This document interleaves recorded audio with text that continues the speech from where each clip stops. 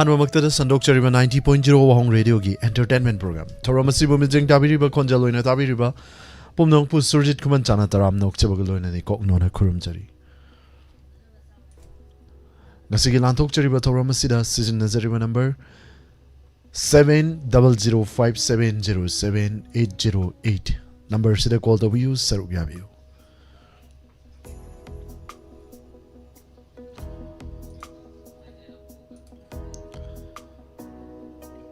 Tuan platform sing the Sandok Cherry Badu Kumatoramni entertainment program Mijang Tabhong Bigani ISCOM Home Channel 129 GTPL Elite TV SKTV Loinana Diamond TV ki Facebook page YouTube channel Wahong Radio Mehamna platform sing sida visual oina Saruk Yaw Fang Bigani Konjal Loina 90.0 Wahong Radio Kusem Radio Manipur Online Radio platform sing sida Mehamna Konjal Loina Tabi Fang Bigani Nasigi Tamjari Batoramasida Mayamna Pung Taragamina Taramanga Chatripavadi say could all the Midanaba Nolok Cherry.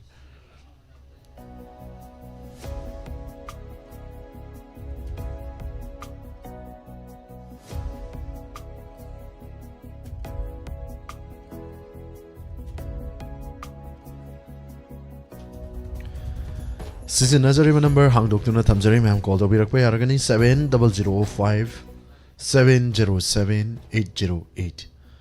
Sarugyabiu, Loinana, An Mamaktada, Lapcheta Labiriba, Kudima Putaram Nokchari, Madam Sonia Oina, Madam Padma Devi Tagachari, Pawungaribam Ganasiam Serma, Pawung Bunasana Lamna Kurumjari, Madam Sonia Oinam, Tabarakanesa Tagachari, Tangjam Kiran Bala Tagachari, Tawramasida Sarugyabirakpa, Imabu Taram Nokchari. Imabimola Koncham, Hanana Tagachari, Sir Ranabir Wanke, Madam Susla Okram, Somalati H. Tagachari, Madam Kurajam Memi, Tagachari, Tauromasida Saruk Yabirakpa, M. Santi Devi Tagachari, Tauromasida Saruk Yabirakpa, Sir Surjit Luhong Bachat Kadaba Mali Koyam Luhong Bachat Kadaba Mali. Bor Mamana was Harosira and Kaleba. To what the Pupunja Tangent gives it a Bor Mamana was Habzuyara, Rito Reeves. Sir Lysram the King, Taram Nokchari, Taram Sida Saruyabirakpa, YouTube Televi was sing Hanana Tagachari, Sir Ranabir Wang came in my bim holding Tokong and Tagachari, Madam Padma Devi, Tabarakanesha. Once again, Taram Nokchari, Kudimuk.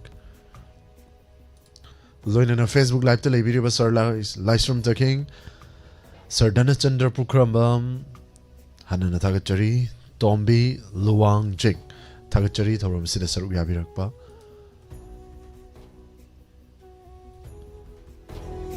Thoramasiga Hanba call the Kuchaki, Mam Karamba, Kariut Pirakpa, Mam Punataminasi, Pumtaragam in a Tramanga forward, says a Puyari de Vanina, Mam Kariut Pirakpa Minasi. Hello. Hello. Hello, Taram Nokchari, Madam called the Pirakpa, Mingam a delay from Hivio. Bungo kana bisum dagi ne ima ne Jando kawe. Ima Jando, Taram Nokchari, a Sigitora, Sida Sarugya. Rati level. Ha! What are you doing, Mazi? Oh. I don't know how to tell a pang ever. I see you told the pang was a Nungaman get it. Nanzudo with a panging, as you told the pangy. Oh, they don't do pang de. Jana told it to pangwa. Dao Yavini. Is it Dao Yadra? I should dow yarny, it's also dow yarny. Although my Karimatel Sabi again, as he say. Go be late on it. How much tell them to Sato Credit and Dao Yari say. Lantok Cherima Mang Sigitorum, Asida, Kari would be doing no. I did, I should reckon on tongue to get over there. Kashucha Rick and Umtang get over there. Oh, Nahan there. Was she by the Guinea, Laqua? Imango win a function now, Imango Bido. I didn't tongue over never. My phone number, let them tell me how to get over there. As Imagi phone number, in one of the Aujade, Loinana, Tauramasida Kari Pigani. Yara the data. Phone Pang was a Nungaman drop on that. Thank you, Ima. ꯏꯕꯨꯡꯉꯣ ꯊꯝꯖꯔꯒꯦ ꯏꯆꯥꯁꯨꯖꯤ ꯔꯥꯁꯤ ꯂꯩꯕꯣ ꯊꯝꯖꯔꯒꯦ ꯈꯨꯂꯥꯡꯒꯥꯡꯁꯤ ꯅꯨꯡꯉꯥꯏꯔꯤꯌꯦ ꯏꯃꯥꯒꯤ ꯋꯥꯇꯥꯁꯤ thank you ꯀꯔꯤꯝꯇ ꯎꯠꯆꯔꯔꯣꯏ phone number phone ꯌꯨꯝ ꯊꯪꯅꯕꯅꯤ phone number ꯌꯥꯎꯗꯦ ꯌꯨꯝ ꯊꯪꯅꯔꯒ ꯀꯃꯥꯏꯅ ꯇꯧꯔꯤꯖꯥꯠꯅꯣ ꯏꯃꯥ ꯊꯧꯔꯝ ꯑꯁꯤꯒꯤ ꯃꯊꯪꯒꯤ ꯑꯅꯤꯁꯨꯕ ꯀꯣꯜ ꯂꯧꯈꯠꯆꯒꯦ ꯍꯦꯜꯂꯣ ꯍꯜꯂꯣ ꯅꯪ ꯃꯥꯃ ꯌꯧꯔꯛꯑꯦ ꯃꯥꯃ ꯍꯥꯎ ꯃꯥꯃ ꯀꯔꯤꯒꯨꯝꯕ ꯋꯥꯐꯝ ꯑꯃꯇ ꯍꯪꯒꯠꯆꯒꯦ ꯃꯥꯃ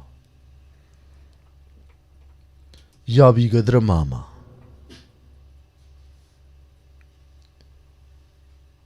ꯀꯔꯤꯅꯣ ꯃꯥꯃ ꯇꯥꯔꯕꯣ ꯇꯥꯗ꯭ꯔꯤꯕꯣ ꯈꯨꯝꯕꯤꯔꯛꯇ꯭ꯔꯤꯁꯦ ꯀꯔꯤꯒꯤꯅꯣ ꯃꯥꯃ ꯍꯦꯜꯂꯣ ꯑꯣ ꯅꯣ ꯇꯥꯔꯦ ꯑꯅꯤꯁꯨꯕꯩ ꯀꯣꯂꯔꯁꯤ ꯃ꯭ꯌꯨꯠ ꯊꯝꯈ꯭ꯔꯕ ꯖꯥꯠꯂꯣ ꯏꯃꯥ ꯃ꯭ꯌꯨꯠ ꯊꯝꯕ꯭ꯔꯥ ꯑꯃꯨꯛꯇ ꯌꯦꯡꯕꯤꯌꯨ ꯅꯥꯀꯣꯡꯗ ꯊꯥꯡꯒꯠꯄꯗ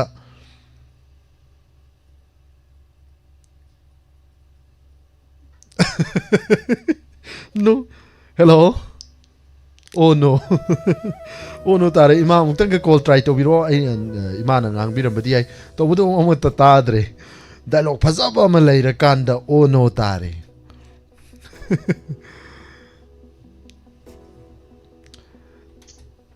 ꯈꯨꯂꯥꯡꯒꯥꯡꯁꯦ ꯑꯁ ꯀꯃꯥꯏꯅ ꯇꯧꯕꯅꯣꯅꯦ hello Hello, good evening, Sir Sujit. Good evening ꯇꯔꯥꯝꯅ ꯑꯣꯛꯆꯔꯤ ꯃꯦꯗꯥꯝ ꯀꯣꯜ Happy New ꯇꯧꯕꯤꯔꯛꯄ Year. Happy new year madam ꯃꯤꯡꯒ ꯂꯩꯐꯝꯒ ꯃꯌꯥꯝꯗ ꯑꯃꯨꯛꯇꯪ ꯍꯥꯏꯕꯤꯌꯨ ꯑꯩ ꯈꯣꯡꯁꯥꯡ ꯌꯨꯝꯖꯥꯎ ꯃꯌꯨꯝꯗꯒꯤ ꯊꯥꯡꯖꯝ ꯄꯗꯃꯥꯗꯦꯕꯤꯅꯤ ꯁꯥꯔ ꯇꯔꯥꯝꯅ ꯑꯣꯛꯆꯔꯤ ꯉꯁꯤꯒꯤ ꯊꯧꯔꯝ ꯑꯁꯤꯗ ꯁꯔꯨꯛ ꯌꯥꯕꯤꯔꯛꯄ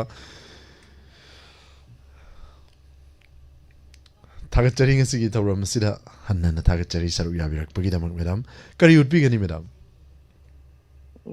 ꯗꯥꯏꯂꯣꯛ ꯃꯑꯣꯡ ꯂꯥꯝꯐꯝ ꯃꯑꯣꯡꯒꯤ ꯅꯍꯥꯟꯃꯨꯛ ꯁꯥꯔ ꯑꯣꯂꯦꯟꯗ ꯐꯥꯔꯁꯀꯤ ꯄꯦꯔꯥꯒ꯭ꯔꯥꯐ ꯑꯃ ꯇꯧꯈ꯭ꯔꯦ ꯉꯁꯤ ꯁꯦꯀꯦꯟ ꯄꯦꯔꯥꯒ꯭ꯔꯥꯐ ꯁꯥꯔꯗ ꯇꯧꯒꯦ ꯅꯨꯡꯉꯥꯏꯕ ꯗꯥꯏꯂꯣꯛꯅꯤ ꯁꯥꯟꯇꯤ ꯁꯥꯟꯇꯤ ꯇꯧꯔꯛꯇꯣꯏꯔꯥ ꯌꯦꯡꯃꯤꯟꯅꯔꯁꯤ ꯃꯦꯗꯥꯝ ꯍꯧꯕꯤꯔꯁꯤ ꯍꯧꯖꯔꯒꯦ ꯁꯥꯔ ꯏꯃꯧꯆꯥ ꯅꯣꯏꯕꯨ ꯀꯅꯥ ꯀꯅꯥ ꯂꯩꯒꯦꯅꯦ ꯃꯄꯥꯟꯗ ꯏꯁꯤꯡ ꯒꯤꯂꯥꯁ ꯑꯝꯇ ꯄꯨꯊꯣꯔꯛꯎꯅꯦ ꯏꯃꯥ ꯏꯁꯤꯡ ꯍꯥꯏꯕꯗꯨ ꯁꯤꯗ ꯂꯩꯖꯔꯦ ꯏꯃꯥ ꯏꯁꯤꯡ ꯍꯥꯏꯕꯗꯨ ꯁꯤꯗ ꯂꯩꯔꯦ ꯏꯃꯥ ꯏꯁꯤꯡ ꯍꯥꯏꯕꯗꯨ ꯁꯦ ꯍꯩꯃꯥ ꯅꯈꯣꯏ ꯑꯍꯨꯝꯃꯛ ꯄꯨꯟꯅ ꯏꯁꯤꯡꯁꯦ ꯄꯨꯊꯣꯔꯛꯑꯕꯣꯏꯔꯦ ꯑꯩꯗꯤ ꯅꯈꯣꯏ ꯑꯍꯨꯝꯃꯛꯀꯤꯁꯦ ꯄꯨꯟꯅꯗꯤ ꯊꯛꯄ ꯉꯝꯃꯣꯏ ꯀꯃꯥꯏꯅ ꯇꯧꯁꯤꯒꯦ ꯑꯗꯨꯗꯤ ꯒꯤꯂꯥꯁ ꯑꯃꯗ ꯄꯨꯂꯞ ꯄꯨꯟꯁꯤꯜꯂꯒ ꯊꯛꯒꯦꯀꯣ ꯑꯗꯨ ꯑꯣꯏꯗꯤ ꯌꯥꯔꯕ ꯅꯠꯇ꯭ꯔꯣ ꯍꯩꯃꯥ ꯀꯅꯥꯒꯤꯅꯣ ꯒꯤꯂꯥꯁ ꯃꯅꯤꯡꯗ ꯑꯉꯧꯕ ꯅꯝꯕꯔ ꯊꯥꯔꯤꯁꯤꯅ ꯏꯃꯥ ꯑꯗꯨꯅ ꯑꯩꯒꯤꯅꯦ ꯑꯉꯥꯡꯕ ꯅꯝꯕꯔ ꯊꯥꯔꯤꯁꯤꯅ ꯀꯅꯥꯒꯤ ꯏꯃꯥ ꯑꯗꯨꯅ ꯑꯩꯒꯤ ꯏꯃꯥ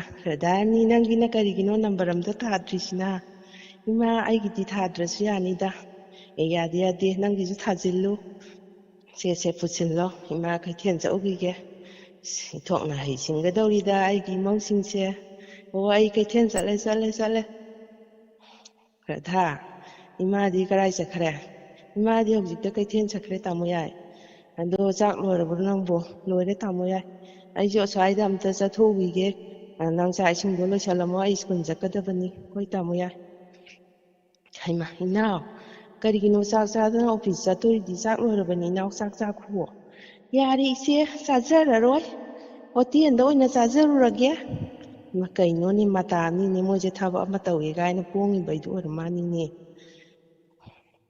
ꯆꯥ ꯅꯣꯏꯕꯨ ꯀꯅꯥ ꯀꯅꯥ ꯂꯩꯒꯦꯅꯦ ꯍꯦ ꯇꯥꯔꯕꯣ ꯅꯣꯏꯕꯨ ꯃꯧꯁꯤꯡ ꯅꯣꯏꯕꯨ ꯇꯥꯔꯕ꯭ꯔꯣ ꯀꯅꯥ ꯀꯅꯥ ꯂꯩꯒꯦꯅꯦ ꯈꯨꯔꯥ ꯀꯩꯅꯣ ꯑꯗꯨꯛ ꯐꯤꯡꯅ ꯆꯦꯜꯂꯛꯏꯗꯨꯕꯨ ꯈꯨꯔꯥꯅ ꯃꯍꯧꯁꯥ ꯅꯣꯏꯕꯨ ꯇꯥꯔꯕ꯭ꯔꯅꯦꯍꯦ ꯅꯃꯥꯗꯣ ꯕꯖꯥꯔꯗ ꯕꯣꯝꯅ ꯄꯣꯛꯈꯥꯏꯗꯅ ꯄꯥꯜꯍꯧꯔꯦ ꯍꯣꯁꯄꯤꯇꯥꯜꯗ ꯄꯨꯈꯠꯈ꯭ꯔꯦ ꯇꯥꯔꯕ ꯅꯣꯏꯕꯨ ꯈꯔ ꯊꯨꯅ ꯆꯠꯂꯣ ꯃꯥ ꯀꯩꯗꯧꯔꯕ ꯏꯃꯥꯕꯨ ꯕꯣꯝꯅ ꯄꯥꯜ ꯍꯥꯏꯕ ꯈꯨꯔꯥ ꯏꯆꯦ ꯇꯥꯔꯕꯣ ꯏꯆꯦ ꯍꯥꯏ ꯈꯨꯔꯥ ꯃꯈꯣꯏ ꯇꯥꯃꯣ ꯌꯥꯏꯒ ꯂꯥꯛꯆꯔꯒꯦ ꯈꯨꯔꯥ ꯊꯨꯔꯣ ꯅꯣꯏ ꯇꯞꯊꯔꯅꯨ ꯊꯨꯔꯣꯀꯣ ꯍꯣꯏ ꯈꯨꯔꯥ ꯀꯔꯤ ꯃꯇꯧꯅꯣ ꯏꯃꯥ ꯅꯪꯅ ꯇꯧꯔꯤꯁꯤꯕꯨ ꯀꯔꯤ ꯃꯇꯧꯅꯣ ꯃꯤꯠ ꯄꯥꯡꯉꯣ ꯏꯃꯥ ꯃꯤꯠ ꯄꯥꯡꯉꯣ ꯅꯪ ꯇꯨꯃꯤꯟꯅ ꯂꯩꯒꯅꯨ ꯏꯃꯥ ꯔꯙꯥ ꯅꯪ ꯏꯃꯥꯒꯤ ꯃꯅꯥꯛꯇ ꯌꯥꯝꯅ ꯀꯞꯁꯤꯜꯂꯨꯔꯒꯅꯨ ꯅꯪ ꯉꯔꯥꯡꯗꯒꯤ ꯆꯥꯛ ꯃꯔꯨꯁꯨ ꯑꯃꯠꯇ ꯆꯥꯗ꯭ꯔꯤ ꯅꯪ ꯅꯁꯥꯗꯣ ꯌꯥꯝꯅ ꯆꯣꯛꯊꯅ ꯎꯔꯦ ꯌꯨꯝꯗ ꯍꯟꯅꯕ ꯇꯧꯔꯣ ꯔꯙꯥ ꯏꯆꯦꯒ ꯏꯇꯩꯃꯒ ꯅꯅꯥꯎ ꯅꯨꯄꯤꯒꯁꯨ ꯂꯥꯛꯑꯦ ꯇꯨ ꯍꯣꯏ ꯔꯙꯥ ꯑꯩꯈꯣꯏꯁꯨ ꯌꯧꯔꯛꯑꯦ ꯅꯪ ꯑꯃꯨꯛ ꯌꯨꯝꯗ ꯍꯜꯂꯨꯔꯣ ꯍꯥꯏꯊꯔꯨꯔꯣ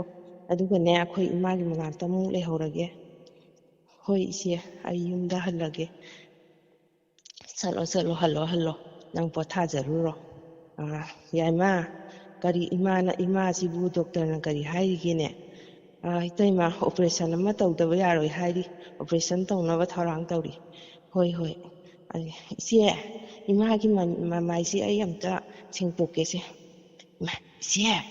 ꯏꯆꯦ ꯇꯥꯔꯕꯣ ꯏꯆꯦ ꯀꯩꯗꯧꯔꯒꯦ ꯏꯅꯥꯎ ꯏꯃꯥꯒꯤ ꯂꯤꯛꯇꯨ ꯌꯥꯎꯗꯦꯃꯤ ꯏꯃꯥꯒꯤ ꯍꯣꯏꯅꯦꯍꯦ ꯏꯅꯥꯎ ꯏꯃꯥꯒꯤ ꯈꯨꯗꯣꯞꯇꯨꯁꯨ ꯌꯥꯎꯗꯦꯅꯦꯍꯦ ꯏꯃꯥ ꯏꯆꯦ ꯁꯣꯏꯗꯅ ꯂꯧꯔꯝꯃꯅꯤ ꯁꯣꯏꯗꯅ ꯑꯍꯤꯡ ꯌꯥꯔꯦ ꯎꯝꯅꯕꯗꯤ ꯏꯃꯥꯒ ꯃꯥꯒꯗꯅꯤ ꯁꯣꯏꯗꯅ ꯂꯧꯔꯝꯃꯅꯤ ꯊꯧꯗꯣꯛ ꯊꯣꯛꯐꯝꯗ ꯁꯣꯏꯗꯅ ꯇꯥꯍꯧꯔꯝꯃꯅꯤ ꯏꯃꯥꯒꯤ ꯂꯤꯛꯀ ꯈꯨꯗꯣꯞꯀꯗꯣ ꯀꯗꯥꯏꯗꯒꯤ ꯑꯩꯈꯣꯏꯅ ꯉꯔꯥꯡ ꯂꯥꯛꯄꯗꯅꯦ ꯌꯥꯍꯧꯔꯤꯕꯅꯤ ꯏꯃꯥꯒꯤ ꯂꯤꯛꯀ ꯈꯨꯗꯣꯞꯀꯗꯣ ꯃꯥꯅ ꯁꯣꯏꯗꯅ ꯂꯧꯔꯝꯒꯅꯤ ꯃꯥꯅ ꯈꯜꯂꯤꯗꯨꯕꯨ ꯏꯃꯥꯁꯦ ꯑꯃꯨꯛ ꯍꯟꯅ ꯋꯥ ꯉꯥꯡꯕ ꯉꯝꯃꯔꯣই ꯒ꯭ꯌꯥꯟ ꯂꯥꯛꯑꯔꯣꯏ ꯁꯤꯅꯤꯅꯦ ꯀꯌꯥꯗ ꯇꯧ ꯉꯝꯈ꯭ꯔꯕ ꯅꯨꯄꯤꯅꯣꯅꯦ ꯌꯥꯔꯦꯗꯣ ꯍꯣꯏ ꯁꯣꯏꯗꯅ ꯂꯧꯔꯝꯒꯅꯤꯌꯦ ꯏꯆꯦ ꯅꯍꯥꯟꯁꯨ ꯃꯄꯥꯝꯗ ꯀꯔꯤꯅꯣ ꯀꯩꯗꯧꯔꯕ ꯃꯄꯥꯝꯗ ꯀꯩꯗꯧꯋꯦ ꯍꯥꯏꯕ ꯃꯣꯏ ꯃꯅꯥꯎ ꯅꯨꯄꯥꯅ ꯑꯎꯟꯄꯣꯠ ꯇꯝꯃꯛꯈꯤꯕꯗꯨ ꯃꯄꯥꯝꯗ ꯁꯣꯝꯗꯒꯤ ꯄꯩꯁꯥ ꯊꯩ ꯍꯥꯏꯕ꯭ꯔꯥ ꯀꯩꯅꯣ ꯌꯥꯝ ꯍꯥꯏꯅꯕꯅꯤ ꯌꯥꯔꯦꯇꯣ ꯅꯣꯏ ꯉꯥꯡꯅꯔꯤꯗꯣ ꯑꯩ ꯌꯥꯔꯦꯇꯣ ꯑꯩ ꯌꯨꯝꯗ ꯍꯧꯖꯤꯛꯃꯛ ꯆꯠꯂꯦ ꯃꯍꯥꯛ ꯇꯧ ꯉꯝꯕꯤꯗꯣ ꯂꯩꯔꯝꯖꯅꯨ ꯌꯨꯝꯗ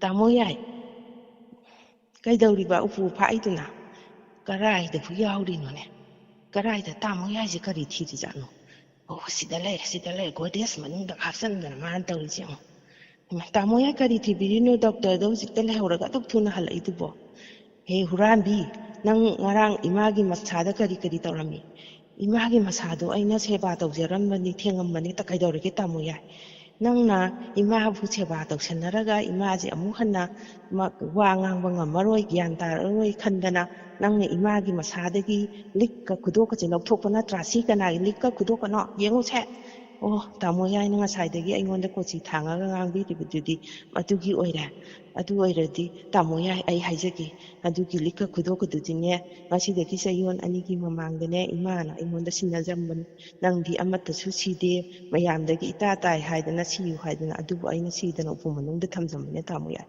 ꯀꯔꯤ ꯍꯨꯔꯥꯟꯕꯤ ꯅꯪꯅ ꯏꯃꯥꯁꯤ ꯑꯃꯨꯛ ꯍꯟꯅ ꯋꯥ ꯉꯥꯡꯕ ꯉꯝꯃꯔꯣꯏ ꯒ꯭ꯌꯥꯟ ꯇꯥꯔꯔꯣꯏꯅ ꯅꯪ ꯍꯨꯔꯥꯜꯂꯒ ꯅꯪꯅ ꯍꯦꯛꯇ ꯑꯩꯉꯣꯟꯗ ꯁꯦꯝꯖꯤꯟ ꯁꯥꯖꯤꯜꯂꯒ ꯍꯥꯏꯕ ꯌꯥꯕ꯭ꯔꯥ ꯅꯪ ꯍꯧꯖꯤꯛꯃꯛ ꯅꯄꯥꯝ ꯆꯠꯂꯨ ꯍꯨꯔꯥꯟꯕꯤ ꯅꯪ ꯌꯨꯝꯁꯤꯗ ꯂꯩꯕ ꯌꯥꯔꯣꯏ ꯆꯠꯂꯨ ꯅꯄꯥꯝꯗ ꯌꯥꯝ ꯊꯨꯅ ꯆꯠꯂꯨ ꯇꯥꯃꯣ ꯌꯥꯏ ꯅꯪ ꯑꯩ ꯑꯁꯨꯛ ꯀꯨꯏꯅ ꯌꯨꯝꯕꯥꯟꯃꯤꯟꯅꯔꯛꯄꯗ ꯅꯪꯒꯤ ꯅꯨꯄꯤꯒꯤ ꯄꯨꯛꯆꯦꯜ ꯐꯥꯎꯕ ꯃꯁꯛ ꯈꯪꯉꯝꯗꯕꯁꯤ ꯑꯩ ꯌꯥꯝꯅ ꯋꯥꯔꯧꯏ ꯇꯥꯃꯣ ꯌꯥꯏ ꯑꯩ ꯆꯠꯂꯒꯦ ꯑꯗꯨꯕꯨ ꯇꯥꯃꯣ ꯌꯥꯏ ꯅꯪ ꯑꯆꯨꯝꯕꯗꯣ ꯈꯪꯉꯛꯑꯀꯥꯟꯗꯗꯤ ꯑꯩꯕꯨ ꯋꯥꯔꯧꯒꯅꯨꯀꯣ ꯇꯥꯃꯣ ꯌꯥꯏ ꯑꯩ ꯆꯠꯂꯒꯦꯀꯣ ꯍꯦ ꯏꯁꯣꯔ ꯅꯪꯅ ꯏꯃꯥꯕꯨ ꯑꯃꯨꯛꯇ ꯒ꯭ꯌꯥꯟ ꯇꯥꯍꯟꯕꯤꯔꯛꯎ ꯅꯃꯧꯒꯤ ꯑꯆꯨꯝꯕꯁꯤ ꯑꯃꯨꯛꯇꯗꯤ ꯏꯃꯥ ꯅꯪꯅ ꯒ꯭ꯌꯥꯟ ꯇꯥꯔꯛꯑꯒ ꯈꯪꯍꯟꯕꯤꯌꯨꯀꯣ ꯍꯦ ꯏꯁꯣꯔ ꯏꯃꯥꯕꯨ ꯒ꯭ꯌꯥꯟ ꯇꯥꯍꯟꯕꯤꯌꯨꯀꯣ ꯏꯃꯥꯕꯨ ꯑꯃꯨꯛꯇꯗꯤ ꯋꯥ ꯉꯥꯡꯕ ꯉꯝꯍꯟꯕꯤꯔꯛꯎꯀꯣ ꯍꯦ ꯏꯁꯣꯔ ꯇꯥꯃꯣ ꯌꯥꯏ ꯑꯩ ꯆꯠꯂꯦ ꯌꯨꯝ ꯑꯁꯤ ꯊꯥꯗꯣꯛꯂꯒ ꯏꯄꯥꯝꯗ ꯆꯠꯂꯦ ꯇꯥꯃꯣ ꯌꯥꯏ ꯂꯣꯏꯖꯔꯦ ꯁꯥꯔ ꯊꯦꯡꯛ ꯌꯨ ꯃꯦꯗꯥꯝ ꯌꯥꯝ ꯐꯖꯅ ꯗꯥꯏꯂꯣग ꯌꯥꯝ ꯑꯃꯠꯇ ꯁꯣꯏꯗꯕꯤꯗ ꯌꯥꯝ ꯐꯖꯅ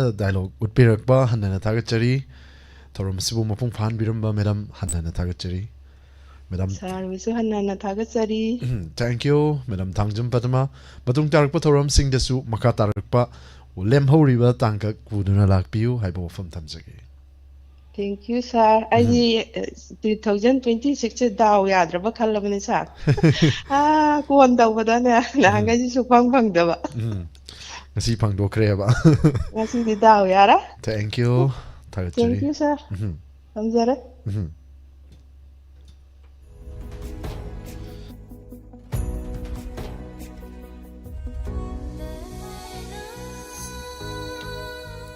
ꯍꯟꯅ ꯊꯥꯒꯠꯆꯔꯤ ꯊꯧꯔꯝꯁꯤꯗ ꯁꯔꯨꯛ ꯌꯥꯕꯤꯔꯤꯕ ꯅꯧꯅ ꯆꯪꯕꯤꯔꯛꯂꯤꯕꯁꯤꯡꯕꯨꯁꯨ ꯇꯔꯥꯝꯅ ꯑꯣꯛꯆꯔꯤ ꯁꯔ ꯔꯅꯕꯤꯔ ꯋꯥꯡꯈꯦꯝ ꯃꯦꯗꯥꯝ ꯈꯨꯔꯥꯏꯖꯝ ꯃꯦꯝ ꯏꯃꯥ ꯕꯤꯃꯂꯥ ꯀꯣꯟꯆꯝ ꯆꯥꯎꯕꯤ ꯍꯤꯖꯝ ꯊꯥꯒꯠꯆꯔꯤ ꯔꯣꯁꯣꯕꯗꯤ ꯗꯦꯕꯤ ꯑꯙꯤꯀꯥꯔꯤ ꯃꯌꯨꯝ ꯃꯦꯗꯥꯝꯕꯨꯁꯨ ꯇꯔꯥꯝꯅ ꯑꯣꯛꯆꯔꯤ ꯁꯔ ꯔꯅꯕꯤꯔ ꯋꯥꯡꯈꯦꯝ ꯏꯃꯥ ꯏꯕꯦꯝꯍꯜ ꯅꯤꯡꯊꯧꯈꯣꯡ ꯆꯥꯎꯕꯤ ꯍꯤꯖꯝ ꯃꯦꯗꯥꯝ ꯁꯨꯁꯤꯂꯥ ꯑꯣꯀ꯭ꯔꯝ ꯀꯥꯕꯔꯃꯝ ꯁꯣꯐꯤꯌꯥ ꯃꯦꯗꯥꯝ ꯔꯣꯕꯤꯇꯥ ꯑꯂꯥꯡꯕꯝ ꯕꯣꯏꯅꯥꯎ XZY ꯍꯥꯏꯗꯣꯏꯔꯥ XZY ꯊꯥꯒꯠꯆꯔꯤ ꯊꯧꯔꯝꯁꯤꯗ ꯁꯔꯨꯛ ꯌꯥꯕꯤꯔꯛꯄ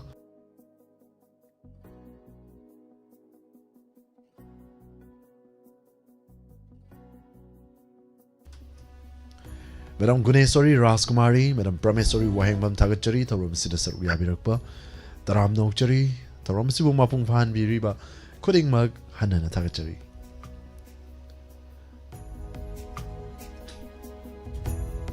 mai bam holding thokong tabarakanai sa imam mola koncham boinau hanana thagachari loinana Facebook live ta leibiriba singten na pathok chagi mangoina na paung janta kumar na chana lam na kurumjari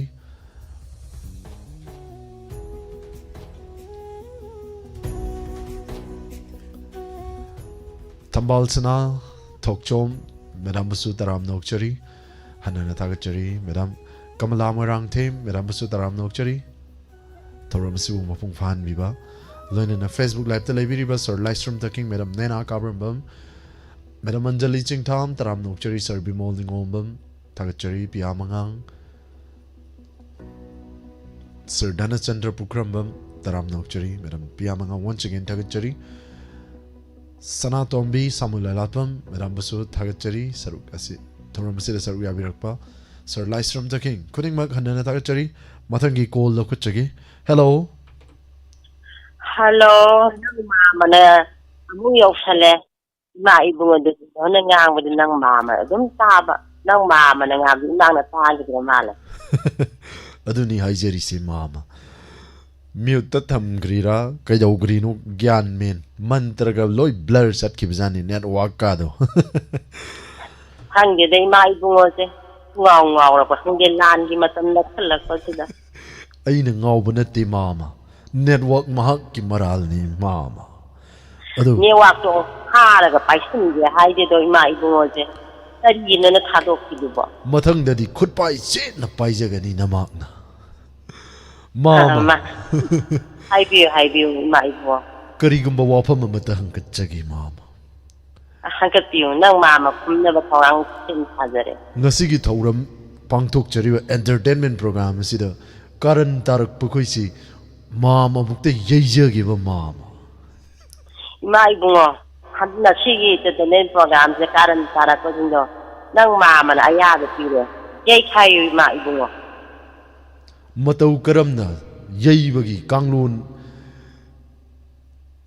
kai haidoino yeibagi kanglun nang mama dum haijera ki ma ibungo lam hen de hela abadine nauri leitra nauri dun he saka pu ibungo ma bom pire ko nang mama ne se pire yi de yi pi na tung ilake adu oiragadi lumpu taroidro mama lumfu daw ga daw ne karan daw di mai bo la ta ta ne de mayam de mangaw nga ka ne madu khara gyan ta han thank you ima hanana thagachari ma kerak leirak achobadagi thoibi chinga kham natro mai bo na nang mama ji ming haidok pi kre yam na nuai kre thank you thank you ima thorom sida saru yabirak pa loina na ima kari utpi gani sigi thorom sida ai gi di khuda ki dialogue mo haura ge how be rasi Saki na hangi ne wa hong di o gi ne akoy gi do na ni to nang satra ba du bo si ai ju chatle bo ko mi bi ja ma gi da na ne che nang ji bulak che da ki mi du khya ma ne ba amu pho khang na da ba ni lai sa ta lei ba mayam de loi ma sa khang na sang na de ma gi jien sai gi jan che pha de rai che akoy gi de mang ta ni ishwar ni lai po ado ichi naw ni hin de ko mayam de lu shi dra khang na sa na ni ba mayam do amu han ne de mai ne tha ko ding ni ta ba ko gi sai hap sai hi da hum to ba je ado mai na dum pang thok ngam bu oi jani ko o adu ne ba ai ju khali je adu ne ne nung shi ge jani ko min ne be chi naw la ge hem ko te da khang na sa na ni ba mayam do loi mai nung shi lai da lai ba han jing jing nung shi do imana ba mayam pun ma kin do nung shi ge nung shi ge aduna ne adumai ne sai khuding pang thok ngam bo oi jana ne jen sai ku jing ge ma ne apai kun na nang ne tu thang thara ga ne khoram di ko ko isi ai ne ba ina khali je sa jen che pha da ri sia ado ma je khoi gi da ma ta khalu ga ni chi ma ji thaga pa na ga lui ba nai roi di che ma je kari hai ne khoi gi da ma ta di ne ma ya puna ma ki ne ma pi ma pa do ima du sa i pa du sa puna ma ki ima i pa ni ko ma je o aduna bu ne ma je ma ya ne so ne khan ri ba ne ni nang bo o isi ma thang de cha si ko ngan ta na ꯍꯣꯏ ꯃꯊꯪꯗꯁꯨꯅꯦ ꯑꯩꯈꯣꯏꯁꯦ ꯉꯟꯇꯥ ꯆꯠꯂꯒꯅꯦ ꯃꯌꯥꯝ ꯄꯨꯝꯅꯃꯛꯀꯤꯅꯦ ꯕꯣꯔꯗꯣ James ꯈꯨꯖꯟꯗ ꯄꯤꯔꯨꯁꯤꯀꯣ ꯍꯣꯏꯕ ꯏꯆꯦ ꯑꯗꯨꯅꯅꯦꯕ ꯑꯩꯅ ꯉꯟꯇꯥ ꯆꯠꯁꯤ ꯍꯥꯏꯁꯦ ꯃꯊꯪꯗꯗꯤ ꯑꯣ ꯐꯔꯦ ꯅꯪꯁꯨ ꯊꯕꯛ ꯇꯧꯖꯧꯕ ꯑꯗꯣ ꯃꯥꯒꯤ ꯁꯨꯖꯤꯠ ꯑꯁꯤ ꯌꯦꯡꯉꯨꯕꯁꯤ ꯅꯣꯛꯐꯦꯠ ꯇꯧꯔꯗꯅꯅꯦ ꯃꯥꯒꯤ ꯃꯁꯛꯁꯤ ꯎꯕꯗꯤ ꯏꯆꯦ ꯑꯩꯒꯤ ꯐꯣꯟꯁꯦ ꯇꯧꯅꯤꯡꯉꯤ ꯀꯃꯥꯏꯅ ꯇꯧꯔꯤꯅꯣ ꯈꯪꯗꯦꯕꯁꯦ ꯇꯧꯔꯔꯣꯏ ꯈꯟꯕꯅꯦꯕ ꯁꯨꯖꯤꯠꯁꯦ ꯅꯨꯡꯁꯤꯗ꯭ꯔꯥ ꯏꯆꯦ ꯅꯨꯡꯁꯤꯕꯅꯤ ꯃꯥꯏ ꯃꯌꯥꯁꯦ ꯐꯖꯗ꯭ꯔꯥ ꯃꯥꯅ ꯅꯣꯛꯐꯦꯠ ꯇꯧꯔꯛꯄꯁꯤꯅꯅꯦ ꯃꯌꯥꯝꯅ ꯉꯥꯎꯔꯤꯁꯦ ꯑꯗꯨꯅꯅꯦ ꯑꯩꯅ ꯉꯁꯥꯏꯗꯤ ꯐꯣꯟ ꯅꯝꯃꯤꯁꯦ ꯑꯃꯨꯛ ꯇꯠꯂꯒ ꯑꯃꯨꯛ ꯐꯪꯉꯛꯏꯅꯦꯕꯁꯦ ꯍꯩꯇ꯭ꯔꯥ ꯏꯆꯦ ꯍꯣꯏ ꯏꯆꯦ ꯅꯪꯒꯤ ꯐꯣꯟꯁꯦ ꯌꯥꯝ ꯐꯪꯒꯜꯂꯦꯕ ꯑꯗꯣ ꯑꯩ ꯆꯠꯂꯒꯦꯀꯣ ꯑꯣ ꯐꯔꯦ ꯆꯠꯂꯣꯀꯣ ꯑꯩꯁꯨ ꯍꯜꯂꯒꯦꯀꯣ ꯁꯨꯖꯤꯠ ꯂꯣꯏꯁꯜꯂꯒꯦ ꯊꯦꯡꯛ ꯌꯨ ꯊꯧꯔꯝ ꯑꯁꯤꯗ ꯁꯔꯨꯛ ꯌꯥꯕꯤꯔꯛꯇꯨꯅ ꯊꯧꯔꯝ ꯑꯁꯤꯗ ꯗꯥꯏꯂꯣग ꯐꯖꯕ ꯑꯃ ꯎꯠꯄꯤꯔꯝꯕ ꯍꯟꯅ ꯊꯥꯒꯠꯆꯔꯤ ꯏꯃꯥ ꯃꯊꯪ ꯀꯣꯜꯂꯔꯗ ꯄꯤꯖꯔꯒꯦ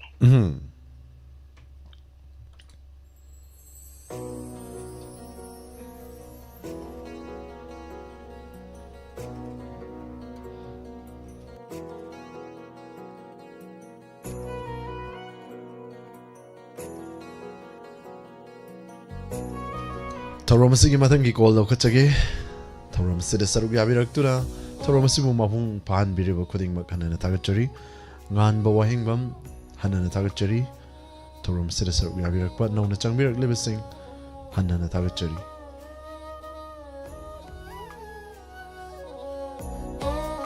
ꯃꯦꯗꯥꯝ ꯄꯔꯃꯗꯦꯕꯤ ꯊꯥꯒꯠꯆꯔꯤ ꯉꯁꯤꯒꯤ ꯊꯧꯔꯝ ꯁꯔꯨꯛ ꯌꯥꯕꯤꯔꯛꯄ ꯊꯧꯔꯝ ꯑꯁꯤꯒꯤ ꯃꯊꯪꯒꯤ ꯀꯣꯜ ꯂꯧꯈꯠꯆꯔꯤ ꯍꯦꯜꯂꯣ ꯍꯜꯂꯣ ꯍꯦꯜꯂꯣ ꯏꯃꯥꯕꯨ ꯇꯔꯥꯝꯅ ꯑꯣꯛꯆꯔꯤ ꯑꯩ ꯇꯣꯡꯇꯤꯗꯒꯤ ꯏꯃꯥ ꯏꯆꯥꯅꯦ ꯏꯆꯥ ꯍꯩꯃꯥ ꯉꯁꯤꯗꯤ ꯀꯩꯅꯣ ꯂꯣꯏ ꯁꯨꯔꯤꯁꯤꯕꯣ ꯉꯁꯤꯗꯤ ꯗꯥꯎ ꯌꯥꯕ ꯍꯥꯏꯇꯥꯔꯦꯗꯅ ꯊꯥꯒꯠꯆꯔꯤ ꯏꯃꯥ ꯉꯁꯤꯒꯤ ꯊꯧꯔꯝ ꯑꯁꯤꯗ ꯁꯔꯨꯛ ꯌꯥꯕꯤꯔꯛꯄ ꯀꯔꯤ ꯃꯊꯦꯜ ꯆꯥꯈꯤꯒꯦ ꯏꯃꯥ ꯑꯣ ꯉꯁꯤꯗꯤꯅꯦ ꯏꯆꯥꯒꯤ ꯊꯦꯡꯅꯅꯕ ꯍꯥꯏꯅ ꯉꯥ ꯊꯣꯡꯕ ꯆꯥꯖꯕ ꯀꯣꯜ ꯐꯪꯅꯕꯅ ꯌꯥꯏ ꯀꯔꯤ ꯉꯥ ꯑꯣꯏꯖꯥꯅꯣ ꯉꯥꯁꯤꯗꯤ ꯑꯍꯥꯎꯕꯅꯤꯅ ꯀꯔꯤ ꯉꯥꯁꯤ ꯂꯩꯇꯦꯗ ꯑꯍꯥꯎꯕ ꯉꯥ ꯑꯍꯥꯎꯕꯗꯒꯤ ꯑꯍꯥꯎꯕ ꯔꯧ ꯑꯣ ꯔꯧ ꯍꯥꯎꯕꯅꯤ ꯃꯗꯨ ꯇꯥꯎꯊꯣꯛꯑꯒ ꯊꯣꯡꯉꯤꯔꯣ ꯇꯥꯎꯗꯕꯤ ꯊꯣꯡꯉꯤꯔꯣ ꯇꯥꯎꯊꯣꯛꯑꯒ ꯊꯣꯡꯕꯤ ꯑꯁ ꯁꯕꯥꯁ ꯀꯝꯗꯧꯕ ꯀꯝꯗꯧꯋꯤ ꯑꯗꯣ ꯂꯥꯟꯊꯣꯛꯆꯔꯤ ꯏꯃꯥ ꯉꯁꯤꯒꯤ ꯊꯧꯔꯝ ꯑꯁꯤꯗ ꯀꯔꯤ ꯎꯠꯄꯤꯗꯣꯏꯅꯣ ꯏꯁꯩ ꯁꯛꯄ ꯌꯥꯕ ꯅꯠꯇ꯭ꯔꯣ ꯏꯁꯩ ꯌꯥꯗ꯭ꯔꯤ ꯌꯥꯗ꯭ꯔꯤ ꯀꯔꯤꯒꯤ ꯄꯨꯡ 10 ꯇꯥꯔꯁꯤꯕꯣ ꯄꯨꯡ 10ꯒ ꯃꯤꯅꯠ 15 ꯆꯠꯇ꯭ꯔꯤ ꯐꯥꯎꯕ ꯏꯁꯩ ꯁꯛꯄ ꯌꯥꯗꯦ ꯗꯨꯔꯌꯥꯗꯣꯟꯅ ꯑꯊꯤꯡꯕ ꯊꯝꯈ꯭ꯔꯦ ꯑꯗꯨꯗꯤ ꯗꯥꯏꯂꯣꯛ ꯇꯧ ꯇꯥꯔꯦꯅꯦ ꯊꯦꯡꯛ ꯌꯨ ꯏꯃꯥ ꯗꯥꯏꯂꯣꯛ ꯎꯠꯄꯤꯁꯤ ꯏꯃꯥ ꯑꯗꯨ ꯑꯣꯏꯔꯗꯤ ꯑꯩꯒꯤꯗꯤ ꯇꯤꯚꯤꯁꯨ ꯌꯥꯗ꯭ꯔꯦ ꯏꯆꯥ ꯁꯨꯖꯤꯠꯁꯨ ꯎꯕ ꯐꯪꯗ꯭ꯔꯦ ꯑꯗꯨꯒ ꯔꯦꯗꯤꯑꯣꯗꯁꯨ ꯋꯥꯍꯣꯡ ꯔꯦꯗꯤꯑꯣ ꯐꯪꯗ꯭ꯔꯦ ꯋꯥꯍꯣꯡ ꯔꯦꯗꯤꯑꯣ ꯐꯪꯗ꯭ꯔꯕꯅꯤꯅ ꯇꯥꯕꯁꯨ ꯐꯪꯗ꯭ꯔꯦ ꯑꯗꯣ ꯕ꯭ꯂꯥꯏꯟꯗ ꯐꯣꯟ ꯇꯧꯖꯔꯦ ꯏꯆꯥ ꯁꯨꯖꯤꯠꯀ ꯄꯥꯎ ꯐꯥꯎꯅꯔꯦ ꯎꯅꯖꯔꯦ ꯅꯠꯇ꯭ꯔꯅꯦ ꯏꯆꯥ ꯑꯣ ꯏꯆꯥ ꯍꯣꯏ ꯇꯥꯕꯤꯌꯣ ꯑꯩꯅ ꯍꯥꯏꯔꯤꯁꯦ ꯑꯩꯗꯤ ꯕ꯭ꯂꯥꯏꯟꯗ ꯇꯧꯖꯕꯅꯤ ꯊꯦꯡꯛ ꯌꯨ ꯏꯆꯥ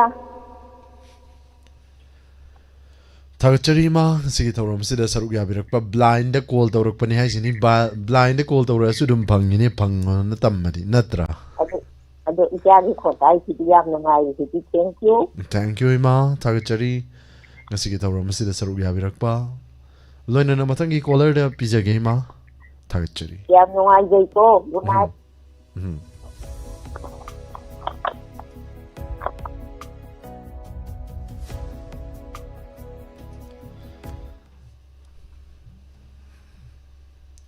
ꯍꯟꯖꯤꯟ ꯍꯟꯖꯤꯟ ꯀꯌꯥꯔꯛ ꯍꯥꯏꯖꯧ ꯍꯥꯏꯕꯅꯣ ꯈꯪꯗꯦ ꯑꯩ ꯇꯧꯔꯤꯁꯤ ꯌꯦꯡꯉꯣ ꯃꯣꯏꯒꯤ ꯂꯥꯏꯞ ꯆꯥꯠꯁꯤꯗ ꯀꯔꯟ ꯇꯨꯔꯟ ꯍꯦꯛꯇ ꯇꯥꯔꯛꯀꯅꯦꯕ ꯗꯥꯏꯂꯣꯛ ꯐꯖꯕ ꯑꯃꯇꯪ ꯎꯠꯂꯨ ꯗꯥꯏꯂꯣꯛ ꯐꯖꯕ ꯑꯃꯇ ꯎꯠꯂꯨ ꯍꯦꯛꯇ ꯍꯥꯏꯔꯛꯄꯁꯤꯗ ꯑꯣꯏꯔꯦ ꯈꯣꯏꯗꯧꯁꯦ ꯕꯦꯔꯤ ꯕꯦꯔꯤ ꯕꯦꯔꯤ ꯍꯦꯛꯇ ꯊꯤꯠꯂꯤꯁꯤ ꯇꯣꯏꯅ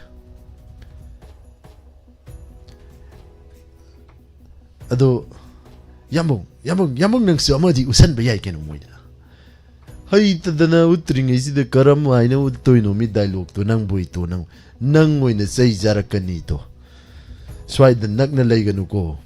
Pairi Batangina Tangning Cooks in the Surakanina Maid. Hello. Hello. Taram Noxeri, madam, called the Bokari. Virpa. Mingale from Gabio. Hanabotagi Vilakini. Nasigi Toram Sida Sarugavirpa, Madam Bilasani, Taram Noxeri. Lantoxeri Magasigi, Toram Sida Kariut Pigani. Dilo at the end of the sa. How go ya, that's a. How we receive Karamadilo, no man put the time in the sea. As ever, Kazaza Mayana. I got even this problem. How get it? Ma. Oi, ma. Say no navy ma. Manam Bukara Chaluvanova. Na, I was the Luvini. Ma, a queen number Bukara Chaluvanova. As no number you are, she can't get a dimmer. Like a monaga, other like even here. Other than that, my number she can't be. Langa never was she I had this. Ma, do we have Raba? Ma, Nana Mamato, hanging by Baragane. A coin always in the vegetable to be ma. Can't be ma, no mata, in the Magimatoma, has ever matan nalite. Oh, I didn't even need ma. A coin of bad no guy like ma. Oh, Napado. That told me so given. Oh, young to the salon, you never like them, na. That can, yeah. Nang to hang all we have the ma. Oh, I should learn the door. Torn the issue with me, but it come out to your Lamina. None the towing me, Manango. Hoy me, honey. It's a little child you. I do whatever you get away here. Hoy ma. Ma. I will go just a Luhari Nova to listen to the deal. Ma. Italian, eh, Horene. Say no Mahela charity. Not a shakarati, and Baraza of the door. Man and around people do lady, oh, Catalina, she didn't call you ma. Candida, the Vicky Matam tea, Matamama order me. Oh, ma. Azoima, isolate another telesaluvige. A chaluro. Yanta, with ma, who is near. Namatam with a mare. Dan put them, Takan, hello, with your man, see his mare. Kumba Mamma Silver Soyvani.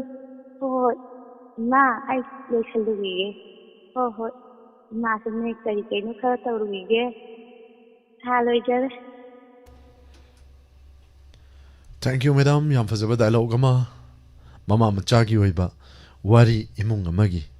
Could all them biramba and an attackary? Thank you, Matangi, caller down the pizza. Pazava Pazada of the Kang de Orion, Loisilak, but they say a matan could all them again. Oh, Thank you, madam.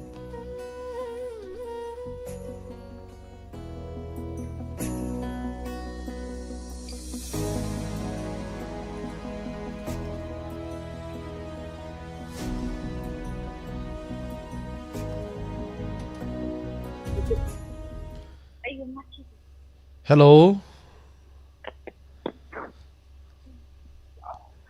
Karino Kalure, the Han, he no shalak paduda. Hello. Taramale Kumakidra. Hello.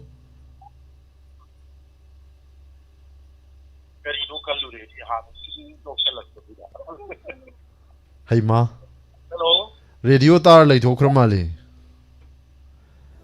Nakal the lady radio do kitang later view.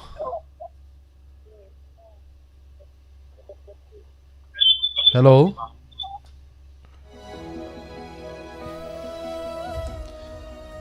Nok payari tondang ku do ningjangi. Matangi call ko cheke hello. Hello. Taram nok chari madam call the wirakpa mingamadi lay from Highview. Yeah, talk to the Madam Lane. I just Taram nok chari ma kasi gitaw sida sarugi abirakpa. Lantok chari ma mga sige taw sida kari utpigani. kanong lagi buko.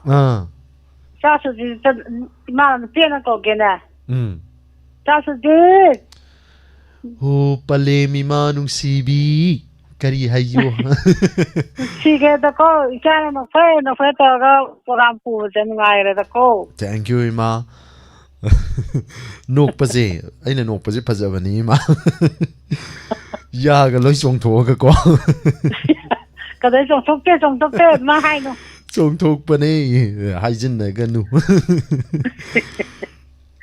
Chong to ju nung si kada chong tok to ju nung si kada sa ga ji. ꯑꯗꯨꯅꯤ ꯇꯁ ꯀꯝꯗꯧꯏ Tas adu ni kam tau yi. ꯊꯃꯣꯏꯗꯒꯤ ꯐꯥꯎꯔꯛꯄꯗꯨꯕꯨ ꯀꯅꯥ ꯊꯤꯡꯉꯝꯗꯣꯏꯅꯣ ꯅꯠꯇ꯭ꯔ ꯏꯃꯥ Hoi adu. ꯃꯁꯥꯒꯤ ꯄꯤꯊꯣꯛꯆꯔꯛꯑꯕꯅꯤ ꯀꯛꯎꯕꯁꯨ ꯌꯥꯗꯒꯨꯝꯁꯨ ꯇꯧ ꯀꯛꯄꯩꯕꯨꯗꯤ ꯌꯥꯏ ꯑꯗꯨ ꯌꯥꯝ ꯁꯣꯛꯀꯅꯤꯅ ꯀꯛꯇ꯭ꯔꯕꯅꯤ ꯑꯩꯁꯦ Tao ka long tok te ma khan gan no. ꯑꯩ ꯑꯣꯏꯅ ꯅꯣꯛꯅꯤꯡꯈꯠꯂꯦ ꯏꯃꯥ Nga sai sai pha dai. Da na ngang tok pa ju oi tok pak tai. ꯑꯗꯣ ꯏꯃꯥ ꯉꯁꯤꯒꯤ ꯂꯥꯟꯊꯣꯛꯆꯔꯤꯕ ꯊꯧꯔꯝ ꯑꯁꯤꯗ ꯀꯔꯤ ꯎꯠꯄꯤꯒꯅꯤ Matiam tang mai mu pagi taw ke bu ko. He pung taruk tara di mai hekta mulin se ta khongi lo challau da ma taw ni makhia na kadai lai graba kendan na kadai lai graba taw ji bo ma kendan ji de kendan thi bu thang haijang du ke bandal la ma su e nei bo iron gen khan ba ji di kai ma taw lo nei ji taw ji de ji ki mai rin je thong nga te da ko ta su de lo chalaga da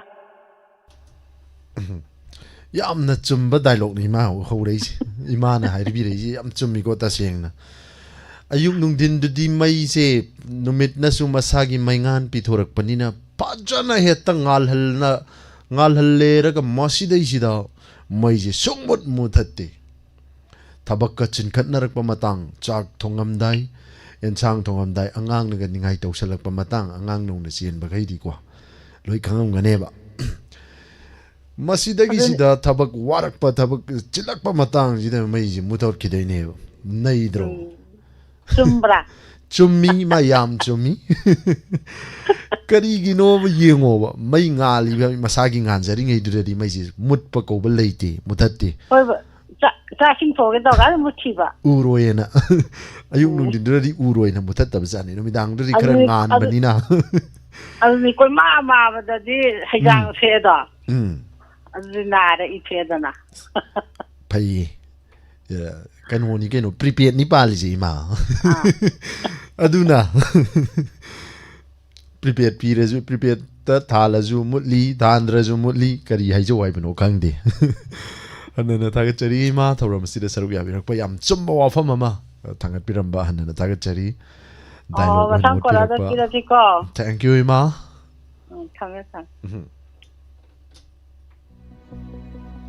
ꯑꯩꯅ ꯍꯥꯏꯖꯅꯕ ꯅꯠꯇꯦ ꯏꯃꯥꯅ ꯍꯥꯏꯔꯝꯃꯤꯗꯣ ꯈꯪꯉꯦꯗꯅ ꯄꯨꯡ 10:13 ꯆꯠꯈꯤꯕꯅ ꯃꯔꯝ ꯑꯣꯏꯔꯒ ꯃꯊꯪꯒꯤ ꯀꯣꯂꯔꯁꯤꯗꯒꯤ ꯏꯁꯩ ꯁꯛꯄ ꯌꯥꯕꯒꯤ ꯌꯥꯕ ꯄꯤꯖꯒꯦ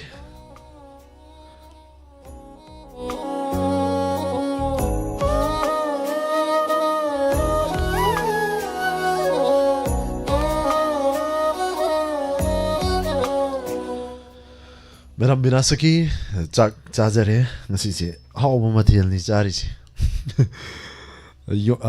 ꯀꯔꯤ ꯑꯂꯨ ꯑꯉꯥꯡꯕꯗꯨꯒ ꯑꯂꯨꯒ ꯏꯔꯣꯜꯂꯣꯌꯦ ꯉꯁꯥꯏ ꯑꯩꯅ ꯍꯥꯏꯔꯤꯁꯦ ꯃꯦꯗꯥꯝꯁꯦ ꯄꯣꯠ ꯆꯩ ꯂꯣꯏꯁꯟ ꯂꯩꯔꯝꯕ ꯁ꯭ꯇꯨꯗꯤꯑꯣ ꯅꯥꯀꯟꯁꯤꯗ ꯀꯥꯁꯤꯗ ꯀꯩꯗꯧꯒꯦꯕꯨ ꯃꯦꯗꯥꯝ ꯑꯗꯨꯗ ꯂꯥꯏꯗ ꯀꯠꯄꯒꯤ ꯅꯍꯥꯟ ꯐꯪꯁꯟꯒꯤ ꯑꯊꯦꯟꯄꯣꯠ ꯂꯥꯏꯗ ꯀꯠꯄꯒꯤ ꯑꯊꯦꯟꯄꯣꯠꯇꯣ ꯂꯩꯔꯝꯕ ꯍꯥꯏꯇꯥꯔꯦ ꯑꯂꯨ ꯑꯉꯥꯡꯕꯗꯣ ꯁꯠ ꯂꯥꯎꯅ ꯎꯕꯅꯦꯕ ꯑꯩꯅ ꯑꯗ ꯀꯩꯗꯧꯒꯦꯗ ꯃꯦꯗꯥꯝ ꯑꯗꯨꯗꯩ ꯑꯂꯨ ꯑꯉꯥꯡꯕꯗꯣ ꯑꯂꯨ ꯑꯉꯥꯡꯕꯗꯨꯒ ꯑꯂꯨꯒ ꯏꯔꯣꯜꯂꯣꯏ ꯑꯩꯅ ꯍꯥꯏꯁꯦ ꯃꯦꯗꯥꯝꯁꯦ ꯀꯔꯤ ꯋꯥꯟꯗꯒꯩꯅꯣ ꯑꯩꯈꯣꯏ ꯃꯤꯁꯤꯡꯁꯦ ꯄꯨꯔꯥ ꯀꯩꯅꯣꯝꯅꯤ ꯁꯥꯔ ꯑꯣꯂꯦꯟ ꯍꯥꯏꯔꯛꯏꯁꯦ ꯑꯂꯨ ꯑꯉꯥꯡꯕꯗꯨꯒ ꯑꯂꯨꯒ ꯏꯔꯣꯜꯂꯣ ꯑꯩꯅꯗꯤ ꯑꯂꯨ ꯑꯉꯥꯡꯕꯗꯨꯒ ꯌꯣꯡꯆꯥꯛꯀ ꯏꯔꯣꯜꯂꯣ ꯍꯥꯏꯒꯦ ꯇꯧꯕ ꯑꯗꯨꯒ ꯑꯂꯨ ꯑꯉꯥꯡꯕꯗꯨꯒ ꯑꯂꯨꯒ ꯏꯔꯣꯜꯂꯣ ꯋꯥꯔꯤ ꯅꯨꯡꯉꯥꯏꯇ꯭ꯔꯥ ꯁꯤꯗ ꯂꯩꯔꯀꯥꯟꯗ ꯈꯪꯒꯗꯧꯅꯤ ꯅꯣꯏ ꯁꯤꯗꯒ ꯅꯣꯡ ꯐꯥꯗꯣꯛꯀ ꯂꯥꯛꯑꯀꯥꯟꯗ ꯑꯁ ꯅꯨꯡꯉꯥꯏꯗꯣꯏꯅꯤ ꯋꯥꯔꯤꯁꯦ ꯖꯥꯠ ꯖꯥꯠꯀꯤ ꯋꯥꯔꯤꯅꯤ ꯃꯊꯪꯒꯤ ꯀꯣꯜ ꯂꯧꯈꯠꯆꯒꯦ ꯍꯦꯜꯂꯣ ꯑꯦ ꯀꯤꯔꯖꯥꯠꯂꯥ ꯍꯦꯜꯂꯣ Hello. ꯑꯣ ꯑꯩꯗꯤ ꯀꯤꯔꯕꯣꯏ ꯈꯜꯂꯨꯔꯦ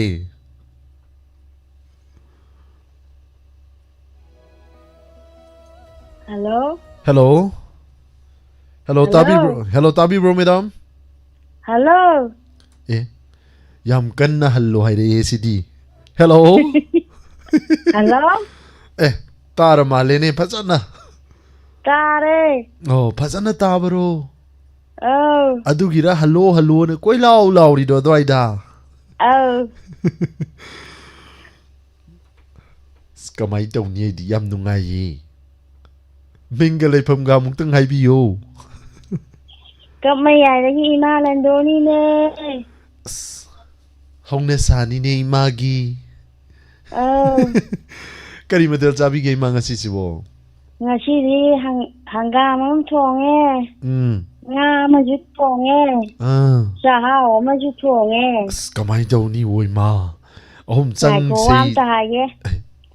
hai si Ngara nahan function gi de aina sa hao piram do thong bro. thong dri cha how du di thonga cha bada how ro ye khe roi na cha ge ma Aina nahan kara piram mane. thank you ma Thank you. ado ima ngasi gi lan thok chari ba thoram sira kari utpi gani Dialogue. dialogue mo utpi yo ima What? How are you go? Ima yi ma. Ai dinga si ye ha chang ni ta ya no ai tie. Nana ma de ka lai lai ya ja no ne. Ai dinga si ye ko ki ko rom tau ye. Ki da gu li ga dam ta lai tra ba ne ye ma. Khang de ne. Ina ma ji lai tie ai di pa sha bu lai tie ma. Nana ma de ta hang ngau ne ai bu ko yam si ne. Oi na ma, ina na. Hao ne, cái ai ye? I akwai ma je ko yam chi ye, gari hida guli am ta lai je. Paisa lai trabai na ma. Kara di paisa no. Ngara na han lagi ngari bau tha ki paisa am ta lai ti. Ado kamai tau dui ba di ma je ko chi en tau ye. Ta mo je halak tri ma ne. Nei ta mo ga halak cha pra khang de ma kwang gam ta te. Horen tamo la kan lai re chi ko ima na kan khang horen da oram de lai re chi hoi kam dau ni paisa lai ta ni na horen da oram da yeng wa yin kan tamo la hang wa din hak cha ngam gi re da nana mo do cha thong to yu ai di hak cha ngam dre Nava ni kai na ta na ra ga ida mo sang de kai gari lai ni na tu kan cha la ga lai ga thong ai ma di hamung jang he ngam de oi mai ma potha bi ko ina ma ga ko ni sai sin du hona ra ke ai tum ne ko ngam de ko ai bi ma hao na ma tu kan nei alu ki jin de lai so na hoi na ma lai ru ge paisa piro se lupa yang khai lai bani ima gi go ki kai guli do tara pi bra kaya pi bna ma le ro adiga mo hore marai cha ja ni hoi ngai na ma oi che alu ki jin te lau ge alu ki ji de kaya no ni phu ne o ki jin piro di go ki kai guli do Taragi piro ama tauri bra kaya tauri no. Wa tara piye wa se hale. Wa ina ma se yang iro ni do alu lai re chida. Ko iro mo phusel lage ima ju guli cha na ba ai ka cha thong to ge ba cha lo che lage ima do cha ko mu cha ra guli ge mai cha cha ni. Ko ina ma cha lo re. Ko ina ma Sak lo re ha na tro ima sak ko mu cha to ki ma mang ko ki ko ya yam di cha ning ge sa ko ma ni cha ga ai di ja to yo cha la ga pa ni nge ko ima sa ko mu cha to che sak le re ni oi bo cha de yo cha la ge thank you thagachari ma yam phajaba dialogue ma utpirak pa hanana thagachari Ai bana te da mayam jum tau ji de yang ni tau re ni mai bu nga chu ji yam nungai jai ma hoina sumaina thoram si bu thawai hak chang ha piri ba khuding mak hanana thagachari ima mathangi caller da pijage Thagacharing. Hoi.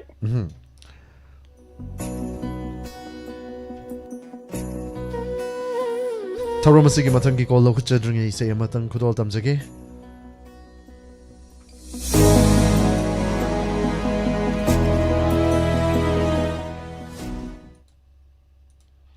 Call to weirdly but caller hacking by being a look cherry. Can be by say Yama kudol tamjagi.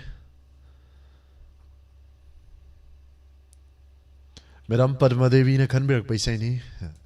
Isay siya hawdokpam na itragadi yararoy. Aduna isay mahawdora kemyam.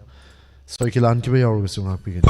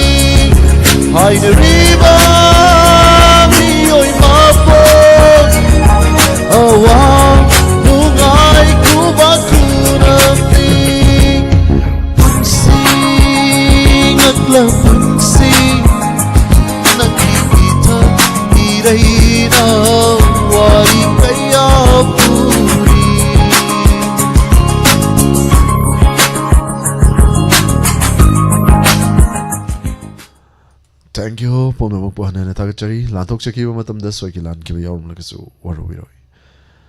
Tarong gi makat sa tazarak pada call amuk lokot chagi.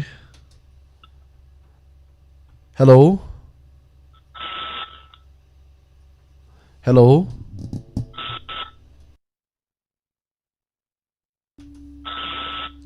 Hello?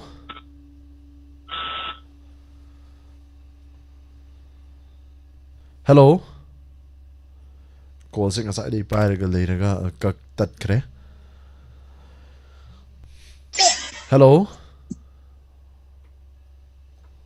Hello? Hello, tabirabo? Oh, tajay sir. Taram na ukchari madam call tabirakpa minga madili from Highview. Oh, ulaw haybi mukhongdagi maitra manita. Tagachari ngasi thawram sida saruk yabirakpa. Loinana lanthokchari ngasi entertainment program thawram sida madam kari utpigani. Oh, sir, isay ari ba makata sagjagi na tau ba?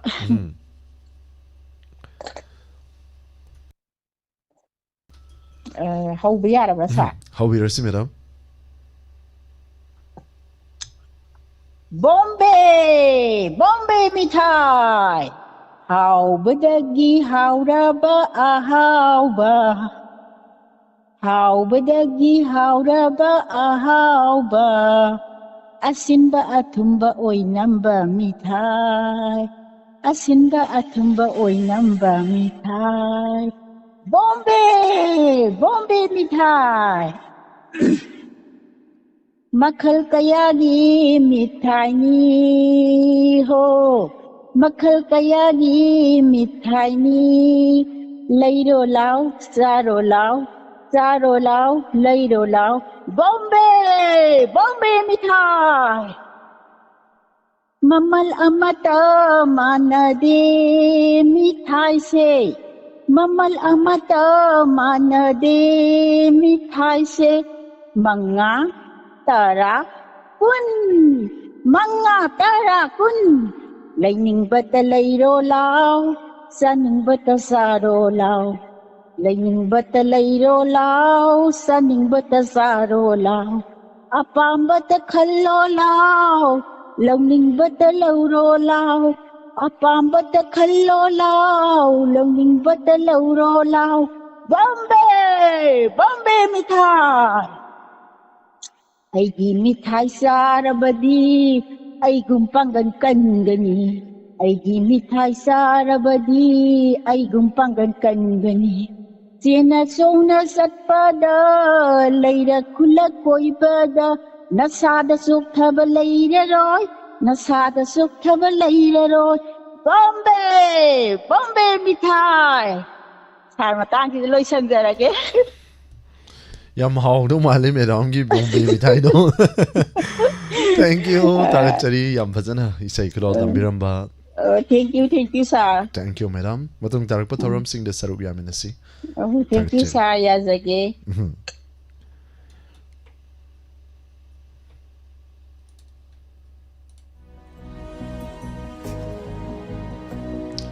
Thawram gi makha chatha jarakpada caller makha tarakpa call lokachage.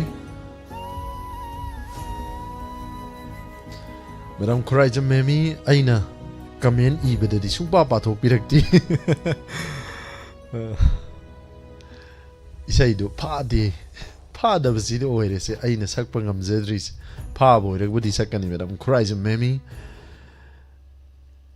kaina ram dainung siwa kochi thangbang haurakle kumbangam loida bawahang tattana hanglakpa haurakle khong thang khuding yenglakle ho kaina ram dainung siwa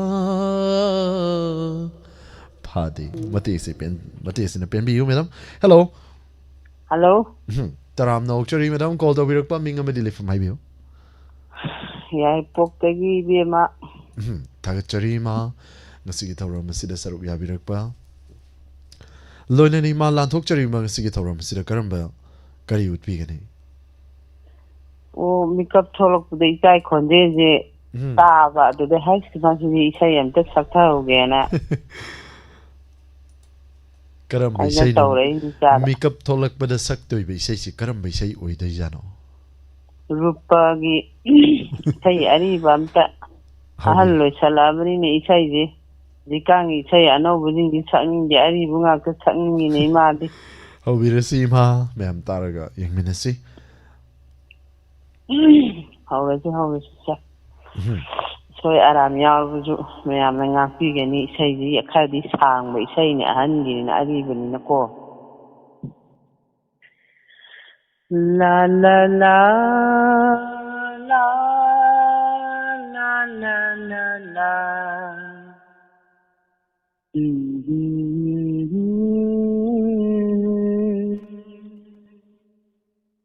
Nangi napalgi Hauraba tingkhangna Kantha lamlaba Aigi thamoida Karigi soglari Amung nauna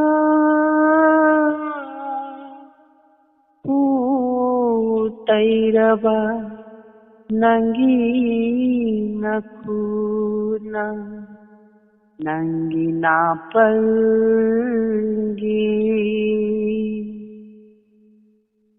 Thazedi asumna Nang nanuma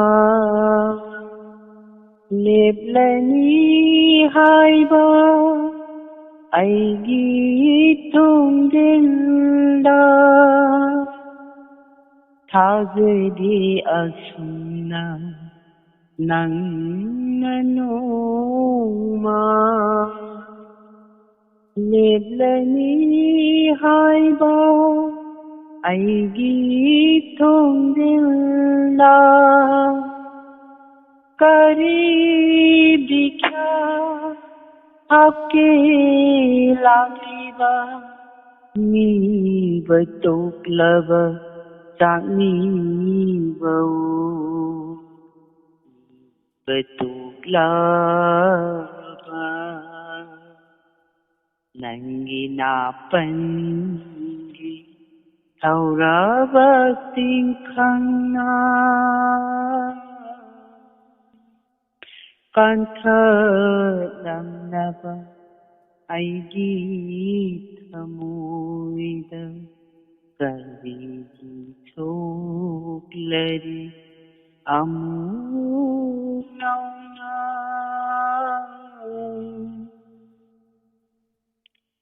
Aramba khambada Aramba kauraba Augang baktana Aurang bakuglaba Arang bakhambada Arapa kauraba Augang baktana Aurang bakuglaba Lai jaga yenaba lai kang lai Lai jaga yenaba lai kang lai Hallo kanadi amang banu Hallo kanadi Nangi napalgi Thauraba tingkhangna Kantha lamlaba Aigi thamoida Karigi soglari Amung nauna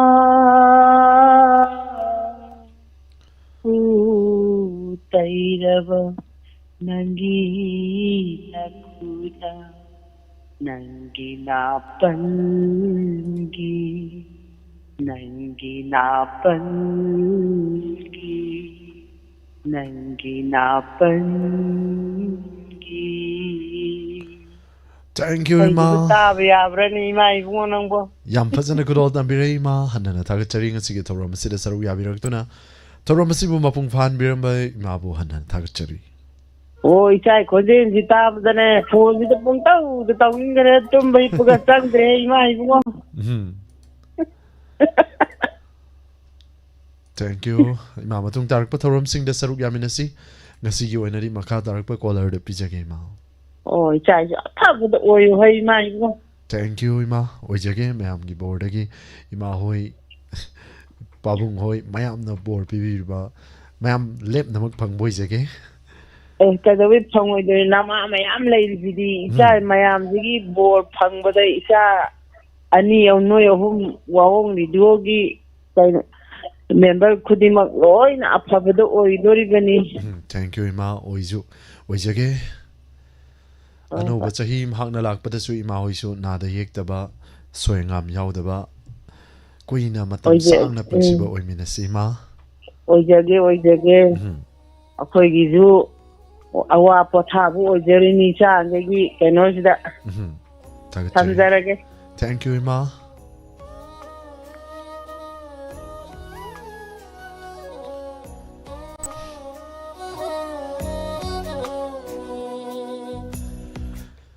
ꯊꯧꯔꯝꯒꯤ ꯃꯈꯥ ꯆꯠꯊꯖꯔꯛꯄ call ꯂꯧꯈꯠꯆꯗ꯭ꯔꯤꯉꯩꯒꯤ ꯃꯥꯡꯑꯣꯏꯅꯅ live ꯆꯦꯠꯇ ꯂꯩꯕꯤꯔꯤꯕꯁꯤꯡ ꯇꯦꯟꯇꯛꯅ ꯄꯥꯊꯣꯛꯆꯒꯦ ꯑꯍꯥꯟꯕꯗ ꯐꯦꯁꯕꯨꯛꯇ ꯂꯥꯛꯆꯒꯦ madam Roshni ꯀꯣꯏꯖꯝ ꯍꯟꯅꯅ ꯊꯥꯒꯠꯆꯔꯤ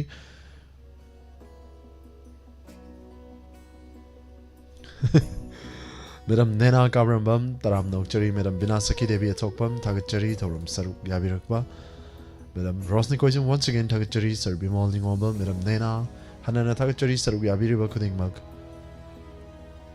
madam ꯄꯤꯌꯥ ꯃꯉꯥꯡ ꯍꯟꯅꯅ ꯊꯥꯒꯠꯆꯔꯤ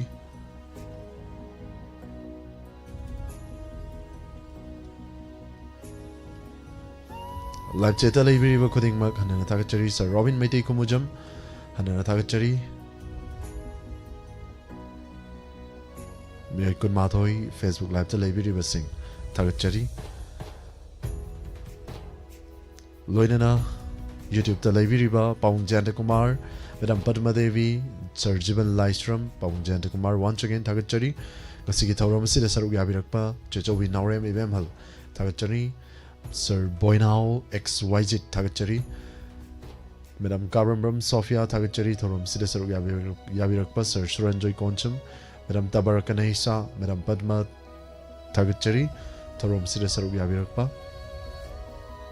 madam Sushila Okram ꯀꯥꯕꯔꯝꯕꯝ Sophia sir ꯕꯣꯏꯅꯥꯎ ꯍꯟꯅꯅ ꯊꯥꯒꯠꯆꯔꯤ ꯁꯔꯨꯛ ꯌꯥꯕꯤꯔꯤꯕ ꯈꯨꯗꯤꯡꯃꯛ ꯃꯦꯗꯝ ꯈꯨꯔꯥꯏꯖꯝ ꯃꯦꯃꯤ ꯏꯁꯩ ꯑꯗꯨꯝ ꯊꯧꯔꯛꯀꯅꯤ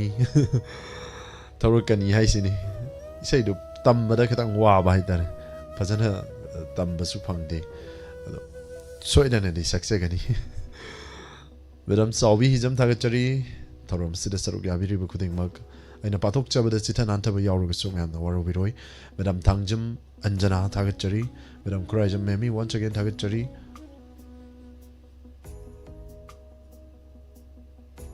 ꯂꯥꯏꯚ ꯆꯦꯠꯁꯤ ꯀꯣꯏꯆꯦꯟ ꯆꯦꯟꯕꯅꯤꯅ ꯑꯗꯨꯝ ꯄꯥꯕ ꯅꯪꯍꯧꯗꯕ ꯑꯗꯨꯃꯛ ꯌꯥꯎꯏ ꯔꯤꯇꯥ ꯍꯥꯎꯕꯤꯖꯝ ꯊꯥꯒꯠꯆꯔꯤ ꯊꯧꯔꯝ ꯁꯔꯨꯛ ꯌꯥꯕꯤꯔꯛꯄ ꯃꯦꯗꯝ ꯁꯨꯁꯤꯂꯥ ꯑꯣꯀ꯭ꯔꯝ ꯁꯔ ꯁꯨꯔꯟꯖꯣꯏ ꯀꯣꯟꯁꯝ ꯈꯨꯗꯤꯡꯃꯛꯄꯨ ꯍꯟꯅꯅ ꯊꯥꯒꯠꯆꯔꯤ ꯏꯃꯥ ꯕꯤꯃꯣꯂꯥ ꯀꯣꯟꯁꯝ ꯊꯥꯒꯠꯆꯔꯤ ꯃꯊꯪꯒꯤ ꯀꯣꯜ ꯂꯧꯈꯠꯆꯒꯦ ꯍꯦꯜꯂꯣ ꯍꯜꯂꯣ ꯇꯔꯥꯝꯅ ꯑꯣꯛꯆꯔꯤ ꯀꯣꯜ ꯇꯧꯕꯤꯔꯛꯄ ꯑꯩ ꯐꯣꯟ ꯇꯧꯖꯔꯤꯁꯤ ꯊꯥꯡꯒ ꯄꯥꯠꯇꯨ ꯏꯊꯤꯡ ꯇꯧꯃ ꯂꯩꯀꯥꯏꯗꯤ ꯒꯣꯕꯤꯟ ꯈꯔꯞꯄꯝ ꯁꯔ ꯒꯣꯕꯤꯟ ꯇꯔꯥꯝꯅ ꯑꯣꯛꯆꯔꯤ ꯃꯇꯝ ꯈꯔꯒꯤ ꯃꯇꯨꯡꯗ ꯀꯨꯏꯔꯕꯒꯤ ꯃꯇꯨꯡꯗ ꯍꯥꯏꯖꯕ ꯇꯥꯔꯦ ꯊꯧꯔꯝ ꯑꯁꯤꯗ ꯁꯔꯨꯛ ꯌꯥꯕꯤꯔꯛꯄ ꯁꯔꯕꯨ ꯇꯔꯥꯝꯅ ꯑꯣꯛꯆꯔꯤ ꯂꯥꯟꯊꯣꯛꯆꯔꯤꯕ ꯁꯔ ꯉꯁꯤꯒꯤ ꯊꯧꯔꯝ ꯑꯁꯤꯗ ꯁꯔ ꯀꯔꯤ ꯎꯠꯄꯤꯒꯅꯤ ꯑꯍꯥꯟꯕꯗ ꯑꯩꯈꯣꯏꯒꯤ ꯗꯥꯏꯃꯟ ꯇꯤꯚꯤ ꯌꯦꯡꯕꯤꯔꯤꯕꯁꯤꯡ ꯑꯃꯗꯤ ꯔꯦꯗꯤꯑꯣꯗ ꯇꯥꯕꯤꯔꯤꯕꯁꯤꯡ ꯂꯣꯏꯅꯅ ꯂꯥꯏꯚ ꯆꯦꯠꯇ ꯂꯩꯕꯤꯔꯤꯕꯁꯤꯡ ꯑꯍꯥꯟꯕꯗ ꯏꯀꯥꯏ ꯈꯨꯝꯅꯖꯔꯤ ꯂꯣꯏꯅꯅ ꯑꯩꯈꯣꯏꯒꯤ ꯊꯧꯔꯝ ꯑꯁꯤꯒꯤ ꯏꯟꯇꯔꯇꯦꯟꯃꯦꯟ ꯄ꯭ꯔꯣꯒ꯭ꯔꯥꯝꯒꯤ ꯊꯧꯔꯝꯁꯤꯡ ꯄꯨꯕꯤꯔꯤꯕ ꯁ꯭ꯇꯥꯐꯁꯤꯡꯗꯨꯁꯨ ꯂꯥꯛꯏꯕ ꯑꯅꯧꯕ ꯆꯍꯤ 2026ꯀꯤ ꯄ꯭ꯔꯣꯄꯣꯖꯦꯜ ꯄꯤꯖꯔꯤ ꯑꯗꯨꯅ ꯑꯩ ꯀꯣꯜ ꯇꯧꯖꯗꯕꯁꯤ ꯑꯩꯈꯣꯏꯒꯤ ꯊꯧꯔꯝꯁꯤꯡ ꯇꯥꯕꯤꯔꯤꯕꯁꯤꯡ ꯀꯣꯜ ꯐꯪꯗꯕ ꯀꯌꯥ ꯌꯥꯎꯕꯅ ꯃꯔꯝ ꯑꯣꯏꯗꯨꯅ ꯑꯩꯈꯣꯏꯗꯤ ꯑꯗꯨꯝ ꯀꯣꯜꯁꯦ ꯑꯗꯨꯝ ꯑꯌꯥꯝꯕ ꯃꯇꯝꯗ ꯐꯪꯕꯅꯤ나 ꯑꯗꯩ ꯐꯪꯗꯕꯁꯤꯡꯒꯤ ꯈꯟꯖꯔꯒ ꯑꯗꯨꯝ ꯁꯔꯨꯛ ꯌꯥꯖꯔꯛꯇꯕꯅꯤ ꯍꯥꯏꯇꯥꯔꯦ ꯊꯧꯔꯝꯗꯤ ꯑꯗꯨꯝ ꯇꯥꯖꯩ ꯏꯁꯩ ꯑꯃꯈꯛꯇꯪ ꯈꯨꯗꯣꯜ ꯇꯝꯖꯒꯦ ꯊꯦꯡꯛ ꯌꯨ ꯁꯔꯒꯤ ꯃꯌꯥꯝꯒꯤ ꯃꯌꯥꯝꯗ ꯋꯤꯁ ꯄꯤꯕꯤꯕ ꯃꯌꯥꯝꯅꯁꯨ ꯇꯔꯥꯝꯅ ꯑꯣꯛꯆꯔꯤ ꯃꯌꯥꯝꯒꯤ ꯃꯍꯨꯠ ꯁꯤꯜꯂꯒ ꯑꯩꯅ ꯄꯨꯂꯞ ꯁꯔꯒꯤ ꯋꯤꯁ ꯇꯔꯥꯝ ꯅꯣꯛꯆꯔꯤ ꯊꯧꯔꯝ ꯑꯁꯤꯗ ꯌꯥꯝ ꯇꯣꯏꯅ ꯀꯣꯜ ꯇꯧꯔꯨꯗ꯭ꯔꯒꯁꯨ ꯃꯔꯛ ꯃꯔꯛꯇ ꯑꯗꯨꯃꯛ ꯁꯔꯨꯛ ꯌꯥꯕꯤꯔꯛꯄ ꯍꯟꯅ ꯊꯥꯒꯠꯆꯔꯤ ꯁꯔ ꯏꯁꯩꯁꯦ ꯑꯩꯈꯣꯏꯒꯤ ꯑꯅꯧꯕ ꯆꯍꯤꯁꯨ ꯂꯥꯛꯑꯦ ꯑꯗꯨꯅ ꯑꯅꯧꯕ ꯆꯍꯤ ꯂꯥꯛꯄꯁꯤꯒ ꯃꯔꯤ ꯂꯩꯅꯅ ꯆꯍꯤ ꯑꯅꯧꯕꯁꯤꯒ ꯃꯔꯤ ꯂꯩꯅꯅ ꯑꯩꯈꯣꯏꯒꯤ ꯏꯁꯩ ꯑꯃ ꯈꯨꯗꯣꯜ ꯇꯝꯖꯒꯦ ꯌꯥꯝꯅ ꯂꯥꯡꯕꯃꯛ ꯅꯠꯇ꯭ꯔꯒꯁꯨ ꯑꯩꯈꯣꯏꯒꯤ ꯊꯧꯔꯝ ꯑꯁꯤꯒꯤ ꯍꯥꯏꯕ ꯇꯥꯔꯦ ꯆꯦꯅꯦꯜ ꯑꯁꯤꯒꯤꯁꯨ ꯃꯦꯅꯦꯖꯤꯡ ꯗꯤꯔꯦꯛꯇꯔ ꯑꯣꯏꯅ ꯊꯧ ꯄꯨꯕꯤꯔꯤꯕ ꯑꯩꯈꯣꯏꯒꯤ ꯏꯌꯥꯝꯕ ꯇꯥꯃꯣ ꯖꯦꯝꯁ ꯁꯩꯒꯨꯖꯝꯅ ꯁꯛꯄꯤꯔꯝꯕ ꯏꯁꯩ ꯍꯥꯏꯕ ꯇꯥꯔꯦ ꯑꯩꯈꯣꯏꯒꯤ ꯏꯁꯩꯁꯦ ꯑꯩ ꯑꯗꯨꯝ ꯑꯅꯧꯕ ꯆꯍꯤꯒꯤ ꯂꯥꯛꯄ ꯑꯁꯤꯒ ꯏꯔꯣꯏꯅꯅ ꯈꯨꯗꯣꯜ ꯇꯝꯖꯒꯦ ꯑꯅꯧꯕ ꯆꯍꯤꯁꯤꯒꯁꯨ ꯑꯗꯨꯝ ꯃꯔꯤ ꯂꯩꯅꯕ ꯏꯁꯩ ꯑꯣꯏꯕꯅꯤꯅ ꯑꯗꯣ ꯏꯁꯩꯁꯦ ꯑꯩ ꯌꯥꯝ ꯍꯩꯕꯗꯤ ꯅꯠꯇꯦ ꯑꯗꯣ ꯀꯩꯒꯨꯝꯕ ꯏꯁꯩ ꯃꯌꯦꯛꯁꯦ ꯀꯥꯎꯈꯤꯕ ꯈꯣꯠꯈꯤꯕ ꯌꯥꯎꯔꯒꯁꯨ ꯇꯥꯕꯤꯔꯤꯕꯁꯤꯡ ꯌꯦꯡꯕꯤꯔꯤꯕꯁꯤꯡꯅ ꯄꯨꯛꯆꯦꯜ ꯆꯥꯎꯅ ꯉꯥꯛꯄꯤꯅꯕ ꯑꯍꯥꯟꯕꯗ ꯅꯣꯛꯆꯔꯤ ꯁꯤ ꯈꯨꯗꯣꯜ ꯇꯝꯖꯒꯦ ꯍꯧꯕꯤꯔꯁꯤ ꯁꯔ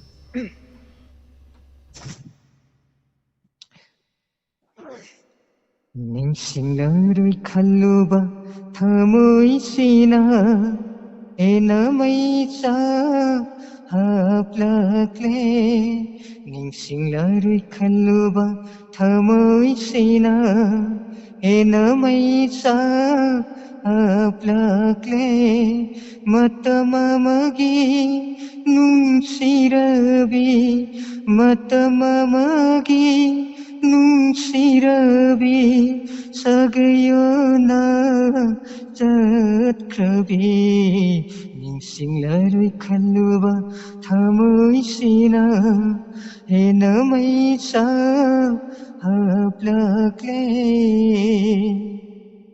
ꯐꯣꯡꯉꯝꯗ꯭ꯔꯕ ꯋꯥꯍꯩ ꯀꯌꯥꯁꯦ ꯃꯤꯠꯂꯨꯄꯤꯔꯥꯡꯅ ꯐꯣꯡꯗꯣꯛꯂꯤ ꯐꯣꯡꯉꯝꯗ꯭ꯔꯕ ꯋꯥꯍꯩ ꯀꯌꯥꯁꯦ ꯃꯤꯠꯂꯨꯄꯤꯔꯥꯡꯅ ꯐꯣꯡꯗꯣꯛꯂꯤ ꯀꯥꯏꯔꯕ ꯑꯩꯒꯤ ꯊꯃꯣꯏꯁꯦ ꯃꯆꯦꯠ ꯇꯥꯅ ꯀꯥꯏꯈ꯭ꯔꯁꯅꯨ ꯀꯥꯏꯔꯕ ꯑꯩꯒꯤ ꯊꯃꯣꯏꯁꯦ ꯃꯆꯦꯠ ꯇꯥꯅ ꯀꯥꯏꯈ꯭ꯔꯁꯅꯨ ꯃꯆꯦꯠ ꯇꯥꯅ ꯀꯥꯏꯈ꯭ꯔꯁꯅꯨ ꯅꯤꯡꯁꯤꯡꯂꯔꯣꯏ ꯈꯜꯂꯨꯕ ꯊꯃꯣꯏꯁꯤꯅ ꯍꯦꯟꯅ ꯃꯩꯆꯥ ꯍꯥꯞꯂꯛꯂꯦ ꯅꯪꯇꯕꯨ ꯅꯨꯡꯁꯤꯕ ꯊꯃꯣꯏꯁꯤꯅ ꯇꯝꯂꯛꯀꯦ ꯋꯥꯍꯩ ꯑꯁꯤꯃꯇꯪ ꯅꯪꯇꯕꯨ ꯅꯨꯡꯁꯤꯕ ꯊꯃꯣꯏꯁꯤꯅ ꯇꯝꯂꯛꯀꯦ ꯋꯥꯍꯩ ꯑꯁꯤꯃꯇꯪ ꯑꯅꯧꯕ ꯆꯍꯤꯅ ꯂꯥꯛꯄꯗ ꯌꯥꯏꯐꯕ ꯇꯧꯌꯨꯀꯣ ꯅꯪꯒꯤ ꯄꯨꯟꯁꯤ ꯑꯅꯧꯕ ꯆꯍꯤꯅ ꯂꯥꯛꯄꯗ ꯌꯥꯏꯐꯕ ꯇꯧꯌꯨꯀꯣ ꯅꯪꯒꯤ ꯄꯨꯟꯁꯤ ꯌꯥꯏꯐꯕ ꯇꯧꯌꯨꯀꯣ ꯅꯪꯒꯤ ꯄꯨꯟꯁꯤ ꯅꯤꯡꯁꯤꯡꯂꯔꯣꯏ ꯈꯜꯂꯨꯕ ꯊꯃꯣꯏꯁꯤꯅ ꯍꯦꯟꯅ ꯃꯩꯆꯥ ꯍꯥꯞꯂꯛꯂꯦ ꯃꯇꯝ ꯑꯃꯒꯤ ꯅꯨꯡꯁꯤꯔꯕꯤ ಮತ್ತಂ ಅಮಗಿ ನುಂಸಿರಬಿ ಸಗಯೋನ ಚಕ್ರಬಿ ಸಗಯೋನ ಚಕ್ರಬಿ ನಿಂಶಿಂಗ್ಲರು ಖಲ್ಲುವ ಥಮೋಯ್ಸಿನ ಏನಮೈಸ ಹಪ್ಲಕ್ಲೆ ಏನಮೈಸ haplatle.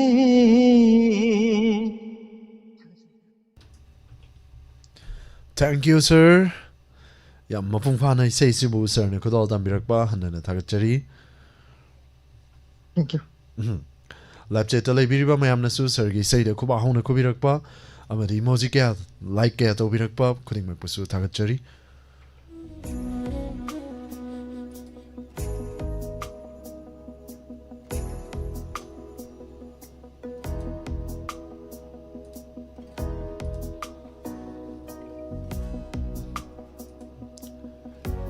Tauramsiki mathangi call lokachagi. Hello. Hello, sir. Taram nokchari sir. Call to birakpa sir. Ming amadili from Habibu. Good evening, sir. I give Mangal Gurmayum. ꯊꯥꯒꯠꯆꯔꯤ ꯁꯔ ꯉꯁꯤꯒꯤ ꯊꯧꯔꯝ ꯑꯁꯤꯗ ꯁꯔꯨꯛ ꯌꯥꯕꯤꯔꯛꯄ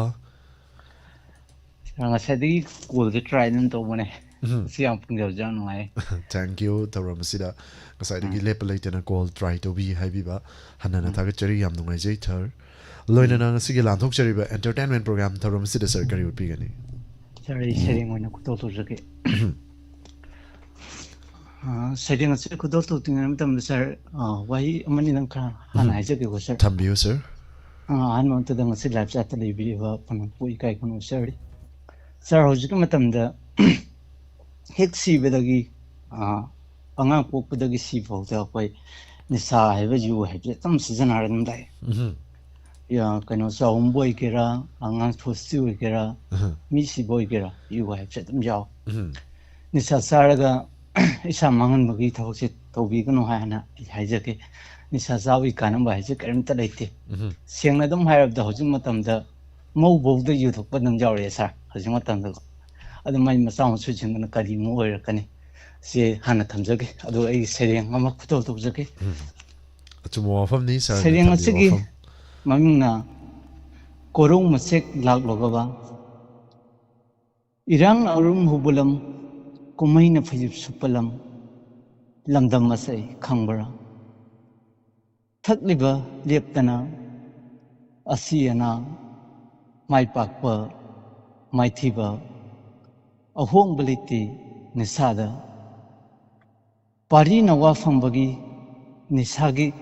ꯅꯤꯁꯥꯅ ꯇꯔꯥꯝꯅ ꯑꯣꯛꯂꯔꯤ ꯀꯔꯤꯕꯨ ꯑꯣꯏꯔꯕ ꯄꯣꯠꯂꯣꯏꯗ ꯏꯁꯣꯔ ꯅꯤꯡꯕ ꯍꯦꯟꯀꯠꯂꯛꯂꯤ ꯀꯨꯝꯍꯩꯗ ꯂꯝꯖꯦꯟ ꯇꯥꯟꯅꯔꯤ ꯀꯔꯤꯕꯨ ꯊꯣꯛꯂꯕ ꯂꯩꯕꯥꯛ ꯑꯁꯤ ꯀꯩꯗꯧꯉꯩ ꯅꯣꯡꯉꯥꯟꯒꯗꯕ ꯃꯝꯗꯨꯅ ꯑꯗꯨꯝ ꯂꯣꯏꯔꯗꯔꯥ ꯅꯣꯡꯉꯥꯟꯗꯅ ꯑꯗꯨꯝ ꯂꯣꯏꯈꯤꯗ꯭ꯔꯥ ꯍꯦ ꯏꯃꯥ ꯉꯝꯂꯤꯕ꯭ꯔꯥ ꯌꯦꯡꯕ ꯅꯆꯥꯁꯤꯡꯒꯤ ꯀꯨꯝꯍꯩ ꯅꯆꯤꯟꯗꯗꯤ ꯁꯣꯜꯂꯤ ꯏꯃꯥꯕꯨ ꯈꯨꯗꯝꯗꯤ ꯐꯪꯗꯦ ꯅꯨꯡꯁꯤꯕꯒꯤ ꯃꯤꯈꯥ ꯄꯣꯜꯂꯕ ꯃꯇꯝꯁꯤꯗ ꯏꯃꯥꯕꯨ ꯀꯧꯗꯨꯅ ꯀꯞꯂꯒ ꯃꯤꯅꯥꯏ ꯌꯣꯜꯂꯤꯡ ꯀꯣꯛꯂꯗꯔꯥ ꯉꯁꯤ ꯃꯤꯈꯥ ꯄꯣꯜꯂꯤꯕ ꯃꯇꯝ ꯀꯨꯏꯅ ꯇꯨꯡꯗꯒꯤ ꯇꯥꯟꯁꯤꯟꯖꯔꯛꯄꯒꯤ ꯃꯍꯩꯅꯤ ꯀꯥꯎꯒꯅꯨ ꯉꯁꯤꯗꯤ ꯀꯞꯂꯤ ꯏꯃꯥꯕꯨ ꯀꯧꯔꯒ ꯃꯤꯀꯞ ꯊꯣꯛꯂꯨ ꯏꯔꯥꯡꯗ ꯂꯨꯞꯂꯅꯨ ꯅꯤꯁꯥꯗ ꯂꯥꯏꯆꯨꯔꯕ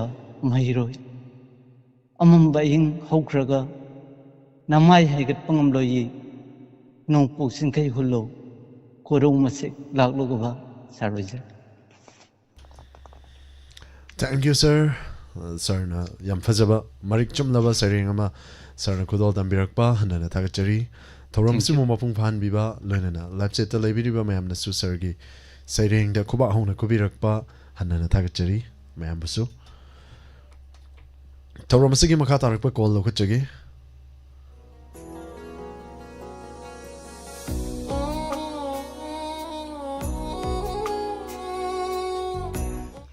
ꯍꯦꯜꯂꯣ ꯍꯜꯂꯣ ꯇꯔꯥꯝꯅ ꯑꯣꯛꯆꯔꯤ ꯀꯣꯜ ꯇꯧꯕꯤꯔꯛꯄ ꯃꯤꯡꯒ ꯂꯩꯐꯝꯒ ꯍꯥꯏꯕꯤꯌꯨ ꯃꯦꯗꯥꯝ ꯆꯟꯗ꯭ꯔꯈꯣꯡꯗꯒꯤ ꯏꯃꯥ ꯂꯨꯋꯥꯡ ꯂꯩꯃꯅꯦ ꯏꯃꯥꯕꯨ ꯇꯔꯥꯝꯅ ꯑꯣꯛꯆꯔꯤ ꯉꯁꯤꯒꯤ ꯊꯧꯔꯝ ꯑꯁꯤꯗ ꯁꯔꯨꯛ ꯌꯥꯕꯤꯔꯛꯄ ꯂꯣꯏꯅꯅ ꯏꯃꯥ ꯉꯁꯥꯏꯗꯒꯤ ꯀꯣꯟ ꯇꯧꯕꯅꯦ ꯍꯦꯛꯇ ꯐꯪꯉꯤ ꯍꯧꯖꯤꯛꯇ ꯐꯪꯉꯦꯕ ꯂꯣꯏꯔꯝꯗꯥꯏꯁꯤꯗ ꯑꯥ ꯏꯃꯥꯅ ꯊꯧꯔꯝ ꯑꯁꯤꯒꯤꯁꯨ ꯑꯔꯣꯏꯕ ꯀꯣꯜꯅꯤ ꯏꯃꯥꯅ ꯂꯣꯏꯅꯅ ꯏꯃꯥ ꯑꯔꯣꯏꯕ ꯀꯣꯜꯁꯨ ꯑꯣꯏꯔꯦ ꯉꯁꯥꯏꯁꯦ ꯈꯔ ꯀꯨꯏꯔꯝꯃꯅꯤ ꯆꯥꯛ ꯆꯥꯕ ꯀꯨꯏꯔꯕꯣ ꯀꯨꯏꯔꯦ ꯏꯕꯨꯡꯉꯣ ꯀꯔꯤ ꯃꯊꯦꯜ ꯆꯥꯈꯤꯒꯦ ꯁꯔꯥ ꯁꯟꯕꯤ ꯑꯃ ꯏꯔꯣꯜꯂꯦ ꯑꯃ ꯀꯥꯡꯉꯧ ꯉꯧꯋꯦ ꯍꯩꯃꯥ ꯑꯗꯨꯗꯤ ꯌꯥꯝ ꯆꯨꯅꯗ꯭ꯔꯣ ꯑꯅꯤꯗꯣ ꯍꯩꯇꯦꯗ ꯏꯆꯥ ꯁꯨꯖꯤꯠ ꯏꯃꯥ ꯃꯌꯥꯝꯗꯒꯤ ꯊꯧꯔꯝꯁꯦ ꯌꯥꯎꯅꯤꯡꯗꯅ ꯇꯧꯖꯔꯛꯄꯅꯤ ꯀꯔꯤ ꯈꯨꯗꯣꯜ ꯇꯝꯕꯤꯒꯅꯤ ꯏꯃꯥ ꯗꯥꯏꯂꯣꯛ ꯃꯇꯦꯛ ꯑꯃꯇꯪ ꯇꯧꯔꯛꯀꯦ ꯍꯧꯕꯤꯔꯁꯤ ꯏꯃꯥꯒꯤ ꯗꯥꯏꯂꯣꯛ ꯏꯕꯦꯝꯃ ꯍꯌꯦꯡꯗꯤ ꯗꯥꯏꯃꯟ ꯇꯣꯔꯦꯜꯒꯤ ꯐꯪꯁꯟ ꯂꯩ ꯏꯃꯥ ꯍꯌꯦꯡꯗꯤ ꯆꯠꯀꯗꯕꯅꯤ ꯍꯌꯦꯡꯗꯤ ꯊꯕꯛ ꯉꯟꯇꯥ ꯂꯣꯏꯁꯜꯂꯨ ꯆꯥꯛ ꯉꯟꯇꯥ ꯊꯣꯡꯒꯗꯕꯅꯤꯀோ ꯍꯣꯏ ꯏꯃꯥ ꯊꯦꯡꯅ ꯊꯣꯡꯕ ꯌꯥꯔꯣꯏ ꯄꯨꯡ 9 ꯌꯧꯒꯗꯕꯅꯤ ꯍꯣꯏ ꯏꯃꯥꯒꯤꯗꯣ ꯅꯪꯅꯕ ꯑꯗꯨꯝ ꯍꯣꯠꯅꯖꯒꯦ ꯅꯃꯧꯅ ꯏꯃꯥ ꯉꯟꯇꯥ ꯆꯠꯄꯤꯌꯨꯀꯣ ꯃꯌꯥꯝꯒꯤ ꯃꯥꯡ ꯊꯥꯔꯒ ꯂꯩꯕꯁꯨꯀꯣ ꯍꯥꯏꯅ ꯍꯥꯏꯕꯤꯔꯦ ꯏꯃꯧꯅ ꯁꯤ ꯍꯥꯏꯔ ꯂꯣꯏꯁꯟꯖꯔꯒꯦ ꯁꯥꯔ Sujit Ima Haidi hajade mayamgi tawbuje yam yawjaning tawbunida. Thank you ima nahan ki Diamond Donor Smith lak bi bro. Lai ma. Icha. Kaino mutum lang len bi koi ma ni ahum kamlagi ima landhoni ga koi mari lae. Tagachari Moi ma. isai sakani ming loin pa la du isai sakunang da nam ta salak. Ma nahan sang panang hodaba singdo mathangi sarna su habi kre. Handak ngasi mingpan khalamaga sakpanang hodaba singdo mathangi Donor Smith pangthokpada makoina makok thangani haina su sarna habi kravani aduna ima mathangdadi makok thangdoini ma kasu wabi rano hanana tagachari ngasi gi thoram sida saru yabirak liba khudingmak Nongna ni na biam nongna langani da yawjaning dan tawbunida imana. Nongna de dai ma kadoi nongna doino ekoi lairi se imung manungum bamak tani San Doctor Iba Thoram Sida Tawai Hakchang Yaw Itana tawu da mai pa da woy ko imagi bungo. Ojage ma. Hoi ti har thamjara gi bungo. Tagachari ma.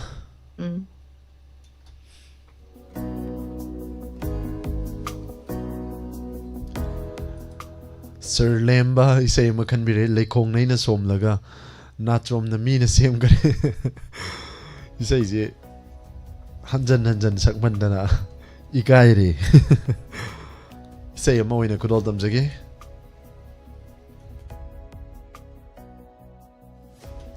mayam gi sutum lam dai sida kaina bagi isay je sakdi sakning damni adubu thabal parak pa matam sika chana banina Tawal parak pagi isay mati ama kudol tamjage kaina rasu kaina na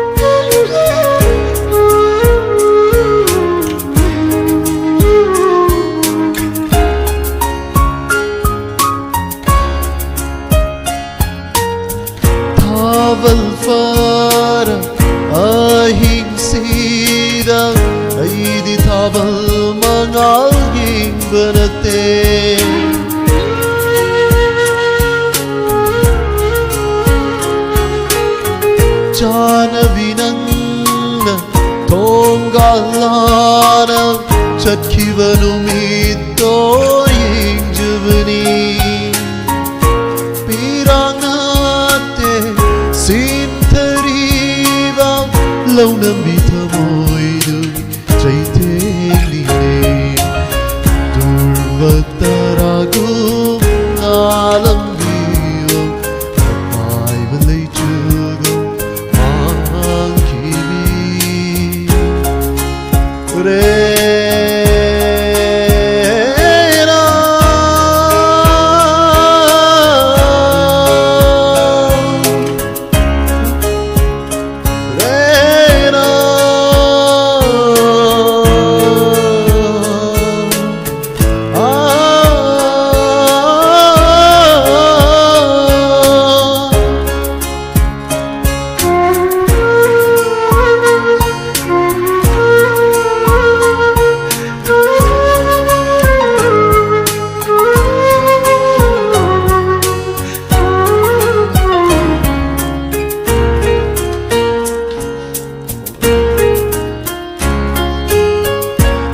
Dolamata tamjava namdare lamlan bakada nangalai khibana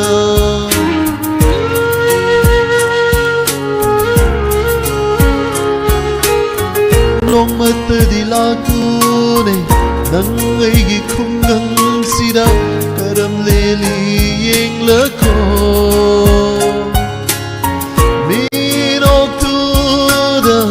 Nok chagene nok pakaura chimbasina durvataragu ngalambiyo apai balai chugu mangkibi lendra pamilgu letlambiyo lambakaragi oi krabi Kaina raga nok panambi Kaina raga nok panambi Nang bukaram leli bage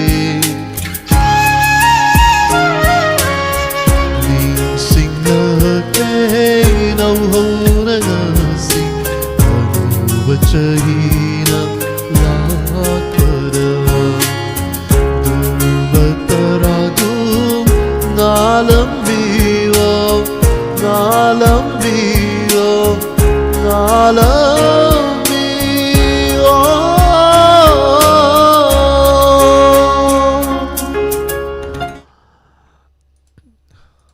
Punong putachari Soikilan ki ba yorum laga sumyam na waro bitan na bahijari Lok Christian mana mana mo kan haton chijo loy pulle sur isai ga sakpam khangdi Soikilan ki ba yorum laga sumyam na waro bitan na bahan na hijari loinana lantok chari banga sigi entertainment tauramasi matang aswaida tension janawagi tanja mayam na ki lojagi tauram ki makha chathajarak pada 90.0 wahong radio gi mayam da kudol damjagani sumang kumai sumang lila lila no ba mo ama amuk pu no lakchagi hojik ngak tang yonari pom namak tagi laptok chabagi aba lojari pom namak pu surjit kaman jana amukana kurum chari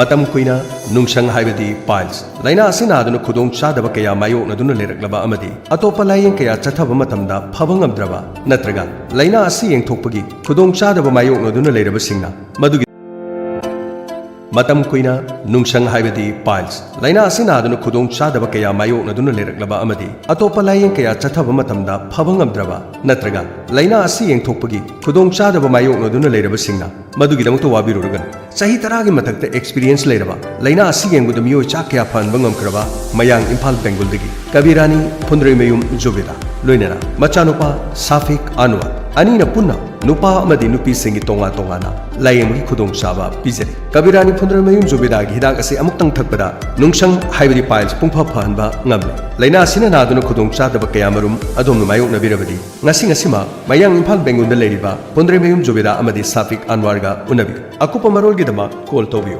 9856601688 amadi 9402783274 piles naba anaba gi dama kabirani pondre mayum jobeda amadi safik anwar mayang imphal bengun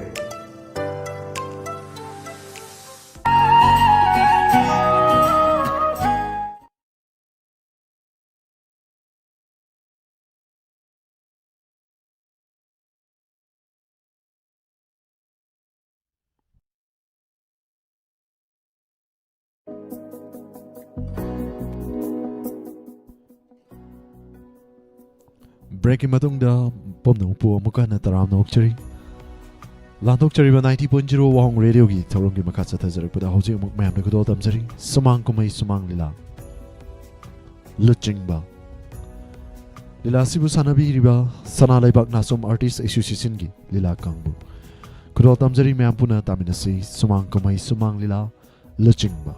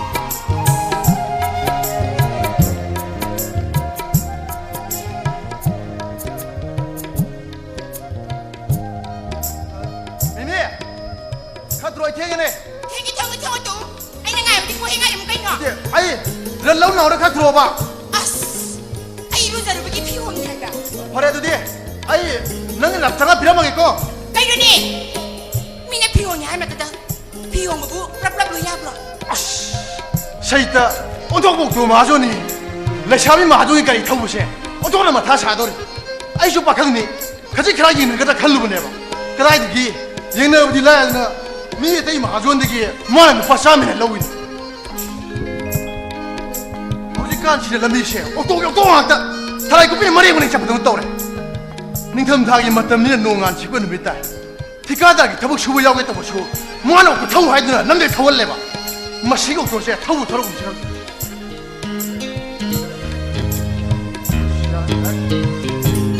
마시기 장 좀 이름데 아예 보러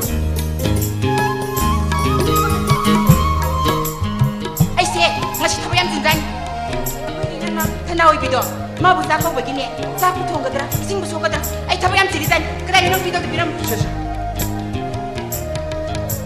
예 근데 또 시디야 그러게 가리고 사모나 타고라 막하는 보다 뭐 그러다 미미 아이시는 되게 시에다나 사마 타오이네 람비세 파칼라 호리 징리 바디 싱자 호리 오토레 콤 바카니 파칼로 야로이나 하이로 이스 콤바디 와스리네 호이붕어 가리 세이네네 다소나가 보까 가다버디다 아코이 마만다 ngarangaranga 레한디 와니네 가리 스나 코이기디 이마니 이빠니 야레 비로가 다이노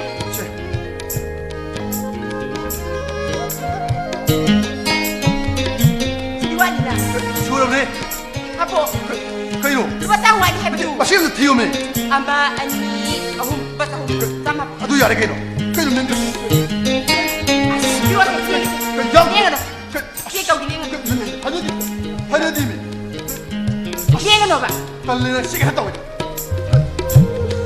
메미 사이드야 그이노 아 아들이 다 왔겠다 오네 봐 호이붕어 너는 박항 호이버다 타운 메와니 강하고 아두디 아니 눈빛 지나가디 어떻게 타고 야라 야로 난 눈빛이 무슨 야로 했습니다 그러게 디나 강디에 애기 가리시 토리네 눈빛이 왜 야기로 해보안 아두다 강디 넌 싼 아두 메미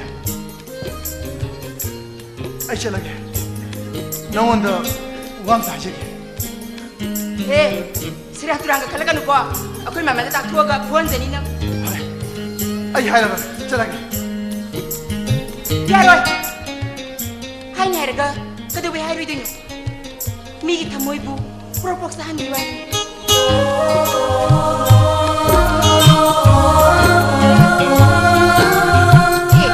하이로바 동동고 하이로이드로게. 너희 보라도 그렇다며.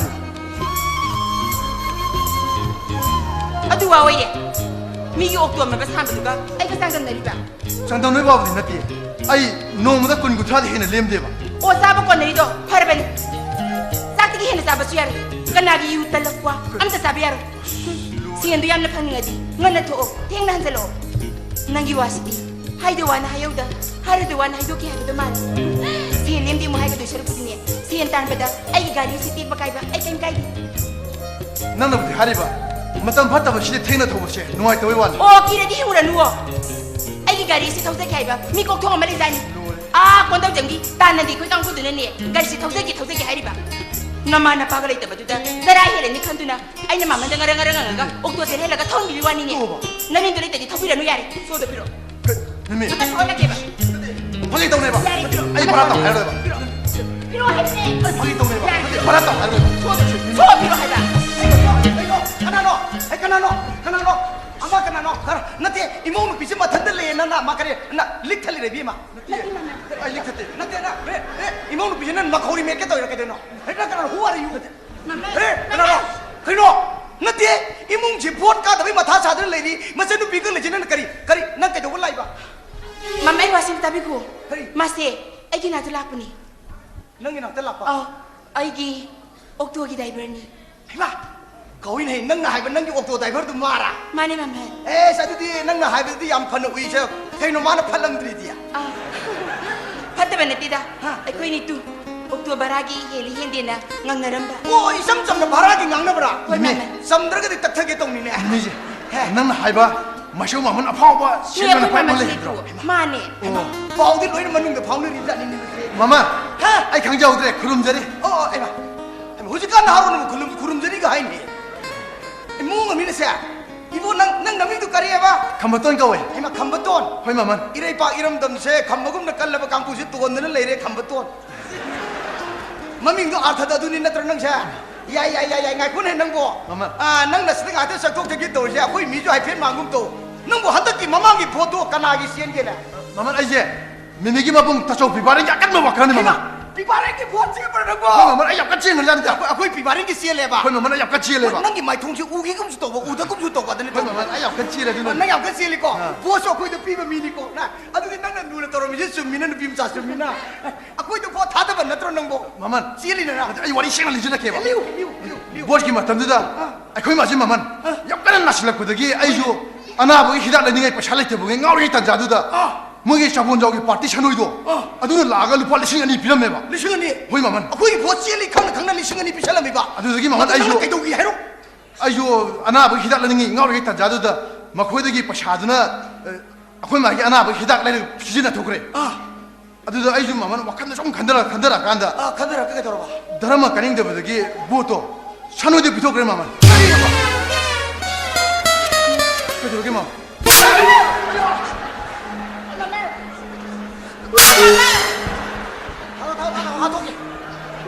Nang se sangai se akoi sum sira ka do male wakar na khoi gi wei ba phone mi ngona tha da ba sikari dharma no wakar na khoi gi wei ba thawai hak sang yaw na sien ba phone mi ngona tha da ba Siari.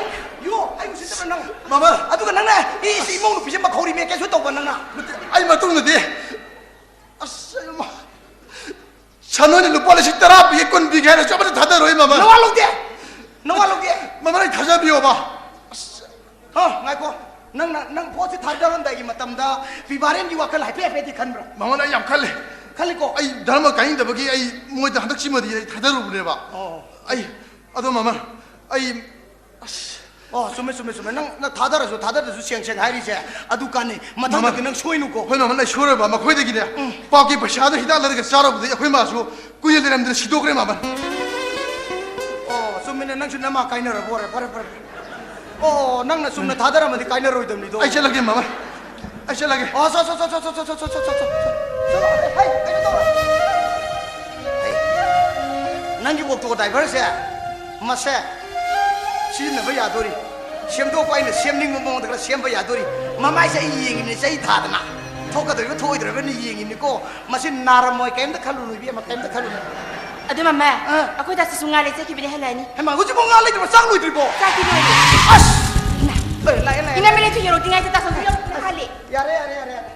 Sak tu mana pirong boleh siapa nama? Ngasih yang tahu dia. Nggak ada hujan keporai betul ni semua. As. Sak si matam suai ni dah. Yang pirong mama apa? Pirong ni bo. As. Soalnya, nang ngasih dia. Nama kurang jadi mama. Ya. Aduh mama. Tunggu. Sakit dulu tunggu lagi. Nana betul.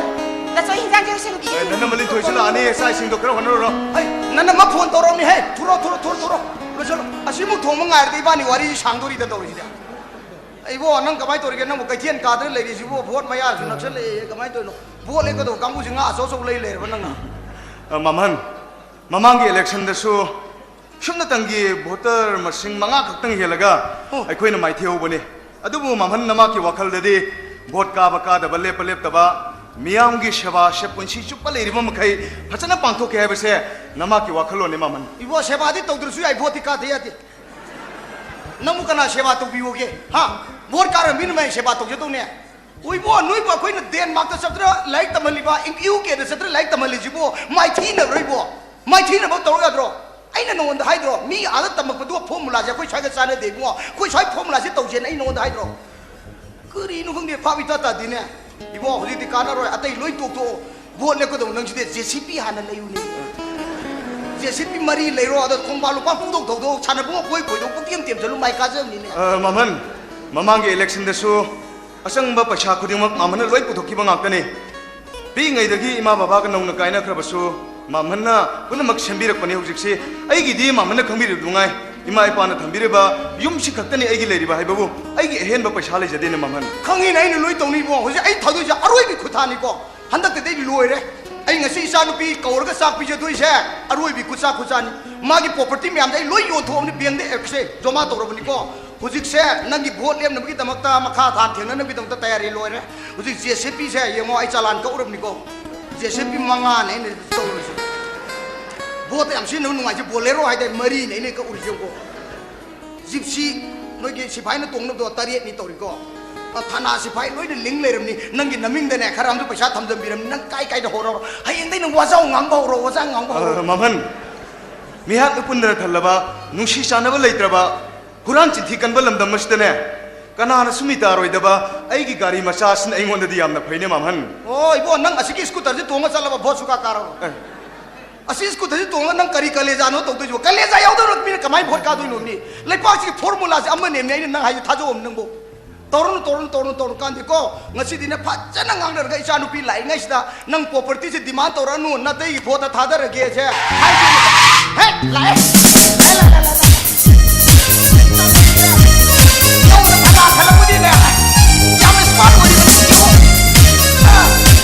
hey left right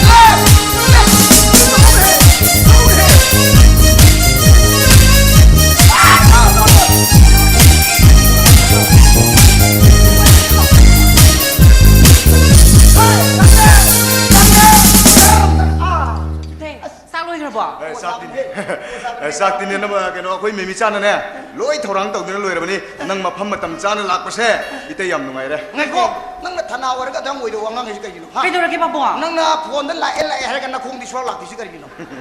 Pak Buah, ai sih lagi ni thola abani. Adu dah siam ke dia hisi ke do. Adu tu pun nak pulih. Adu dah kau itu ina sah kau happy tu dah ni. Adu mula apa? Siam tu din natai na sah kau ini harau orang bani tu ko. Natai na sah kau di saro sesalu. Aku ipati ki mayok terlai bani. Suti je laujar orang harap. Maman. Adu dah kau pamuni ke mai kangi ba? Aku lin tu saya. Ai kang tu di kau nun he. Nun kang pun di ai je mai show nak power ni mana. Mana mai show sengkok mana power je ai ni ni. Maman. Aku lin tu saya ngasih ayung ata iPhone tu bani. Ada. Sistop atam lagi ba, ada madi honorable siang ga wari watai sana rizat ni na. Mami deh. Aduh mana, aku ini lintuai se, nupi wajar bersu, matang na maring jen jam lagi. माना सेतोक चाथोरक ngang चाथोरक सिंसे इपक पक्से इफत पक्से मदुनबु ममन माना ngasi police officer अम ओइब ngamlibani मसे मपा लो तो मामा लो मामा परा बेरा car दन मपा लो माना मसक फजे जो मपा लो इदो Marin ले जो मपा लो इदो ओइ मानी लाइरिक जो मपा लो इदो अइना हाइगे तो लाइरिक से मानो हाइगे hey mimi sa hey akoi nin thui lai ne nang tholo नन्ना मन्ना थना की ड्रेस से पे येंगे तो येंग हो रो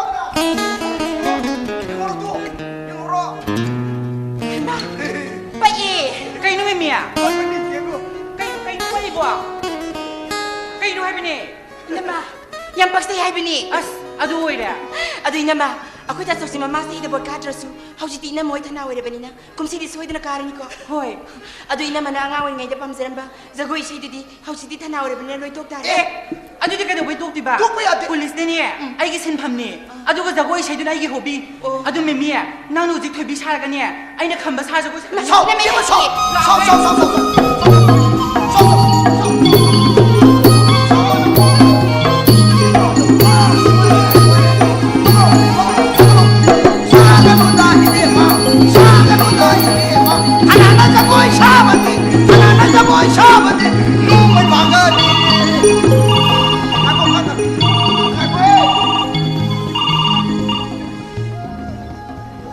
Hello? Kali. Bumu kaya ba? Mi mga sila. Tali soy. Kaya lang na ba tawag? Pabua, ite. Basta na bumu kaya na mali. Ado na ikaw rin. Ay saksama di ako rin. Ay sa lagi ite. Natika ko na. Basta kaway din. Ogdo baking na niba. Hey. Ngayon teka ko niya. Ang dasa na. Ay mga karino tawag mo. Saks di itan da saw do nindo. Leibak se kaito nok pa yade jagoi kaito sabe de kitang nok por ya ka ja pa te ya de. Kitang harau ring de sonde te pokhai re ni to ri. Leibak ke siam de ba ya roi do ri ko. Siam do pa ina tang ma pok de pok ni se siam de siam do pa ko roi do ri ko. Leibak siam ba ho re nuai ra da.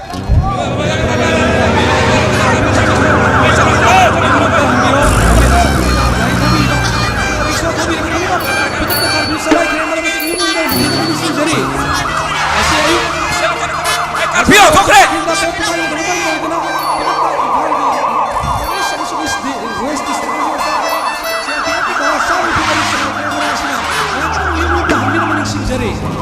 Hey, aku mau silo tunggu tak silo. Iya, kita nih tunggu tak silo.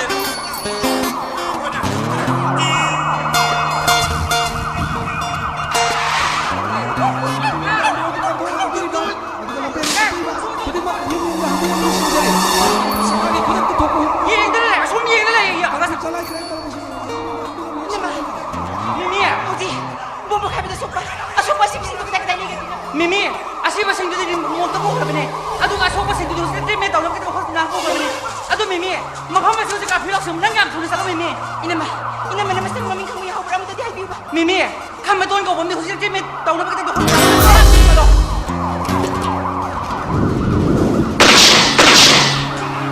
Hey, mumi ka ko. Ka ko na.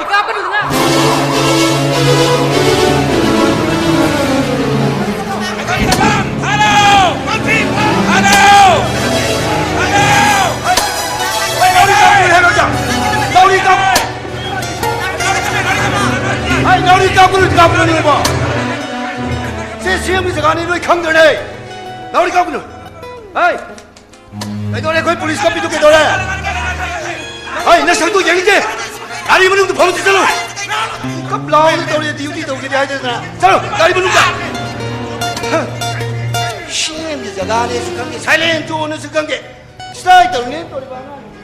Lai ni lai shu gari khang da ba. Direct Baba hita banate ne. चलो हर glass शार अखोने तो दुबी शार लरी ते बथंग लो सिमो लनाई हुंदे लेबा किनी बोम पुखाई दुना सिना थोंलिबा अवाना तारम मतम मसिदा खुदक तगी मतम कक्तर कारबी थमना शार लेंगा आइतबा लाइतबा गवर्नमेंट सरे लेबा इस हॉलिडे लिस्ट सेमगी मोता वन ब्लॉकेज जेनरेशन स्ट्राइक कारबी लिस्ट ने सेमगी शार नगरानो ले शार आई जेसी की सेक्रेटरी खतरा कोनी शार आई कोई सेम हम भी शार खदराक पर नुंगद्राक पर लमा ब तुमा ब कायना Hey, kita turun ni bondu. Sir, aduna karen kathar to bin sar ai khoi bu siam mun halu dolo pinu thali ba ane bu sar khoi ga ai khoi ke dong su wakan thamjana bi yaroi ababu wa ko police ti ta hen bi sar hoi kok to ama pa ya gi pasen bu hen bi sar ai sekarang se kamra sar ai sekarang se kamra mission na ta mi sar mi bu kian mi sar hey mission miyak mitek minu khai de na kamra mai su hora bi mana ta le bi sing do ai jen ba ba kamra lo yo to lo chang ba thana wori ni kuri khang ni ge kuri ba stupid hey CM jo yum ji lai te governor ru na sa ke na sai lai le nana de hutra ne na wa bu ji saung ni nong mi dang dang e kap khai de na ma se bong yo sha mo no sin ba ka po ai ko ma ka bi lo ya mo sin de ma se ka bi lo ka bi lo ai siam la sa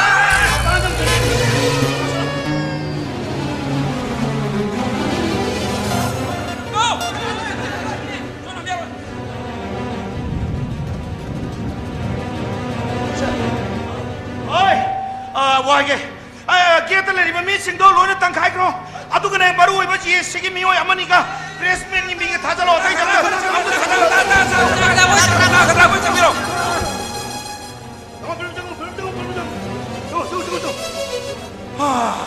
이봉아 가버너 오늘우레 캐비넷 파마니 이 꽈리 사타라니 와르르는 사 더도 토르 사 제로니 붕파레 홈바빌 사나 더도 오시 랄라진 카이도 하비디 부시부 가리기로 사르시고 파울리트리에 아이네 타자마다 자빠란 저룩뿐만 파모이버니나 샘갓 사갓부기 까ኳ이 똑똑버치다 자빠란 마타마도리 포카이 호드라바 시탄 남타드레레 호바 부엉음 오이른 버수 야예는 카나리니 디야지나 생어망이세 일과 무슨 소원을 싱하시기 아투 마땡 방미요니 사 기민의 탐기게 아이는 하이버야도 뭐야 하이로부터기 밤 따도 떠룩등아이리 아이 마 타야면 산거노 아투고 마탐다 제시 미요시는 거기 가올까니 아이고 와큰 그렇게는 뭐 야래 좀 살살로 거 지금 요그로 사 나티 사르기 다이데 여도 바꿈 카라두나 이호 오시는 터버 야르니 사 까리 하이바 아이고 다이데 야우도 터벅 해봐 이거 떠오르자 예 아두디 아이는 떠오르고 터벅시 다이데 야우는 강바 앞다 담어 랑라는 시부도 뭐 감돌이 사 시엔 밤새 모렌가도 밤 다독 비우 사 밤 다독 가이드나 보드 따라이 까르코다 오늘 칼리 이라 뻥 무슨 나 하이버 소미 디야지 뭐 고지 좀 다독나 보고나로 야래 चलो प्रजा पुरमा आई कोई बादम फंदे फोबा आई कोई खोजल hello इसे 샤 까이노 나타 이자다 단자함 렘비레시보 야래 무슨 라에 드레샤 디아지 사입 차우나르바디 까마이 와리 차나가니 사 하이 바리 봐 하이 까이노 하이 까이노도 포토 카피디야 nanti matong maram kang dapat foto kara kabar dama hapaga watola gok tau doni wanani bro hai security sing hai foto kapi sing do camera sing do phajal ke loine thugayu 샤 아무튼 딱 비교 아이 와팡 그때 탐자게 카나세 마망기 봄 포카이버기 독독두다 쇼이나이라바 라이박 티르바 아쇼pan 다르바 싱두다 सरकार기 마이카이데기 아투버 땡방 거리 레이버게 하이버도 아이슈 तानजबा लाक्सबनि सा होइने पिबारे बहाइवनि हाइवनि आदुगि तमुक्तनि governor उनरुरिसे high तापिउ अदुगा सा लैबा अमा लमदम अमा सावखतपा अमसुं मदुबु development तौनबो होनबदा right time एबसि यामना मरुइ सा साना वाथो असि right time the step अमा निदन लखत पिरमलबदि असुक चामबा वाथो असि थोलमलोय हाइजरिबा सा इबुंगो पिबारे मा लमदम असे मतम सेमदोपो याब लमनते इबुंगो हाइ हुइ ममै WhatsApp थारागा सुमथोन मा याब लमनते यंगो मैतै पुंग सेमनेबा माले मसिद पोक्ट्रिको आइखोगी पांदमदि इहौ असे मसा मथनता इंथगिबा गाइबा नत्रना सा लाइबक तिरबो थोदो सार 시르보 소르보 싱하시기 아투 머땡 아빠비어세 거미 또 홈도도 사르치고 기빈의 펌기기 하이레가나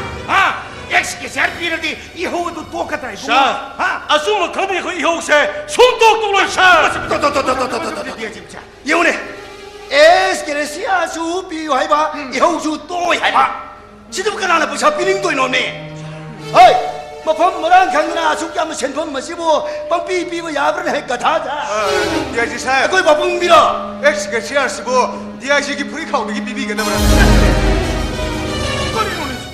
करिनो सोम हंगबिरिसिबो हा नते पॉलिटिशियन मना हंगदबो वहंग ने सिबो नते पॉलिटिशियन मना हंगबम थोपो वहंग लाइबसिबो सर जेसिना हंगबम थोपनि सिरि DIG साहब अना हंजरी वहांग से पाव इगदब पाखुम फंगनबने है खनबीरबसु कछु कायदेना यस आई से गवर्नमेंट कया नमनी I am police officer understand DIG साहब गवर्नमेंट से पावर इन द फंक्शन पुनमक पुलिस ऑफिसर ने कोई खुद लेरबदी मियाम मिशम की थवाय से शंगलिंग बगी खुद सिनबग सब मानद्र हो चुका द नंग लमहेनो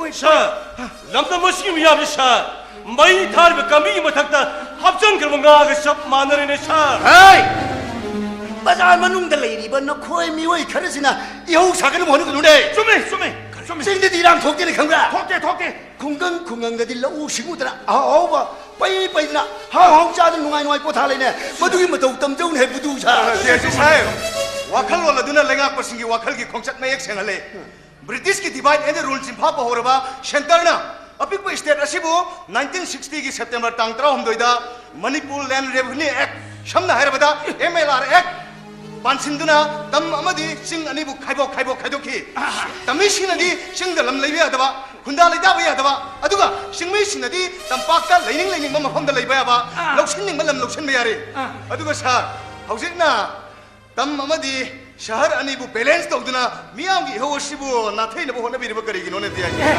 इबुंगो पिबारेंबा नंसी मतम खर रिपोर्टर मु ओइरमी अदुदगी रिपोर्टर तोथोगा सोशल वर्कर ओइरमी हा मदुदगी तोगा मदुदी वोट अमुक लेप खलई अदुबु नराइबो खिबदी आइगी पार्टी की सनोइना कागी बदगी नंग पेल हौददना नंग ngasi हाइरिबु हाइ सिंगदु आइमुंदा हाइरिबु नत्रो असेंबली सर नते नंग मतमदु दा MLA मंत्री ओइरम दारबदी नंग ngasi ngangi बोंगांग सांगांगची nganगम खिगद्रा हा ngangamoy नकोइसिदि नोंग तारगा अकंग पोपथोय हाइबुनिने हा नते नकोइन इहौसिदा हा नाउरीन कापीबा आइगी मूर्ति सादन मई थादोइबा अदुदसु नतना सोरोक्ता थौरी तिंगागा फत्ता फने फिरोन जाचेनिदि भारत की संविधानदि याउब्रने हा मीबु एरेस्ट मेमो याउद फाबा खुद जलगा हटपा पोलक द बोंबो खाइनबा मसिबु संविधान याउब्रो हाय संविधान अबि सर मी हारबो लाइनो सर छिबो हाय बोंग नोमैगदि संविधान सेम देने बाता पुतिनि मुजि हाय बाता मी नोइन सेमदिन है मी नोइना सर आई वाफम दो हाइजगे मतंग सारिंग आइस वाफम दे थेंजन जाओगे संविधान न फसबा आइन के आम सेमी आइन सिजनरिबे सिंगदुना आइन अदुबु फत्तबम सिंग हेगल सर आइन न सर लमदम मसदि खुरान बसिंगी मसा मउ फनबा हार ओइरे चाइना जापान की मतोक तम संगे लालब सिंग कुइन वायर चथबगी लेंगा मखोइद लेते लेपाक अमक लमदम अमक कन्नन बहोनबदा अरान बमियो सिंगदो अचौब पनिशमेंट पीबगी चनबी दुना लेपाक सिंगदो ngसिदि मालेम न मकोक थोंलली हेतो पावर ओइरनि ने सर वासी नबा या रोइ दोली दे सर कई दौरबो DIG या वांगांग खुदिंगी बेक त कइनो म समना दौना मागा वारी सि साब या रोइ दोली चुमे DIG लमदम मसिदिना मैसौ तरेट पोखिब लमदम ने दो मदुन मी खोखोब लोइना खंगनै दो हा अदुना नंग वा मखा सांग ngangnabagi mathau tade masigi makha tarakpadi DIG मान ngamba haibadu yingnaba tare aduna farani sa koi yo haloi ai khoi gidami ai khoi ai saunu ko ha ai saunu no harisani nang lauri mafam si kanagi no khangra ha ai ki banglo ki campus manung ni gate maya ni ai ki di thong sumang ni ai ki di ium yadim ni ha nang launingi budo nang ki sumang da nang ki mangon da lepaga laur salo asigi makha tarapati nang na kaya phajaroi bungo na sam khara hauri budo kokro do phoidal ki ayum thani sa babu sa ang yeng na batare sa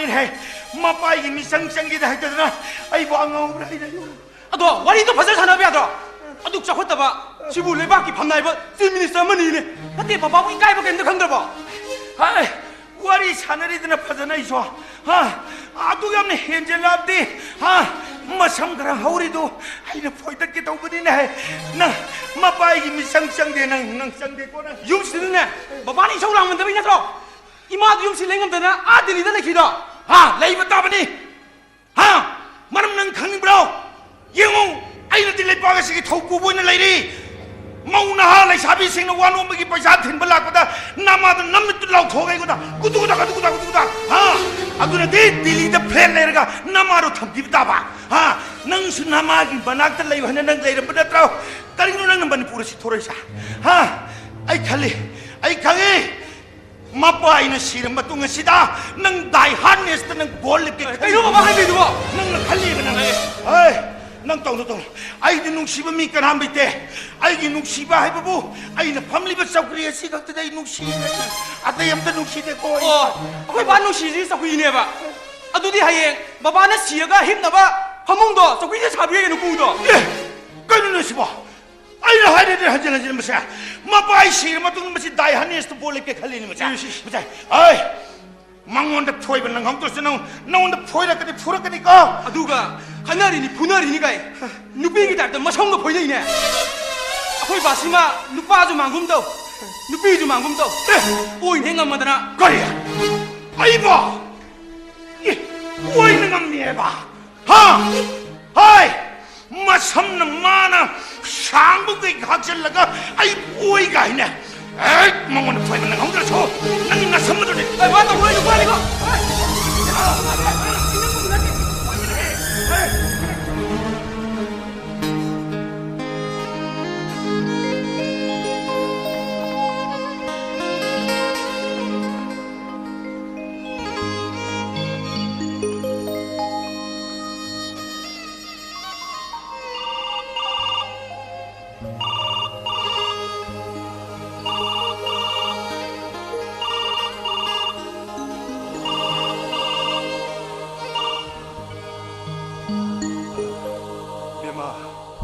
मेमिचा हौजिक्सिने शेमना लाइबक थिरबसिंगदा अथुब तेमांग लाउथोकप लेत्रि हे नंग से कराय दले hospital दा हे असो अपन नंगबा अवा अना तारबसिंगदने मखोयगी मनाकते चटलगने नंग अंगम सेवा तोरसो अदुगने खंबतोन की मनाकते चटलगा अंगम सेवा तोरसो हे मागिने हाइबदा कनामते लेतबनिन हे अखोय मयाम चंगगा होनबिगदबनी तासौसु सोयदन लाके थम थम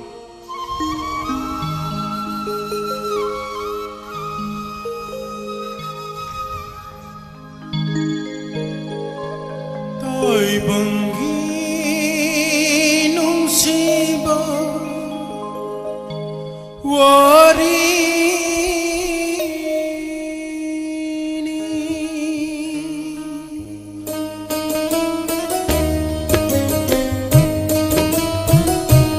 Toy bangi nungsiba wari awa Kongsani adu pupun sikayadi adu pupun sikayadi kapatana oiri hingbagilambi kapatana oiri hingbagilambi Toy bangi nungsiba wari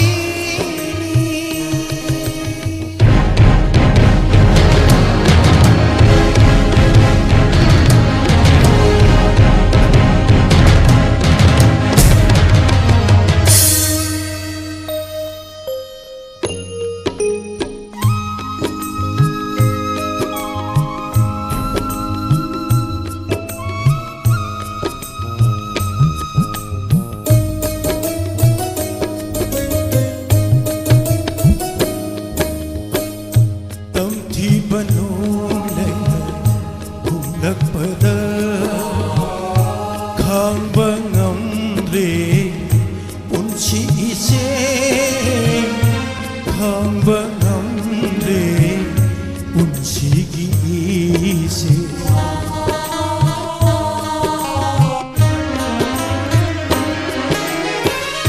사부 깔라마 이탁 이레시다 꼭신 오래도 남기라이 박디 사부 깔라마 이탁 이레시다 꼭신 오래도 남기라이 박디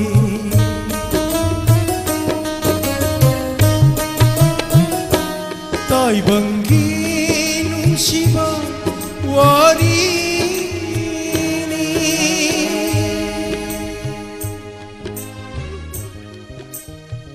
Mimi, ay, nangi uktodo, choजना 신게고, 마땅 가지땅 딩한데요. Kamato, ay nangonda. Ay okto singo hay kibalay bra. Nang hadrabasu ay kami. Laila masa oirabasu. Megi tawimal khang daba midudi ay di natte. Nang gi oktodo ay na wari sijanabani. Masigi maram natana. Nang ne inakti lakpabu kari gi oigadari.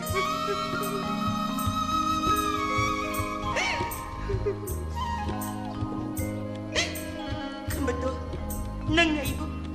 Buksin aduk bikini ubran. Ay nanang ginanag tilang libasi. Nanggi humang marantin malakban.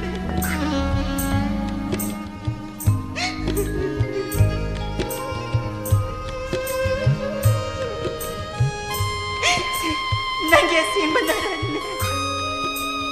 Ay yasin miyan. Kari shuna jidrama. Nangi okto thawdun hinjaba aygi. Karam meiran. Nang nanong ay ngonda waroki. Nang ngonda gibara kini kini lawi ay nang nay ngonda sauki. Ay nang ngonda gibara kini lawi bato. Nang kita magtatong silbane kamba. Nang nadinga sipawa ay busak kang biramdri. Nangi kong tangko din. Lona sinazakiban. Oy nazakiban. Kunaya sige maragdagi. Nang sabot mo ising nanusitakiban. Mimi. Sinangya sige manarang. Punsigi hina sabi naman Pambay amadi lakani Pambay amadi lakani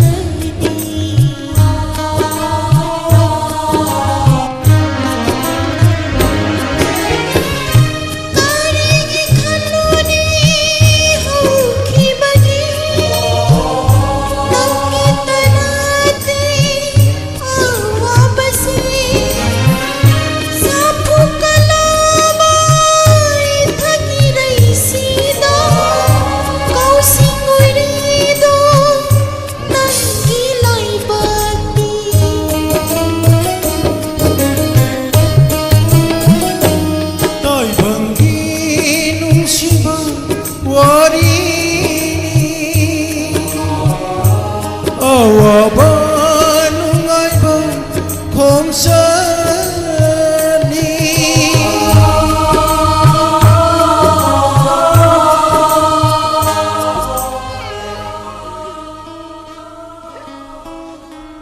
Mimi, nang sulami. Kamba, tama. Nang nasakri inu orabra. Hoy tama, kadi pagale. Pare, nungai to wakan kalu nako. Nang idamakta prajamiyam sang ay koy iho kan holi. Pare. Tawdo thokraba asuk piru matung ngasi phawda. Government na sina ngasi bob karing mati amta pangdi. Masina laibak miyam punamak nang khay ritan sawalaman.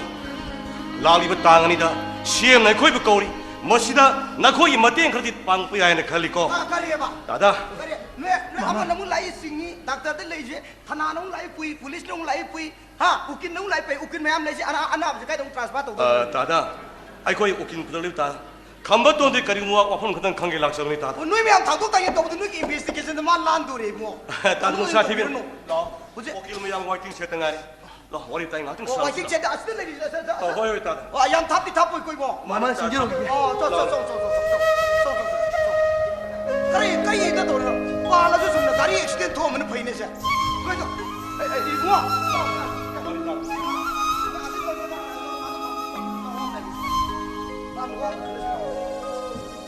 इगो कोई धीरे को नसे कनो नई इहो से तब थरा इसे करिगिनो दादा आई कोई इहो जे दादा आई कोई माई पाक तो यादे दादा नुक्सा थीमु दादा के नुक्सा थीमु दादा नुक्सा बदी थी दिए दे सुम तब थरक पे कइनो खले नुई दु पैसा वा परसेंट था दे ए दादा दादा मदु तो दादा दादा राइट टू लाग थिमसिना आई कोई इंटरनेशनल कोर्ट केस में फ्रेम तोनब सीएम साब लोइजरे दादा कई नुसा थिबिनो दादा अदुदि कनाना प्रोड्यूस तौगे आई तौवे ब्रो केस याब्रो दादा गुम कयाना कोई थौना आबिबसे मसिनी ख्वाइदि ममन याम दादा नुसा थिबिनो दादा दादा आई दि नोइदे थौना हापन नते आई यावरगे हाइबनि नि दादा नना हदकी होक्से पांदम हेक फंगबो अखोई माय लेदुन सेंजरोय नानावना प्रॉमिस तौरी तादा ओय बो वासकपति फबा थबक ओइना पांथोपदि फत्तबा मैतै मसाय होंदबनि को अदो आइन हाइदोबदि अमति लै संगति हलुरनु कीरदि संगुरनु असुमनि तादा कीब्रा कीदब्रा दादा अखोई नानाव करीब तक कीदे दादा कीदि को यस तौरोबा पैसा वा दै पिरते ओ दादा नानाव फोन पाजे तादा ngath ngai bi ko नमोदरा अमानि मै तादा ओइ आइगोन केमते निकति ने हेलो अंग मनत्रा आई मानी नहीं खदा कोनी ने आई करिगिनो नन साई लेबाकी लुरबु तंजा सिदा बात संगद मोबाइल पुसनो चंगिदे सुम लाले अदु लाले हेगो अमरसु मोबाइल थाब याब मतन नती खंगबो ह हुजिति लेबाकी मई सांग नाय देबे कोई खंगी ह मथक लोमदगी बैटरी हन डजन तराव बितर ले नंजु खर लौ लाको बैटरी की पैसा था दो आई यारे यारे आई नाइको आई वागी ए नय दाइदुबो नारोन तारा कुंदंग लुपा शाम जामी नेक यारोय दो हा ए सरकार से मंग याम कलिने हजु फोब कर्फ्यू कंथोक्त्री अदुनने नारोन तारा कुंदंग नेलगा ऑफिस मई थान हौसी हाइबनी ने ओ तारा कुंदि ओइरोय संगानी ओ लुपा सनी सनी पिसी पैसा था दगे मथोलो हजु पावले फाउनरबनी गोमेन सिनने मखा ताना मंग कलग लेरबदिने हंदक अखोई यारोबिदो सतगदम हम अरुइबि नोइस अरुइबि ओइद्रिबो अरुइबि कइनो अरुइबि हाइबदि मौसा कंगला ममांगदि इमाय बिसनु चथगिबो अरुइबिदो खंगबो हंदक इपाय खोइ चथगदम आई याउनी आई सोसोइ सोनि याउनी ए बो नापा आई सु याउरे दादा एरा ए इमाय बेन्दना सुमसिना याब्रो इमाय बेन्दना सुमसिनरगा थबकसे खोइना ए सुम तुबिन लैयाबुते मैतै नुपी की थौना नुपी लाना साखिनी नुपी लाला जे इंटरनेशनल ममिंग सेलिनी मैतै नुपी नि इंटरनेशनल कारगा द मैतै नुपा खोइ केदुना ये अखोइ फमुंग मनुंग द कांगन मनुंग द लैया मत सुमी दादा हा हुजिति बो होलो याद याद दे नंग अरुइ बिदो यारे खगे कंगला ममांग द इमाय बेसिंग तौगिबदो अखोइ साबा न तोरगा खुदि सुंग द पता एला सिदो ससिन मो चो यो पिसा था दे मसे आइगी खुला यम ओइदुरी नुंगाइ रे सिगी तांजा से लौरे लौरे आइना स्ट्रीट से फजा फजा ngaga mathang di vote na tai chane no honor ge hata ka hau de karo he monang ha hati aji nang ni mobile de lai lai jori jori sungjau jori tri chikari kino habne ya sar nar de lai e sar ai ai yo er oh ai ai di aji ya ngai ko ai sa malang bado ha lalu bagi makut kalori ba karang ba police team na kanal makok thong ba kanal lucing dala igi sabu kalai bino ayo na mutadi tamuda she ayo ne kanano DSP lin thoi ngam pi ki lising makha da sinjin ki ba combined force na very good lalu gi makut ki kalobni she oh thank you very much lin thoi ngam bi thank you very much lin thoi ngam bi ai ngai ko she DSP lin thoi ngam bi hai ba di 아이코이 타벅 토럼 코디먹다 하짝하짝 사리바 DSP 통영비 yes 마네 막 럭두노드나 아이기 샤부 파바 쇼이들 거이기니 ꯑꯗꯨꯒ ꯃꯥꯅ ꯀꯟꯕ ꯁꯥꯔꯒ ꯃꯥꯒꯤ ꯐꯝ ꯇꯥꯗꯅꯕꯒꯤꯗꯃꯛꯇ ꯃꯥꯅ ꯁꯤꯟꯕ ꯂꯥꯜꯂꯣꯡꯅꯤ ꯃꯁꯤꯗ ꯆꯧꯕꯣꯟꯖꯥꯎ ꯑꯩꯅ ꯄꯪꯊꯒꯗꯕ ꯅꯠꯇꯦ ꯌꯥꯏꯖꯦ ꯑꯩꯒꯤꯗꯤ ꯅꯨꯄꯤ ꯑꯉꯥꯡ ꯏꯆꯥ ꯏꯁꯨ ꯈꯨꯗꯤꯡꯃꯛ ꯑꯩꯒꯤꯗꯤ ꯄ꯭ꯔꯖꯥ ꯉꯥꯛꯇꯅꯤ ꯑꯩꯅ ꯅꯨꯡꯁꯤꯕ ꯍꯥꯏꯕꯕꯨ ꯑꯩꯅ ꯐꯝꯂꯤꯕ ꯆꯧꯀ꯭ꯔꯤ ꯑꯁꯤꯗ ꯑꯩ ꯈꯛꯇꯒꯤ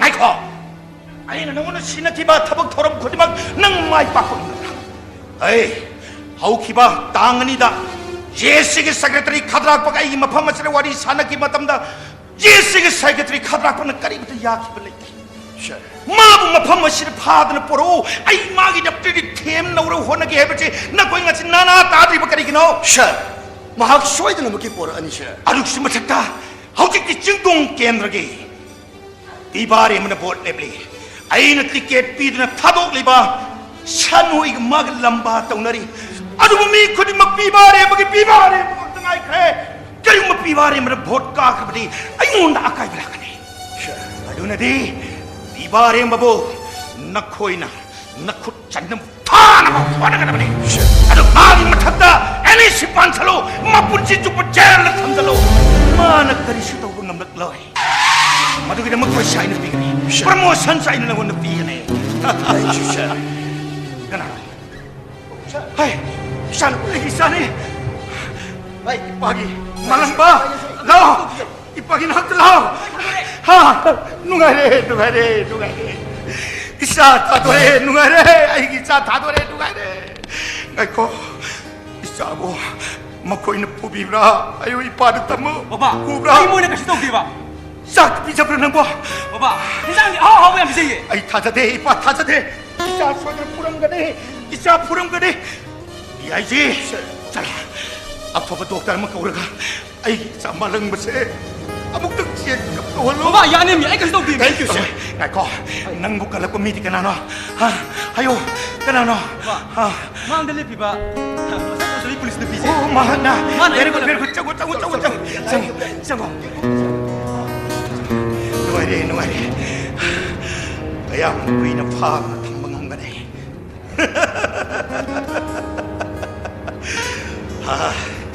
Ay, isa bukalap pa.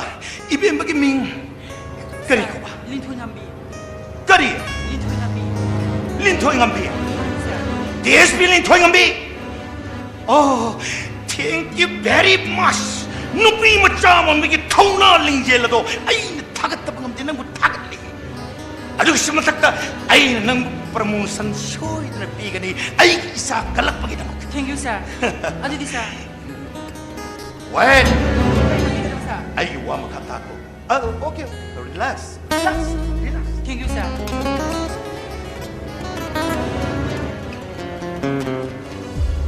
Nang bupo pa baba. Siyempre pa may show. Sumra. Asuman ni sir. Aduh ga. Ay na tiket pito na lamba taw na liba. Pibarem ba nang inatay to si sumra. Mani sir. Aduh na nina.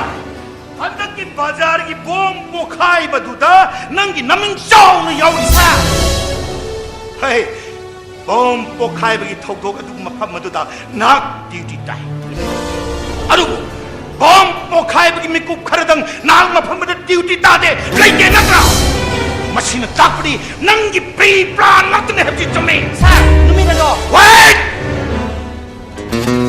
와 마카다가 라이프와기 이슈세 아투고 마tamda 소업동 나보 원하가다보니 마시 마카 다르디 난 아파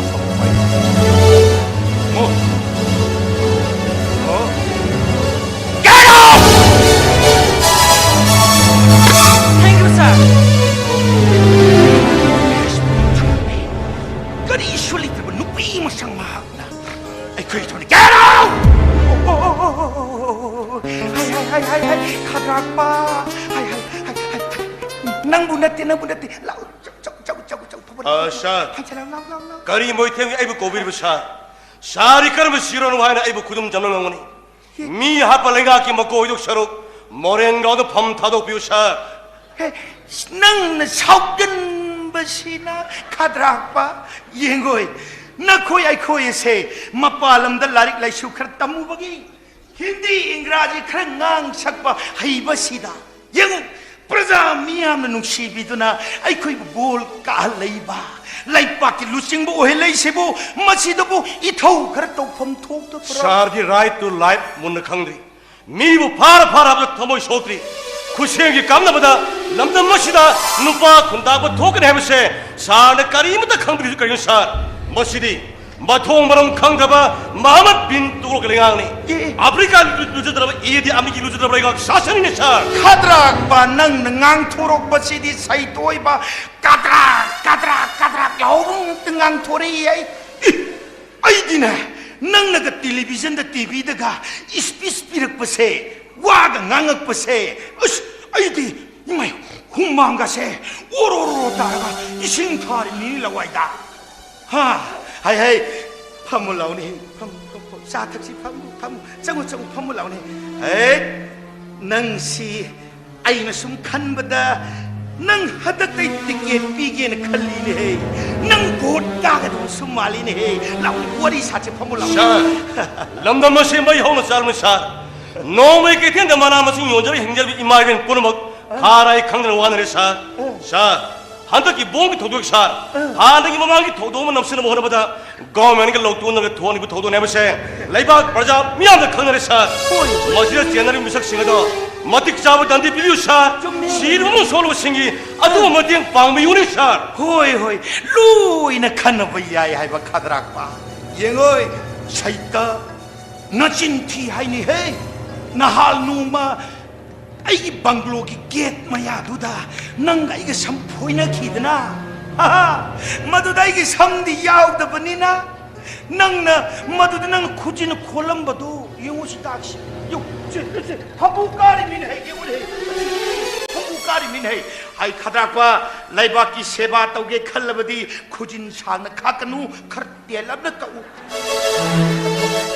oh asha ay chacharege sa ay punsida minche tibi yamina sedi sari go menes na makha talag kal lergadi masari pyar lakse bo tabani ne sa as ngai khoda khadrak pa ngahak leire pyar nati pyar hai basi arth nang khangdre ne pyar hai basi di mayang da direct sinakhi ga ba ha mama ngai gi mi pangi matam da laibak sasan hai tadra pyar he khambagi wani haujikti nakhoi ai khoi hai thoi sing thoi ba leira bani na pyar lak pa ikai dro ha ikai dro yare sar ai chacharege sa ai punsida minche tibi yamina sedi sa ai chacharege sa hey ngai khodi hey ai na hai sini nang ticket pige khali vote lep ka dabani ko sa ai na taujarwi sar vote nimna brasa dine sar hoi ne khadrak pa vote lep khiba ka khiba khudima adumai na hai khiba ngaktani ha ka khibati kayam nungai ha khadrak pa yengo laipa ki ye sigi secretary police officer IAS officer doctor ha lecturer oi gi dabugi saruk pudi MLA mantri oi basigi khunungai sidi oi nam nanungai bachani hai ha hai ai nang bu thagal limin he nang di vote kanin he ngai khune wari sanagi singai khuna ai chacharege sa sari adum nam thado sar ai pamde sar sari wanga di pamde sar please I have to go sir khadakwa yengu keban mathak ta leiri ba piek macha sida yauri basi bom natte numai natte kari mat natte yengu ne hai kari yauri ai na hadi se phagir chi musa hai agi natte ne hai pura para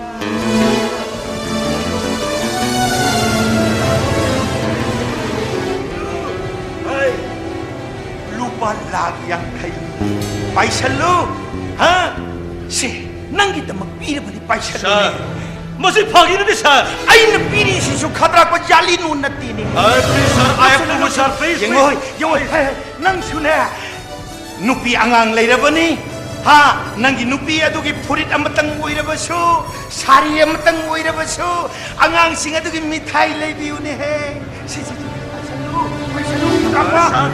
paisalo tiket kita magta day na tayo tatawre payu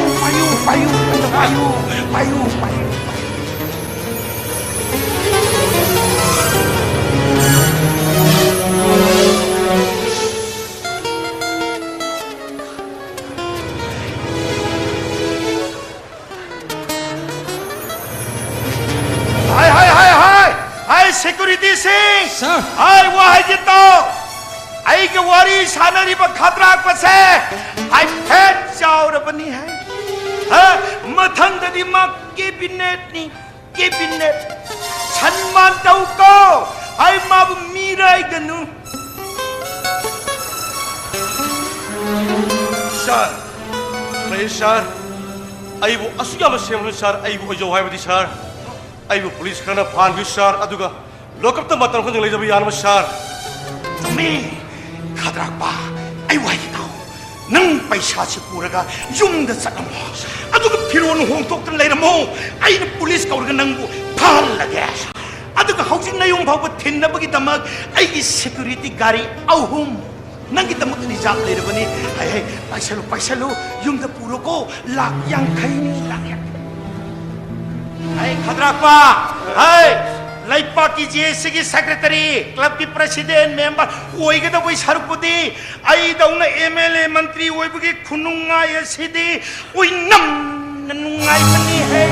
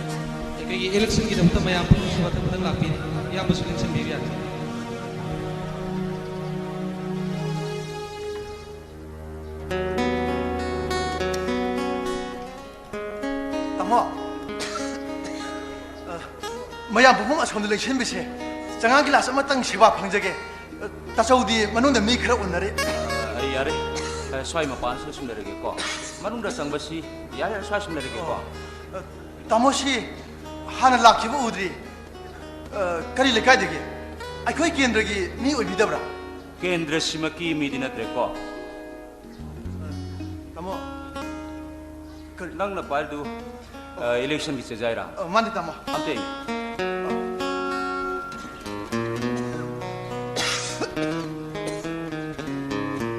तमोगी Ming लेफम तसौदा कनाने हजोगे खागे बेटा हायो line दा हाना फोंगग्रबनी को यार औदा गाय बिको कंदी के तमो नंगी मिंग खंबतोन माने आई शामा खंबतोन हौखिबा था मरी मंगागी ममांगदा बाजार की ऑटो पार्किंग दा बॉम्ब ब्लास्ट मदा होय तमो आई शामंगने नगी खोंगदो मदर victim ओइगनि को तमो माने अदु हक्सांगी फिबम देउजी कमाई तोरिबा खोंगसिदि सेक्सेरबसु चनादि लैत्रे अदुबु थबाकसिदि मरक मरकता याम कन्ना नाबा अमदि फावे करिगुमदा लोकसु कन्ना खुइ तमो आई तसौदा पाव हजरोगे तामोना दी हॉस्पिटल ये थोसी कन्ना हाइबने होय अदुदा आइना बोसी लोरे ये थोलजी हारबा फरे तामो अदुदी आई संगेरोगे फरे आई स्वाइर सुनरगे को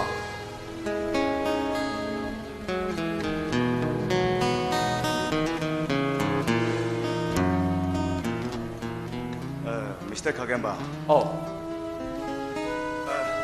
मनुंग इलेक्शन सी यारेदा पांचने हेन नुगानी पांच सी चियार लेकेनो इलेक्शन भी ओके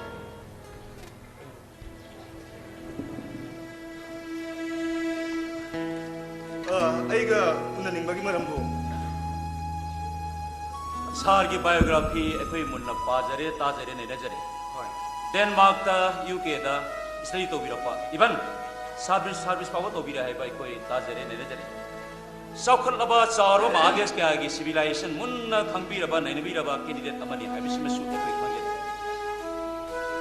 महादेश के आगे सिविलाइजेशन कुछ खंगबीरबा नेनेबीरबा कैंडिडेट अमा ओइना नेशनल पार्टी दा अमत दा यावदना इंडिपेंडेंट मेरिट अमने सोथोपिरसे सार की वखलोल से बेतन थंगने यानी आई हजगे नेशनल पार्टी सिंसे मसा मसा की नेशनल कैरेक्टर लोई लेजे हजरिबा याब अमसुंग यादबा हैबदुदी संबल अमा खादुना थंबना चौखलबा स्टेट सिंगा हिदानबदा सोथौरबा स्टेट सिंगा ओथोक्ते हजरिबा सोथौरबा इरमदम इकुनायसे अमुक्तन अवोनबा अहोबा अनौबा मॉडल कैरेक्टर अमा इंडिपेंडेंटली पाइखतपा मथौ ताय हजरिबा थैंक यू माइजे चुमे अखोई निंग तमजरमी तमफम चुतुई यूएनओ की सातन पीरिबा मरी सुब कमीशन दा असुन हाई मसागी इरोन एक मयक सेंग लेजबा कल्चरल आइडेंटिटी मयक सेंग लेजबा कांगलुप कयाना फुरुप कयाना नुक्सी साना खुंदा लेता मिनेबा लमदम मदु निंग तमजबा याई हाइबिसिनी अदुदा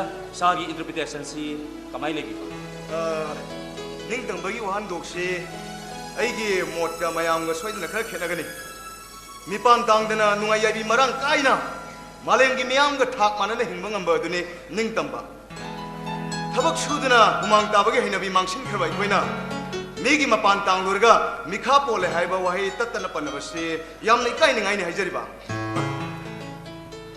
निंग तंबगी वहान दोक्सी कदाई बो कोबगे हाइना हंगनरपु मतमदा अखोइबा कदाई बो निंग तंबगदे हाइबा मतमदा मियामना हेक हंगनरपु वहांग कयाम हाइलै सेन तानबा थिका तो बरोमदा सतरिबा थबकसिदि असेंबा रिवोल्यूशन नते वाफों लोंदा फजबा पार्टी पुनमक्ता लेरबसु मखोई मखोई की थबकती प्रजा मियामना याबा ngamdre अखोइना नुमित खुदिंगी तारिबा नोंमैबोंगी मखोलसे हौजिकी कांखोंग चाइरबा गवर्नमेंट असिगी सिक्योरिटी सिंगदगी हाय हायबा अखोइगी प्रजा सिंगसिना सु थाजबा ngamdre रेवोल्यूशन हाइबसे नोंमै पाइदना कापतबा यादे हायबा अकनबा नियम लेते अइगी इलेक्शन रिवोल्यूशन अमगी दमक्तनी सुमरिसा तसेना इरमदम लमदमासी गुरुकिना लाई सारबा लमदम असेंबा रिवोल्यूशनरी दगी रिवोल्यूशनरी की मिंगदा गुंडा तोबा थिका तोबा मी हापा थवाय लबा मसिंग यामे लेबसे चुमु वाफमनी मसली का कोई सेक्शन मथौ ताय सार की ममन जानवा पक्ता ताजरे ममांगी सिजाई दसु कोई खंगजखरबनी अदा कोई सेंट्रल कमिटी मुन खंगनजरगा कोई सार की पांदमगा कोई फिलोसॉफीगा सार की फिलोसॉफीगा कोई पांदमगा यामना मानजबा मसिदा कोई सेंट्रल कमिटी मुन खनजरगा अंगम मते खजु दी पांगसी हाइदना कोई लाक्जबनी सिंगबिन लुपा लाख मंगा खतनी सिलेक्शन नो नो नो मदु तोबिगनो मदु तोबिगनो वखन मानरुदना थमोय ngaktang tamina badugi namakta adom haइningai लेतना थागसरी सेंफम मसे पुबिखो सिंगबिगनो मसी अखोई लानमी सिंगी असेंग बहुमांगमल अखोई थिका तौदे डिमांड हाइबो वाइसमक अखोई माइगी दिगे पुमन मुथत खरब अखोई मीना संगना बंगनद्रबा चिंगनों मानुंगा उहै वाहै माइ मरोंग थादना पार्टी ना सेंगचबा पार्टी का असेंग इरननि फन्नी लोकसेंबी तसेंगना इयमदा मसिदा खुनायसकी नमत कथोब ngamba खुनायसकी नमत खनबा ngamba असेंगबा अचुंबा लुसिंगबम मथौ तारबनि सर आर्मी में कमांड फोर्स गाइस मैं हम कमांड के लिए सिको सर स्माइल दो आई कितंग लाथोक चलके सिचुएशन से पर रोई आई लांडी खर्च में नहीं जा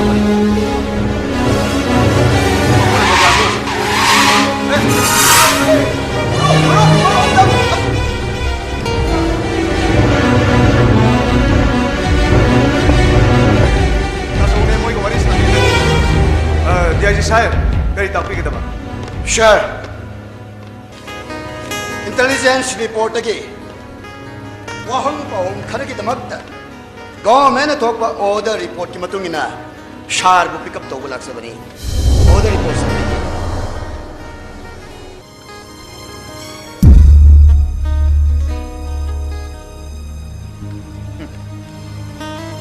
इलेक्शन मिकुप खर खक्तंग हाइरकलब मतम मसिदा गवर्नमेंट असिना आइबु फाननबा अरेस्ट वारेंट शारना लालौबु सिंगदगी सेल के तेंगबांग लौर के इलेक्शन थादे हाइबसी गवर्नमेंट सिन मयक सेन मथंगले अदुगा ममांग थोकिबा बाजार की बॉम्ब ब्लास्ट के थौदोक अदुसु गवर्नमेंट सिबु माइथिबा पिननबगी दमकता शारना लालौबु सिंगा मानरगा इसिलगा तोबो प्लान हाइबसी मयक सेन मथंगले DIG साहब लौतुनबा मियोइबगी अचुंबबु नमसिंदना थंबा यागदबा नते लसिंग फाउबा नमसिन बयादबगी पनखै अमा लय हाइबसे नखोई गवर्नमेंट असिना खंग्रब मालेने हो लौतुनबनी हाइना लौबि तारगदी गवर्नमेंट के ऑर्डर रिपोर्ट की मतुंगिना सार के इमुंग से सर्च तंग तौजब तारे यस यस हाय सर इमुंग ले मी सिंग मपान रोय होदो बॉडी सर्च दो लम हेन में सिंग फुदरो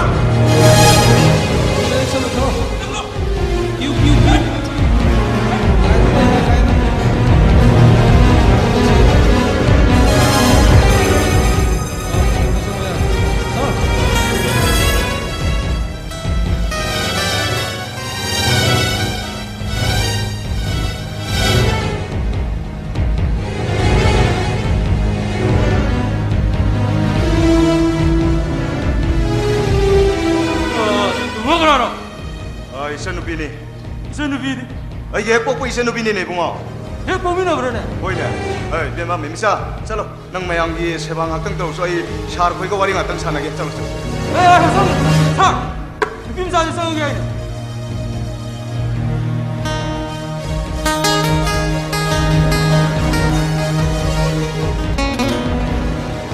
या सो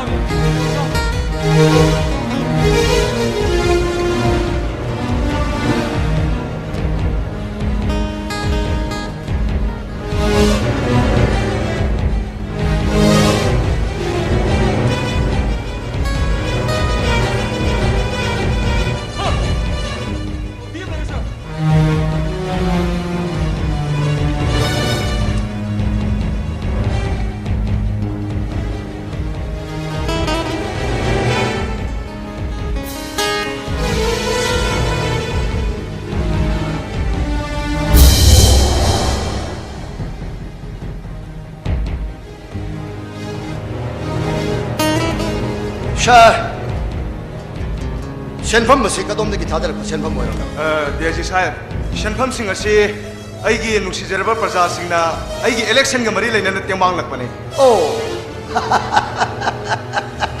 इलेक्शन की दमकता थादर सेंफम यस सेंट्रल कमिटी ना इलेक्शन की दमकता थादर सेंफम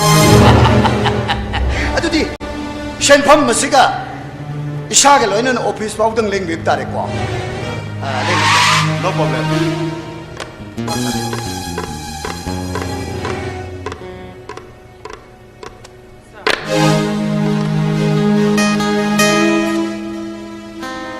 Sir, I Paulo Tazare. Election hanging album Madam Sida, candidate Pibari Masaki Memaki Partner Pubahase. I Shani and Indisa. DSV Nang Mabu Kadai Pokan Gamadori. Adura Nang Lalosin Mukan Pamu police officer. Sir, Pitribigale Bakudi Revolution. Yes. Panam Panga Basum Sari Musimbu, I couldn't carry Hania Labage. Adubo, Revolution Minga, me Hatpa. Nesili is by Hotel Musimbu. I couldn't Maru Panga Mutana by uniform as Ishana Pamaloki Banisa. Yes. Aduga. Minister के मायोग ता लाल हौरी बम्मियो सिंगसिबु कंखली बम्मियो बो नंग करगिनम त कन्न honorary ओय do your duty Edison sir थौदो असले महाबु इम्बो तो by पामदे मसे मियाम बुम नमना खंगनर बवानी sir करी मियाम करी खंगी आयो मियाम करी खंगी sir हंदके इलेक्शन सिबु माकी बपिना बगिदमा चिफ मिनिस्टर मदि साइ समायावना छिनमा लालोंग हाबसे DSP नि थोइना चपचाना खंगी sir मदुके मतिक चाबा प्रमाण नंग पीबा ngमद्रा sir प्रमाण हाइबबु हौगी ब्लेबाक या सो वाथो मु नमसिन खिनबा ओक्टो बाकिंग न सिंग मके आदबो पोखाय न सिंग थौदो का थोनबा ngasi के सरकार हुजिन हरांग हाइबसे मियाम न मायक सेना खंगरी मदु तो सिनतना इलेक्शन हाइंग गायबा मतम सिदा मियाम नि यारबा बिबारेल बु सारि खोंग थोंग फानबा लालिबा सिमा चिफ मिनिस्टर पी का दौरिबा प्रमोशन अमदा सो सेंफम अदुकी दमक्तने हाइबसे आई सबसाना खंग अदु सब दाव एविडेंस न पीबोदा एविडेंस हाइबबु चिफ मिनिस्टर न सारा थमगिबो वारो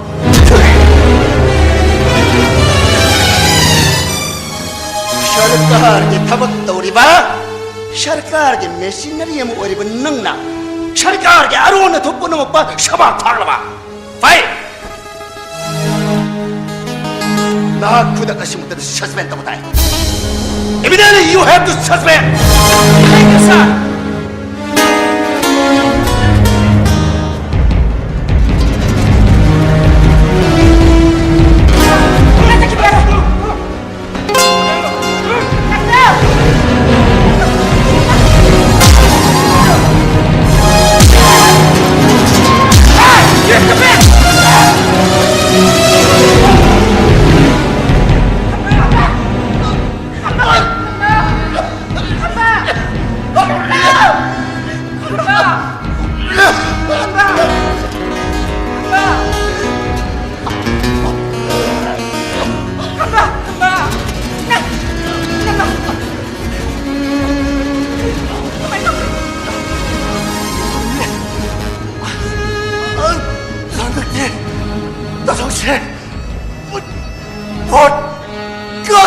야들이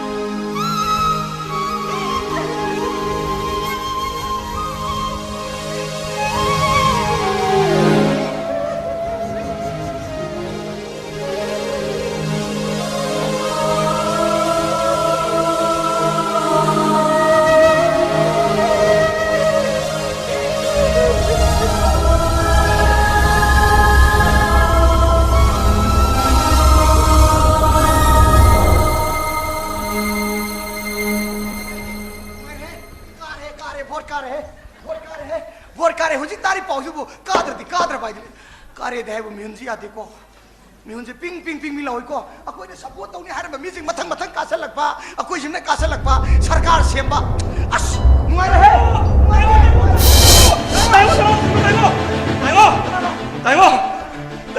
ताइगो ननावी थोय कम्प्यू ताइगो कन्बी बनते ताइगो मीन हाथ के दम नते इन हाथ के दम ताइगो सबोन जोगी पार्टी ननाव हाथ के तान ताइगो ननावी थोय कम्प्यू ताइगो करी की कन्बी बा आई ना हाथों को दिया बनतरा ताइगो नंग हाथ के से खन की कोई रबनी ताइगो नंग न करी की नो हा वोट ममांग दे की मिशन चंगनी अदु तौनी अदा तौनी दर आई की मिशन जो माल हले विवाद वोट था देनी हाय रे अदु का नंग वोट नत नचलगा नंग सानुई की मिशन पैसा यल मिनत्रो अस ताइगो तातान तकने कुदान तांद्रे हुई न मुचिके तोरे तोइसे ताइगो ताइगो हुई गाय ने सा नते नंगो आइना नंगोंदा कायरांग नोंदा आइना नोंदा नोंजगिरि से हाइजगिरि से नंग ना सिगी बिलिटर नि गायगा सिपिनि सरदगे पैसा ga lokthukna hathokpa सुमरी ताइगो si चेंधन बा पुतु ताइगो ननाउ तना लाले ननाउ लाजरे ताइगो ताइगो सुमाय तों ताइगो सबोन जोगी पार्टी सानोई की पैसा दो ये लोन लुपा लाख माज पिथरकपा ननाउ न पुलप लोक्सन लगने आई कोई सार पिबार गन लोय ने चाइथोगे दादा करी मधु खलकने ननाउ हाथ करे न मुझे तानरे मी ताइगो ननाउ कम्युन को सिबु ताइगो नंग नु जे हाइरे वासी हंद की बोस दे इरोइन ना सानोई की पैसा लौथोगा पिबारिन की पैसा येनबा असुमनि ताइगो ओइरने असुमनि ताइगो ओइरने ताइगो अवई बनि मी ताइगो सुमी ताइगो सुमे नंग लेबा की लीडर ओम नोइ दब दिंगा मोइ दे नंग सो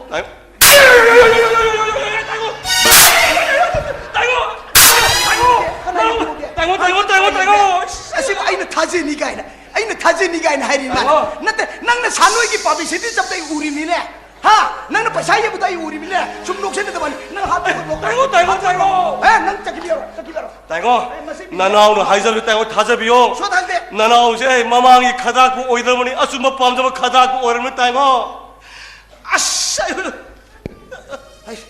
ताइगो नंग ओइ बिन नंग हाइजो ताइगो ओइ बिन ताइगो ननाउ नु सिबु थाजबियो नंग न पैसा थादरि जगह से कदा दन हाइजो ताइगो पोलिंग नंबर 25 26 27 ताइगो मसिन दालाउ पैसा लोइन येलन ताइगो ताइगो मसि मफम जे आखो सॉलिड सार पिबार की सॉलिड 24 25 26 27 ताइगो ओ अच्छा कोई न खरग वाय न खनम मफम से नंग ओयन छलुरी ताइगो मसी सोइदनने अमनि की सोरम बयाई सॉलिड त फंगे ताइमो केम साथि न कोइ कारे फोन कारे अत लाउगिनु को हाइदो का खमदुनि नंग देबा हाइदो को करिगम तारमद्रग द आइना हातुरी निमि हात ताइगो नंग से आइना स थम्मी से मीन हानम नते आइना हानम ने सुम थम ताइगो थाजबियो को ताइगो ननाउ हाइ ताइगो यारे अदुदी हुजे काबैद खनरसिको ताइगो ती हो मनुंग ने सार सबो जनो पिपल लुपा लाख या खैदो ननाउ युम सादोरे ताइगो मधु खनपति मागी मी साई थान आइबो हातोना कोइता तादरे ताइगो हये vote car ताइगो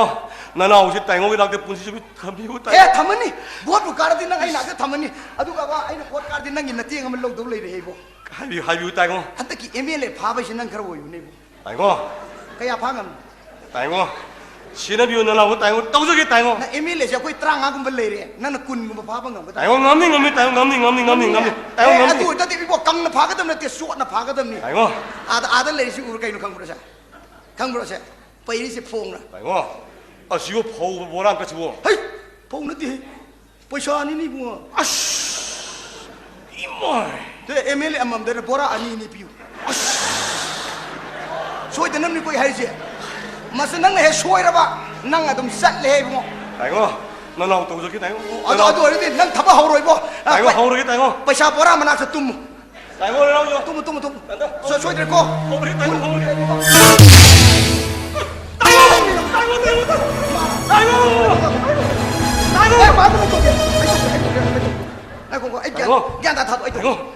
Masih mana haro lah. Tayo si tayo. Sabon jauh ki masano palit tayo. Kuri. Oh, sabon jauh ki mata senang tak narik ja. Nang si di ai ki mi sing meni hibu. Ai kange nang si matang ai ki tu hi ai si menu pa ju re. Ai na puning ma mi senang na kau selai si nungai re tu. Nang salo. Salo tum salo. Tayo.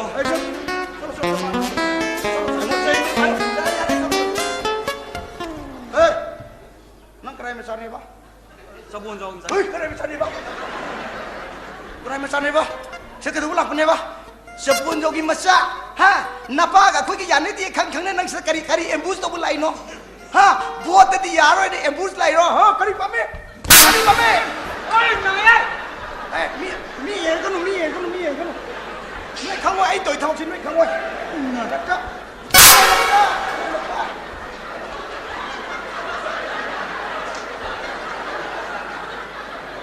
Kau masih ipan tu ini. Oh, mapain nuk silam di lebihan ini sih. Anak saya kata ulah apa? Abu, ai lai buka mayam tu lai nanti ni. Buka mari lai nanti na, nuk aku mayok tu lai menang nasi tu laku di kari kino. Nanti pabung oi sida polis oi nupi imlai bu pabung isan nupi ro. To ai nak kalam masih cumme ba. Ai isan nupi saya phang ta dah lai ni embus tu ke sini moi lai. Kata ulah embus tu ke apa nang? Nanti ba pabung isan nupi tu nene. Noma ibu kudung tima ama dagi nusi bidina kan bikiba. Ada dah isu mana nusi kibu do. Ya zara kene laksai ni pabung. Nan ngau itu masih. Psychiatric itu lai jalan masih. Kari apa? Ai isan nupi saya nangon dan nuksiran beba. Adu ya zara kene lai ni ba. Mana pabung? Kau ni hari was. Buat ki am tan ti ni mal aja. Mas ni angle ni mal aja. Kau ni awai ni buat nak ai so ha. Ha, ai ki san bin nang khang di khang na ra phang na. Mana pabung isan nupi do. Ai thamoi senga nusi jaba. Ado pabung mama sana di tadrim ne ba. Ado ai mangon da phongdok pujung ngamdra ba. Pabung na rai bio ba.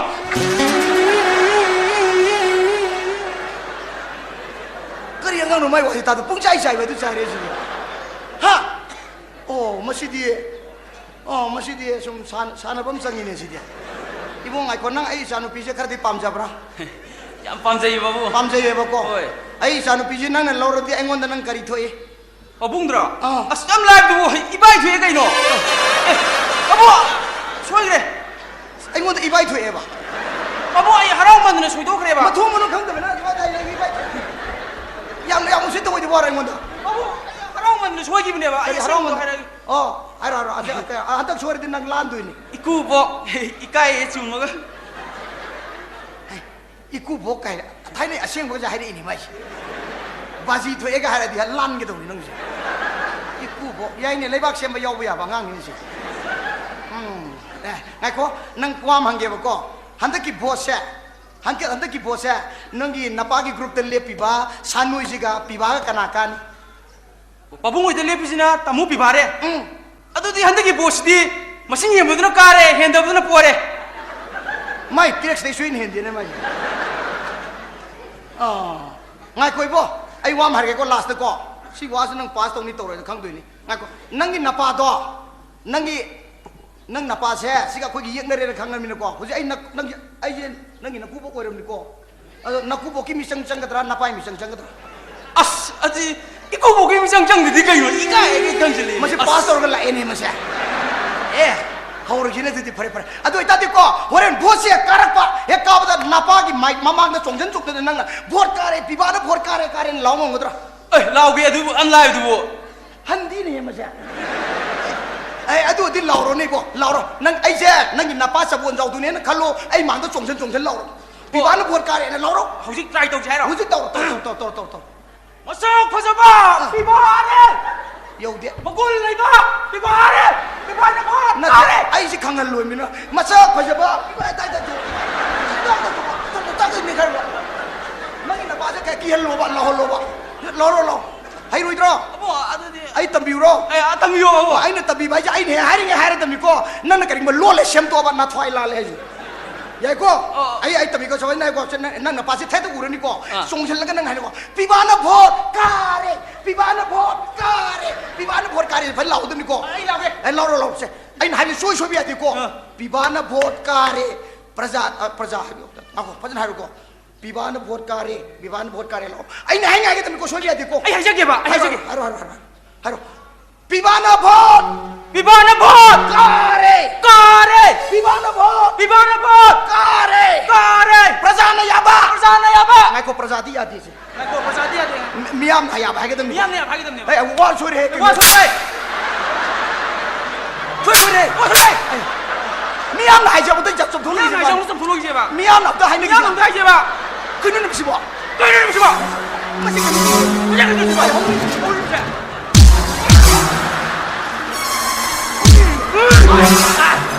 Nak aina.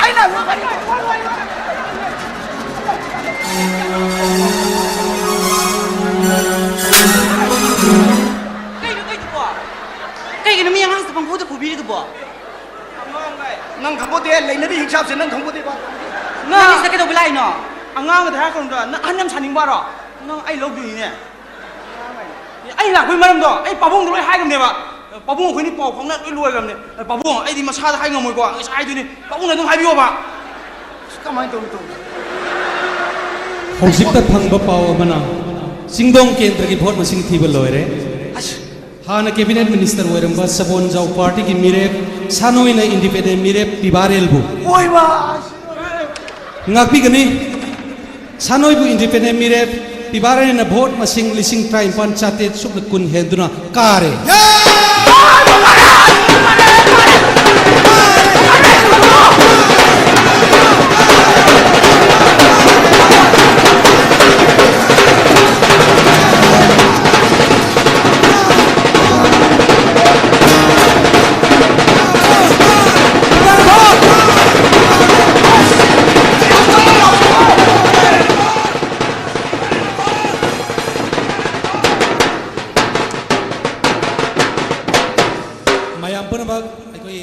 की हराव नुंगाई बदना अखोई लांग मसियाम हेन मंग्रे अखोई सिक लंपाक तिलिब मियाम सिंग मरक्ता हौजिक माई पापी रबा अखोई पिबारे लेंबिरक ले मरम दुना मांगो दगी नुंगसिबा वारोल ख ता लबगी दम तम लौसी हौजिक इकाई गमन सर पिबारे न मियाम वारोल ख बिबिगनी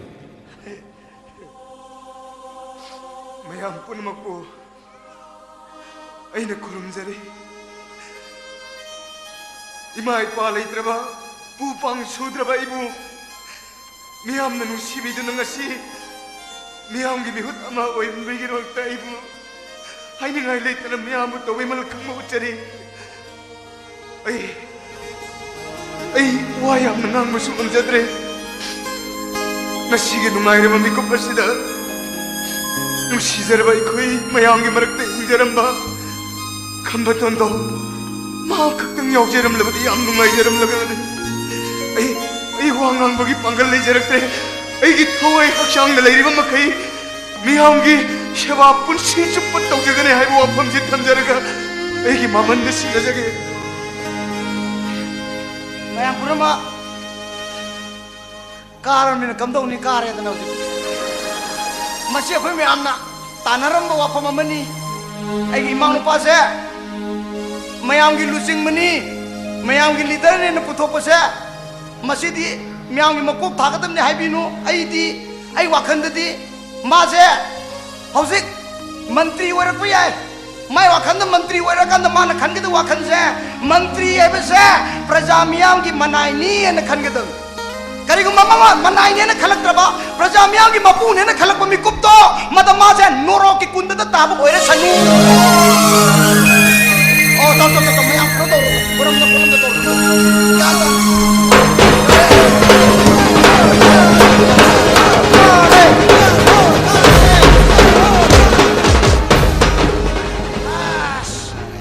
नुंगाइरे होजिक्ति बोसे कारमनिना एकोइ थबक से हौरगे मणिपुर से अमतंग सेमतोक हौरगे फाजन सेमतो मतुंग आई मिंग से सेमतोक माइचौ से गवर्नमेंट ऑफ द रिकॉग्नाइज तो हनगे फाजन हौरगे same हौरगे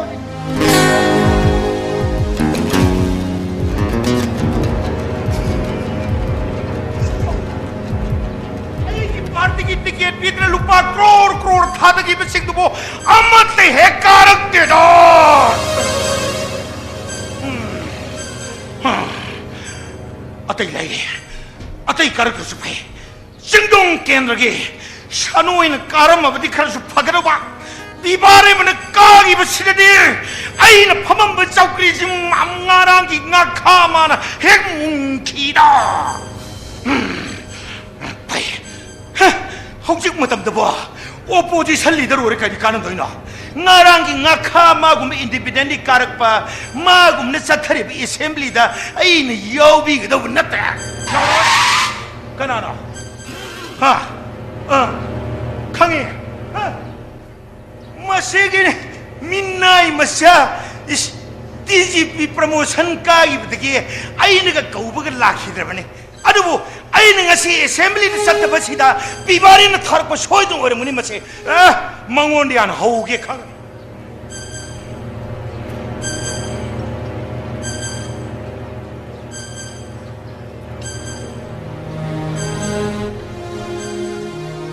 Excuse me, sir. I know live say lakham di thok terbani. Adubu chief minister na sa tabayade hay bagi ay lakay adan lakse bani. Hogi si assembly secretary. Opposition leader am oy biraga assembly absent oy bisi chief minister pibarel na toseng na khangning sir. Ay gisi oy gene oy rimni ma kay daw harim no.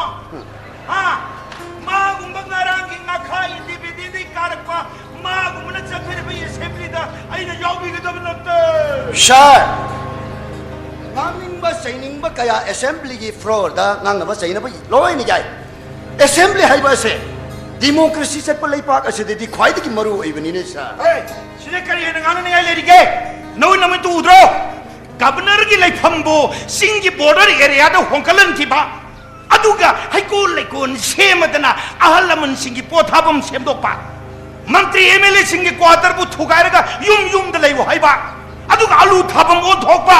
Masi bu karam chief minister tauna gi hay ba. Ha. No du na me tu yeng lai ne he promotion kar bani hay dona.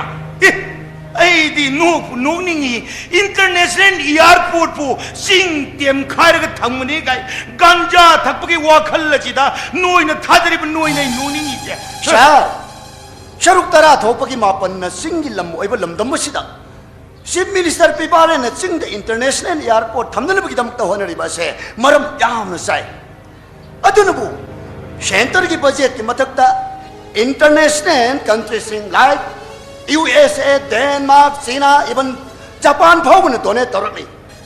Masi chief minister pibarel ke wakal ol si international countries sing maram chai khang mu de gi ni sir. Ai gi seng char ga chau khi ba adu gu wan mi gi ngangi ba. Ai nati nang gi nakha tha ba police officer sing lai tro. Ha is Jauh kerana nang na, ay inak dalai si pibarem ba sari bani na, second pibarem ba. Oi, na koi police oin na ay na thika tahun ki bana trao. Ha, nagte thikadar sing daw jikte thikam ta pide.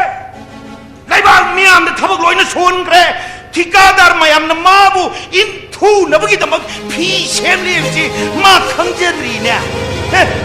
Maigi khajna su thining da ba lamdam masida ayuk nungdang ga khakna mai lahalladana aduga police IRB commando mayam babu man putharaga lokta ki phungdi sengali na ha aina police na tantawni ha maina ga police werdima yarap sagadam ni masado sir iram da masiki mioi khuding mak mikap loy ne thokle center na su chief minister pibarel bu tatna thagat pa phongdok narati iram da masiki cultural identity bungak se bai basidi iram da masiki subject ni adana इरमदमगी state असिगी subject state असिगी development so state असिगी इहुल खममीना पुगदबनि हाइबसे centre न मयक सेंगन खंगे सार मिपान तांगदबदगी हेनबा अतै अमत लेते हाइबसे सार काउबीर मानेदा ओय मिपान तांगदबा हाइबु वाहै अदुदी लालहौबना सिजनगदबु आइनी हा ngasi man puksien chawbu sarga minister oinoina preflio paidriba ei tibare masisu naharon makong ne haina center daina report tawgani adu pr la hanbu hodagani ha ma gumne kai tawgdorim no ai ase center da sarkar pairiba mantri ambugi ni oh sir chief minister na aibu thare ibase MLR Act 1960 मसी MLA यांखै ग मापल सोय लोइना तौरबनी सार खक्त ngaire सोय अमतंग तौबि तारे आई की party की opposition के MLA फाउ याउना आई की वातादन सोय तौहलिब्रा yes I the soy तौब सोंगम ngamo आई चक्र सोम मी नै ओ सोय तौब सोंगम ngमरोय जसा ngमरोय बुंगो असेंबली ससी याद रे छोंगजा चलो आई की सिक्योरिटी से सर कोई की सर जी मसा याम ngमद्र माने है नै मरी मंगादं पोर ग गाड़ी मतक तम त लंखलु लो चाउरे द सेकंड दी बारे बा सोयम तुम छुंगतौ तौरो नते आई लाए जे खंद्र माने करीलम की MLA सोनाउ नोसिना एसएमपी काद्रम ने MLA द मसा खंगदन आइबो खोमदले मसक सिगा सुई तो से यात्रा पर DGP माबो याद रे ता अस इबानी न दाइ दो लोरगा अमे आमनो मांग सोपने सिदे सोले लंग तो वइसन तौने खोइबो चार सोयम तो तौबि आई तौबुंग मोय हारेदरा आई सुंगतौ तौरो सुंगतौ तौरो नते सार सोय तो होद तारती मणिपुरी की इतिहास ता अमुब काली ने इधर सोय तो लेहोड करे सोयम तो तौबि करिया हाय ये मिलार एक काइदना हां हाय सिंगनी तमने कमी फिकेन माना दे चचा माना दे लाइनिंग लाइसोन धर्म लोइन खेने इस मशीने चलो मरो न बगायने सोई तो गायना इम्पॉसिबल दादा सोई तो याद रे सेम तो अपन हम सेम तो बेब तारे प्रजामियां के पाखोलोय वइदन लागा अमियां के अनिंग बगी अपाम बगी मायोक लेता गदी है प्रजामियां ना सिंबल ओइने यामना पामजगी बा असि दरकार लागनी अकोई तौदी तौरकदोरी बखोई याद आई तौरगे ऐसे थोंनाव नुनाव लोइन लोचल ए वासे काइनिंग दे लोइन लोचल DGP नंग सकिनु हे कइनो अदा दुम ले हेलु सोयम तो आई सोय तो बुंगा मोय ए तोरकनु है तौमुन है यारो इदोरे मा जे खरे section low थोम loan ayo hai ngau kai no nai me he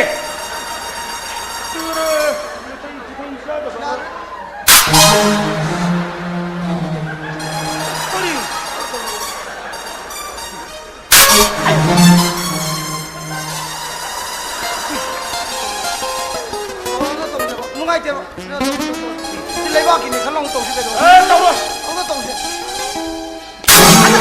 anda ki soi to ne kan de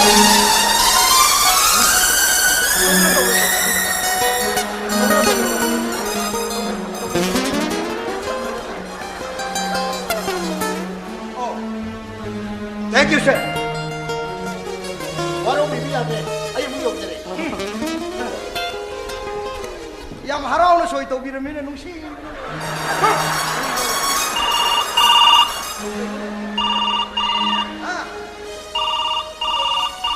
Hello.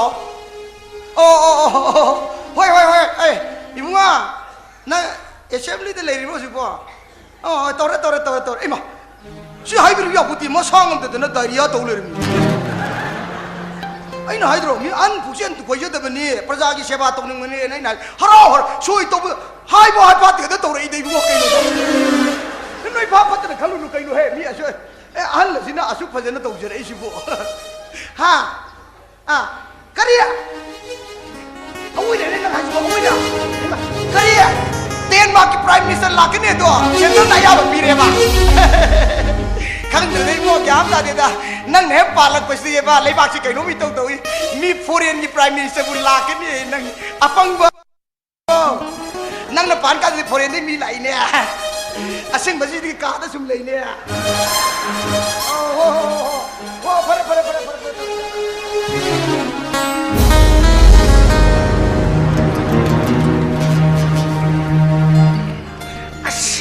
bom tang fighting reda matang sida oh pai cái đồ bom su amat ta thi ba phang gi tre simu chau khat pa kau ri bro kari Denmark prime minister yes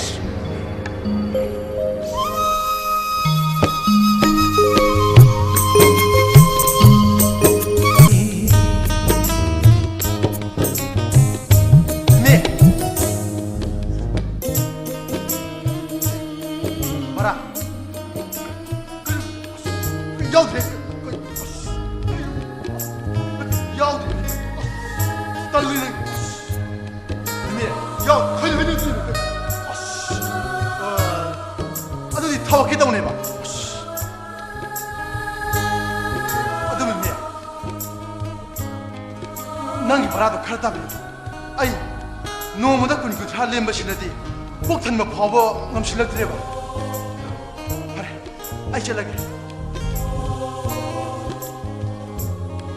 ime ai horen thanna then halaga sak thong do phak ta ga da male nang ai gi chak chak khong ta hapi ra mu ba ai chala ge ran law na ro ai thenge ba ai chala me ai chala mama na paga lai tab da sarahi na nikhandana mama na garanga nganga ge Okto da lerega thon mi wani ne nari da lai tadi okto gam da thowiran yare so da piro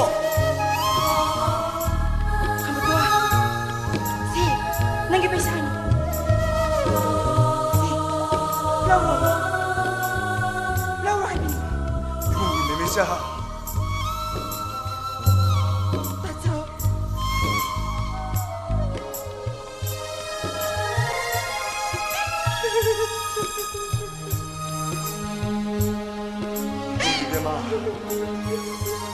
Tasawna lepa ki thogai sin khibana isen gi nak toina lak bangam de tasaw sune nangi khamba ton do kaw bolai te le nang tasaw war oraba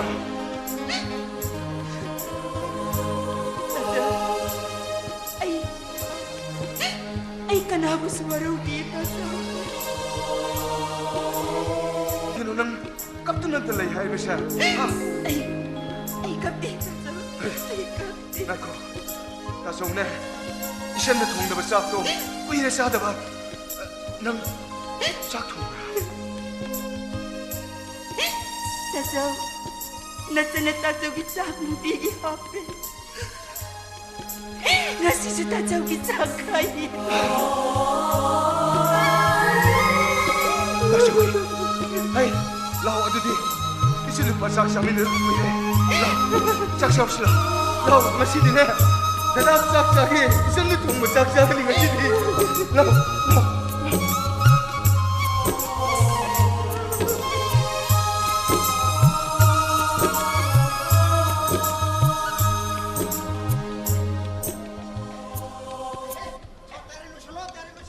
Lekai se, mina ne sokot ya hem ya de ko sokot bagi lekai wiram ni ko koi se. Koi hauzik pali ba simini sasi ke hak tak tak ne sing tam ki pratak bayam se. Foreign ki mini yeng balam ni ko. Yo, hauzik se Denmark ki prime minister se sing ki pothok tam ki pothok ising ki pothok kamphan ki pothok bayam se yeng ba loi ra da cultural program yeng na ba koi se lak turum ni ko. Cultural program se jagu isai da nati ko yeng han ga do se. Koi masen khanna da ba nungsin na sana na lei bas culture se siju uhan ga dam ni. Hai khadak ba. Nuige presentation tone kamu sa pai ro han thairam ni ko hey imai ge na to ta bi ko so na an be special kara to ni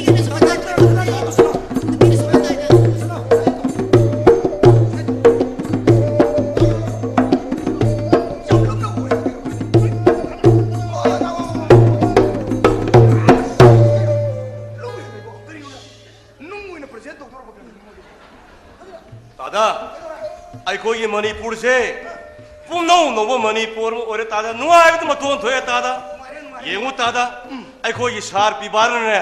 Chief Minister oi badagi ne. Ai khoi leibak se mathak maka pura on thog ne. Pumno no Manipur bore tada nungai re. Sini ne awon ba pam hari sini ne. Kai nom ni no si kai nom. Yengu tada, ai khoi Manipur ki pikho tampa sida.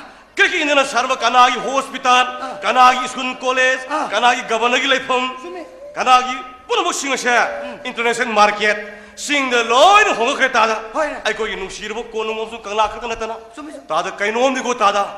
Masik awon bi tano hona da nayam ba di wa poni ni bungo. Tada. Ayin tumpo ti ne si awon bi tarang hona da. Ngai ko hojik den mek ma ke finish ka prime minister lak tu ise.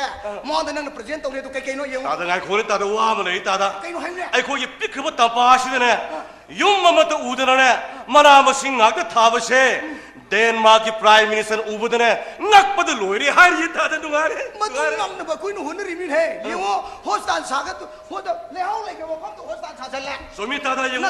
We ngayo ka dom pham to phunjal ga amuksu hostan sajale. Office sajale madu ti mang de na koi na kan honari min he. Tada yengo tada. Si kai ma present to ise. Alu ni alu. Alu ai ma. Tada ai ma kun he na ai ka kun he. Hey tada. Nang ti yengo. Alu si kan wet si. Tada yengo alu si saudra tada. Sawin he. Masih mana ngang tu ini tada. Nang alu si bo ja chao he ku chao hom ne si dia. Ngai ko nga ko si bo kai lam da thaw no ne. Tada. Masih. Ada di international airport romba. Ningomung kodong pobuki labuk to. Mada thaba alu ni tada. Chao he tu di. Tada. Leo si ngau le ma ni ne. Oren Denmark ki prime minister umatam ne. Mara sumai hai dorim ni. Kamai na. Wow. This is great for in the world. Hai ni ko soi hai ni ngai ko ngasai i airport to ching de hong ka kip de gi lam do hang de le bi de ko na i gi kalsa gi pran to thui ko ne ba ko yang ngai re am kai ki no na ko to ada le ni ada le kai ni ada yi ta ni ko kai no de ko hai mai chao ye tada kai no he kamena sinba ha tada masih kame semre kai no ne kame semre ji pa kai ka pa khang ni le dia Nira nang adu ay sing nei dei bo pokha. Tada si kamena simre mi tada. Mairel malida. As. Tada si ngawre to. Mairel ni da. Oh, kame simre tada kame simre mi. Mai na sin din dei bo adu dai ki re adu. Tada yung. Kame simre. Hai ma pi ni hai ma kame simre. Oh, am do wi. Me pa sang ni hai ma. Hai ma. Kuri nu noi to si wai bo kya da. Nga adu na kari lam da thari no. Tada ma se. Mama gi go men gi ne. MLA minister gi le phom Bau purado, madu taukharaga singa adu hokadana, madu thaba kame simri taba. Asbita me ji mo le hijel lam jalo. Dada, ai koi loktak pagi phumje machine saba har sidire. Aroi bini. Machine mo kitang ha khaba. Loire poto pura loire tada. Si bo pani he. Akoi ki har se. Prince mamin chalaka durim ni. Adu kai no. Tada yauri. Kai yauri. Tai umok soy tu. Kai no tu. Umoro. Kamu wi? Ha tada. Ha umoro. Hai kai no tu bo. Adu umoro. Ai ba ai mai la sang mi dunia to. Tada tu masih kai no ni masih. Mai la ngang mo thwe si nei khelu. Umoro ko tu chok ri bo. Kai no. Tada umoro si umoro. Asa America ta kham ta da mo sa si ni. Tada hai ba wa si ma. Ngai khun nang gi si bo. Yengi. Awe to ni masih kai no mi ni. Na te sina kari lam da thari no. Tada masih ne. हालांकि doctor साहब उरंबा लंबेन ये hospital दो मधु तौहार का सरकार सिंह हो गए ना मधु थाब उमो तादियों मणिपुर के ले हाउस पूरा बिलाइती ले हाउस तादा मणिपुर के ले हाउस ने मुझे सरकार ने ममा तो तरह में कहीं तक खंग जाता था अरे लो अते ते लेकर बॉस मेरा की अंगत पा वैसी अंगत को सिने लो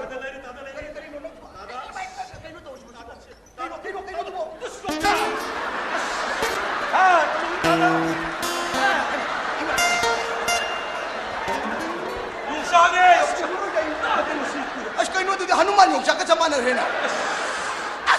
Kamu tahu tada? Asawin he na kun he. Tada masih tada. Yang itu tada. Mama ngom yang kita tahu. Kamai tahu. Madu kita tada yang sah kau hek ngangjung nanti hui itu sang lem tada. Madu kita tada kau isar kibaran ni. Singom sung tamina odong pam na sana ba yang sah se. Masih mahan ba yade hai na. Ay kau agriculture officer itu. Madu advice pi na. Yang sah kau pambi kudi mak dikat tahu. Mereka ye panik sepiu kagan hai na. Ish tada. Maitei gini yongsak si masih mang tu namanya. Sing dah haru yongsak bayang, tam dah haru yongsak pami sing se. Tika thah tu na panik se tu na. Ori bi yongsak ni yong tada macam pasal tada. Masih yongsak mesti pura hen ke macam ini pura.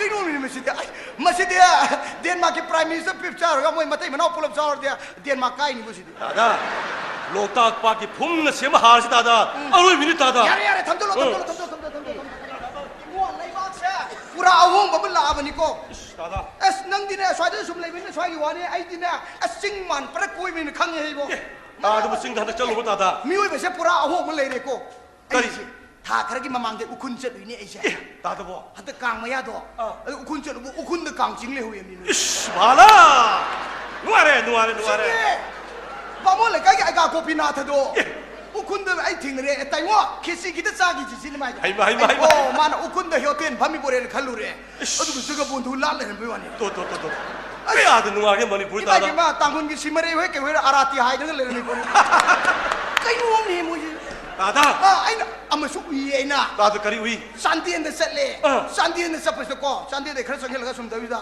kai no akhui gi thaban jong le ram ni mi as mad de ko kai phajana ga isai ge sakna khotna to de le me mad am su thojal le yeng matam de sakpi karong de ne lining do gi sangle lam sa le me adu de ne ai na mandila se kining maru de ka sel bata ba ko ai na kari no ne so mai bi le u si de phami ji bon yi um de ko ki nu bi mai bi sang le mi 알로 다다 누가 이거 봄 레이 다다 나나오게 봄도 마모레 까이드나 마모레 까이드나 다다 마모레 까이드 크리스마스 빵통 거기 와니 다다 다디 영혼에 마모레 까이드네 바티스라스 키스타 레이레 모두기 버스라도 마모레 까이 아이가 또 오이비 와르세 awo ba si yam lai ko sing de jo mai te gi dharma mayam lai salak pa tam de su mayam lai salak pa exchange ni ko khoina harau sin tro democracy hai jen tra 다들 ngai kon he kai no 농의 막건 다 방드레 봄 막건 다 방드레 나랑 니 멍의 하위 농하는 다들 봄 막고는 따인 다다 nang ta bra 아이디 농시만 다들 갑토르면 다들 농시만 나 natine nonga manga ti gi matam da de bom ko lam dong ne la ko do asta kaya nungsi ta nung si kaya nung si mo nung si mau ja de mi kap tor ko nung dang je nu dong dang da tum ya po de do na ta da nonga la ko da khabar da mi asi ba manga tra yaw de di haina di ba da sumi ta da hujik ti asi yam ti yaw de khabar pa de bit lei ti Laibak Praja Punamak Aikoi Ikai Thumnajariba Denmark ki Prime Minister Loyana Aikoi ki Sir Tivarel Mafam Masileng Sin Birele Maramasina Ikai Khomnajariba Ten Birma Miyam Punamakna Lekomlaba Lusingba Anisi Lengsin Birakpa Matamda Ikai Khomna Utpi Nabaki Damakta Nolok na Ningsingjari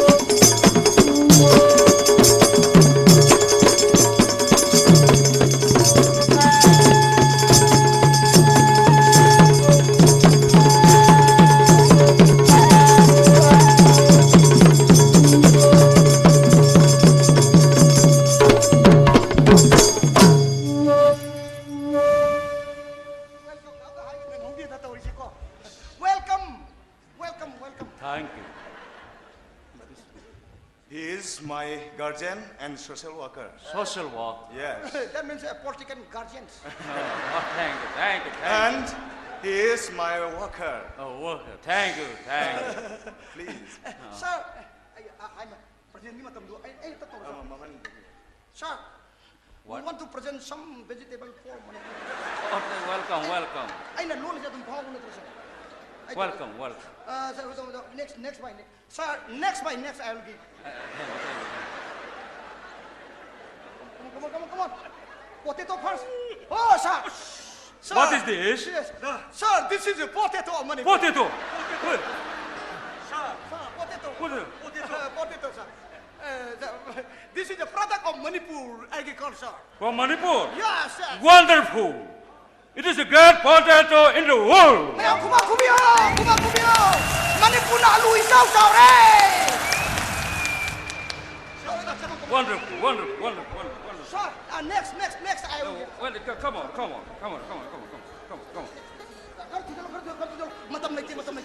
Sir, what is this? Sir, please see. Tomato. This is a tomato. Tomato. Pumpkin? No pumpkin. This is a real tomato, sir. Tomato. Sir. Wonderful.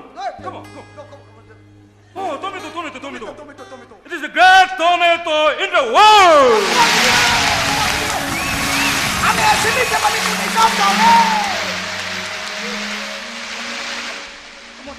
Next. We have next. Huh? Come on. What is this? Sir, this is chili. Chili.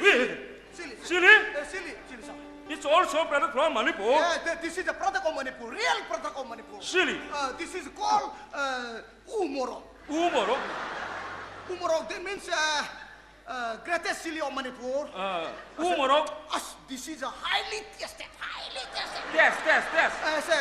Like this, after the eating, all our people. It is the greatest chili in the world.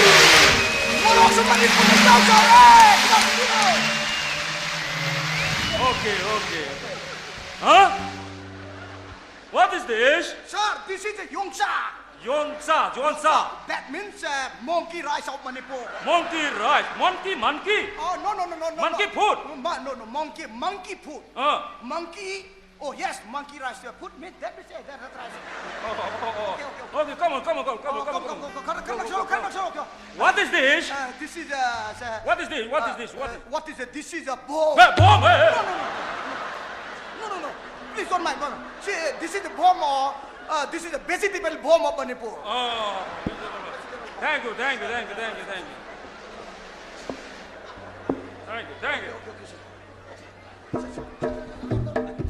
Ada, moi gari tu maaf biro, kau moi gari tu maaf biro. Aeroplane tu butuh ni packing tu, highly packing. Sir, we can arrange for cultural program something. Cultural program? Yes, next. Thank you. I can arrange for you. Sir, bye. See you again. Oh, okay. Wonderful. It is first time in my life. Angakpani, asuki matik angakpani, masi aigi punsida ahanbani. Today, in this state, many revolution groups are converted to gain repulsion. Ngasidi lamdam masida, revolution kanglup kudimak, mahi marong mana masing thaba kanglup oina thorakle. It is great change in the world. Masi pitribida achauba awon masingna ba mani. All superpower countries having their own weapons in the name of protection. Pitribigi sakti leirba laipak singna, magi maraipak ki mingda lan gi khulai pasindari. However, in your state, the violence of culture shut down. Adum oina bukpu, nakhoi gi lamdam asidadi hana sunabagi matam adu mangkhre. It is great lesson for the world. Masina pitribida achauba para matam na horagani. And then I visit to your farm sites in your state, auspicious berry products and tourist sports skill area of the hill, the dance forest production. It is a great challenge of your chief minister. Aina nakhoi gi farm sites sing yenglure, mamal yamlaba tampak ki pothok sing, amasung ningthijana sem sagalaba singi lam koifam sing. Umangi pothok sing asibo, nakhoi gi chief minister asigi achauba singnaba amani. So, I, the Prime Minister of Denmark, support for development of your state. I have donated 50,000 million pounds. Maram masina, aina Denmark ki Prime Minister ama oina, nakhoi gi chaukat thorang na tingbang nabagi namakta million pound lising yangkhai tingbang le.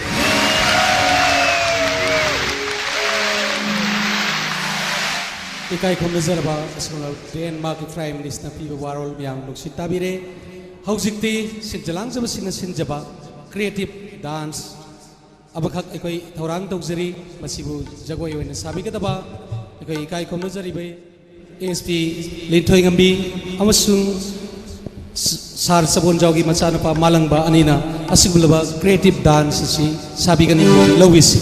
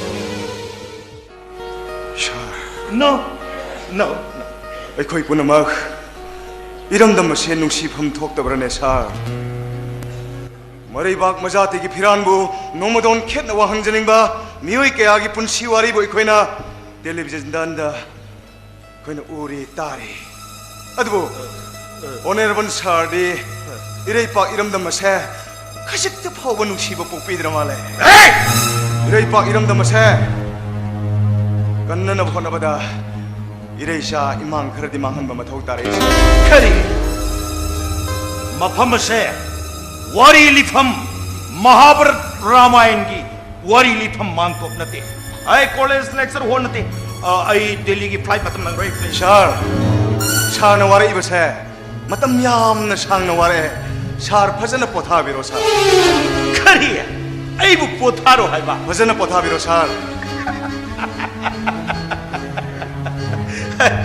आई नंग न तौरी बठबक सिंह दा अन हौजमक Delhi centre चलगा अन report तौगनी अदु PR खुदक लाकनब अन सिंगनी मदुदमक अन सत्रोय खोंचक sir पृथ्वी चौखलिब लेबाक थों मानना चौखलिब इरमदम असिबु येंब लाक्लिब Denmark की prime minister बु करिगिदमक सारना अदुक्तम थीना खनबिरिबनो सारना असुक कुइना मियांगी सेवा तौबिरक्लिबसे मखोयगुंब कयासे वाहनबगिदमक्तरा इरेइपाक इरमदम इरेइचासिबु वाहनबगिदमक्तरा sir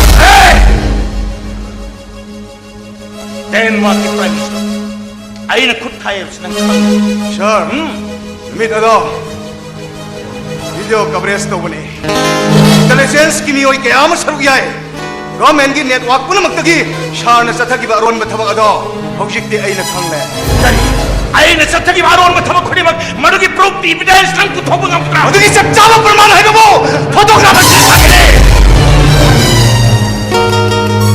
sir करिगिनो अदुक वाखन थेनबिरिबदे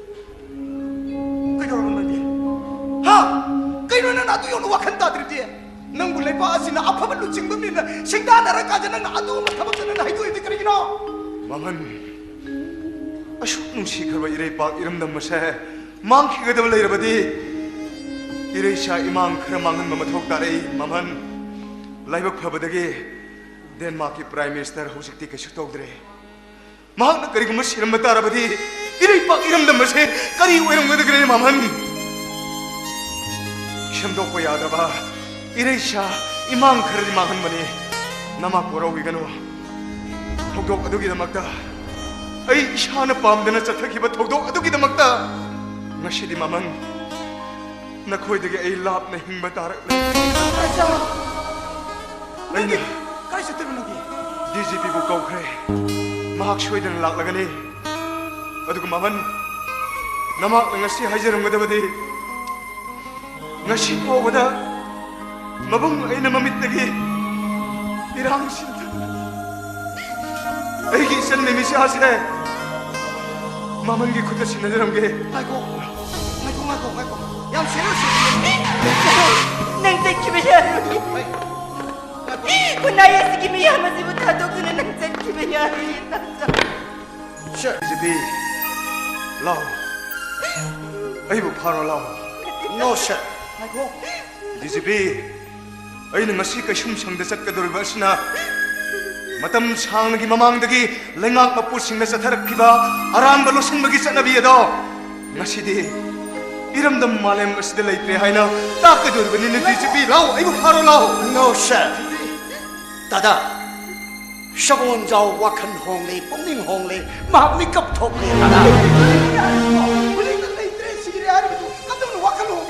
Dada, Shabon Jao Kashutoti, Mahak Hinglin, Dada, Hospital Pamunda, Sharbu Kaurang and Idol Howie, Shar Shabon Jao, Sharbu Amukang Kobi to Idol in Tarapani, Shar, Abu the Salo, no, the Masalo, Mark Macon by the Sebato of the Bee, Mabu Kianta, the Honor of the Bee, Mar Apollo.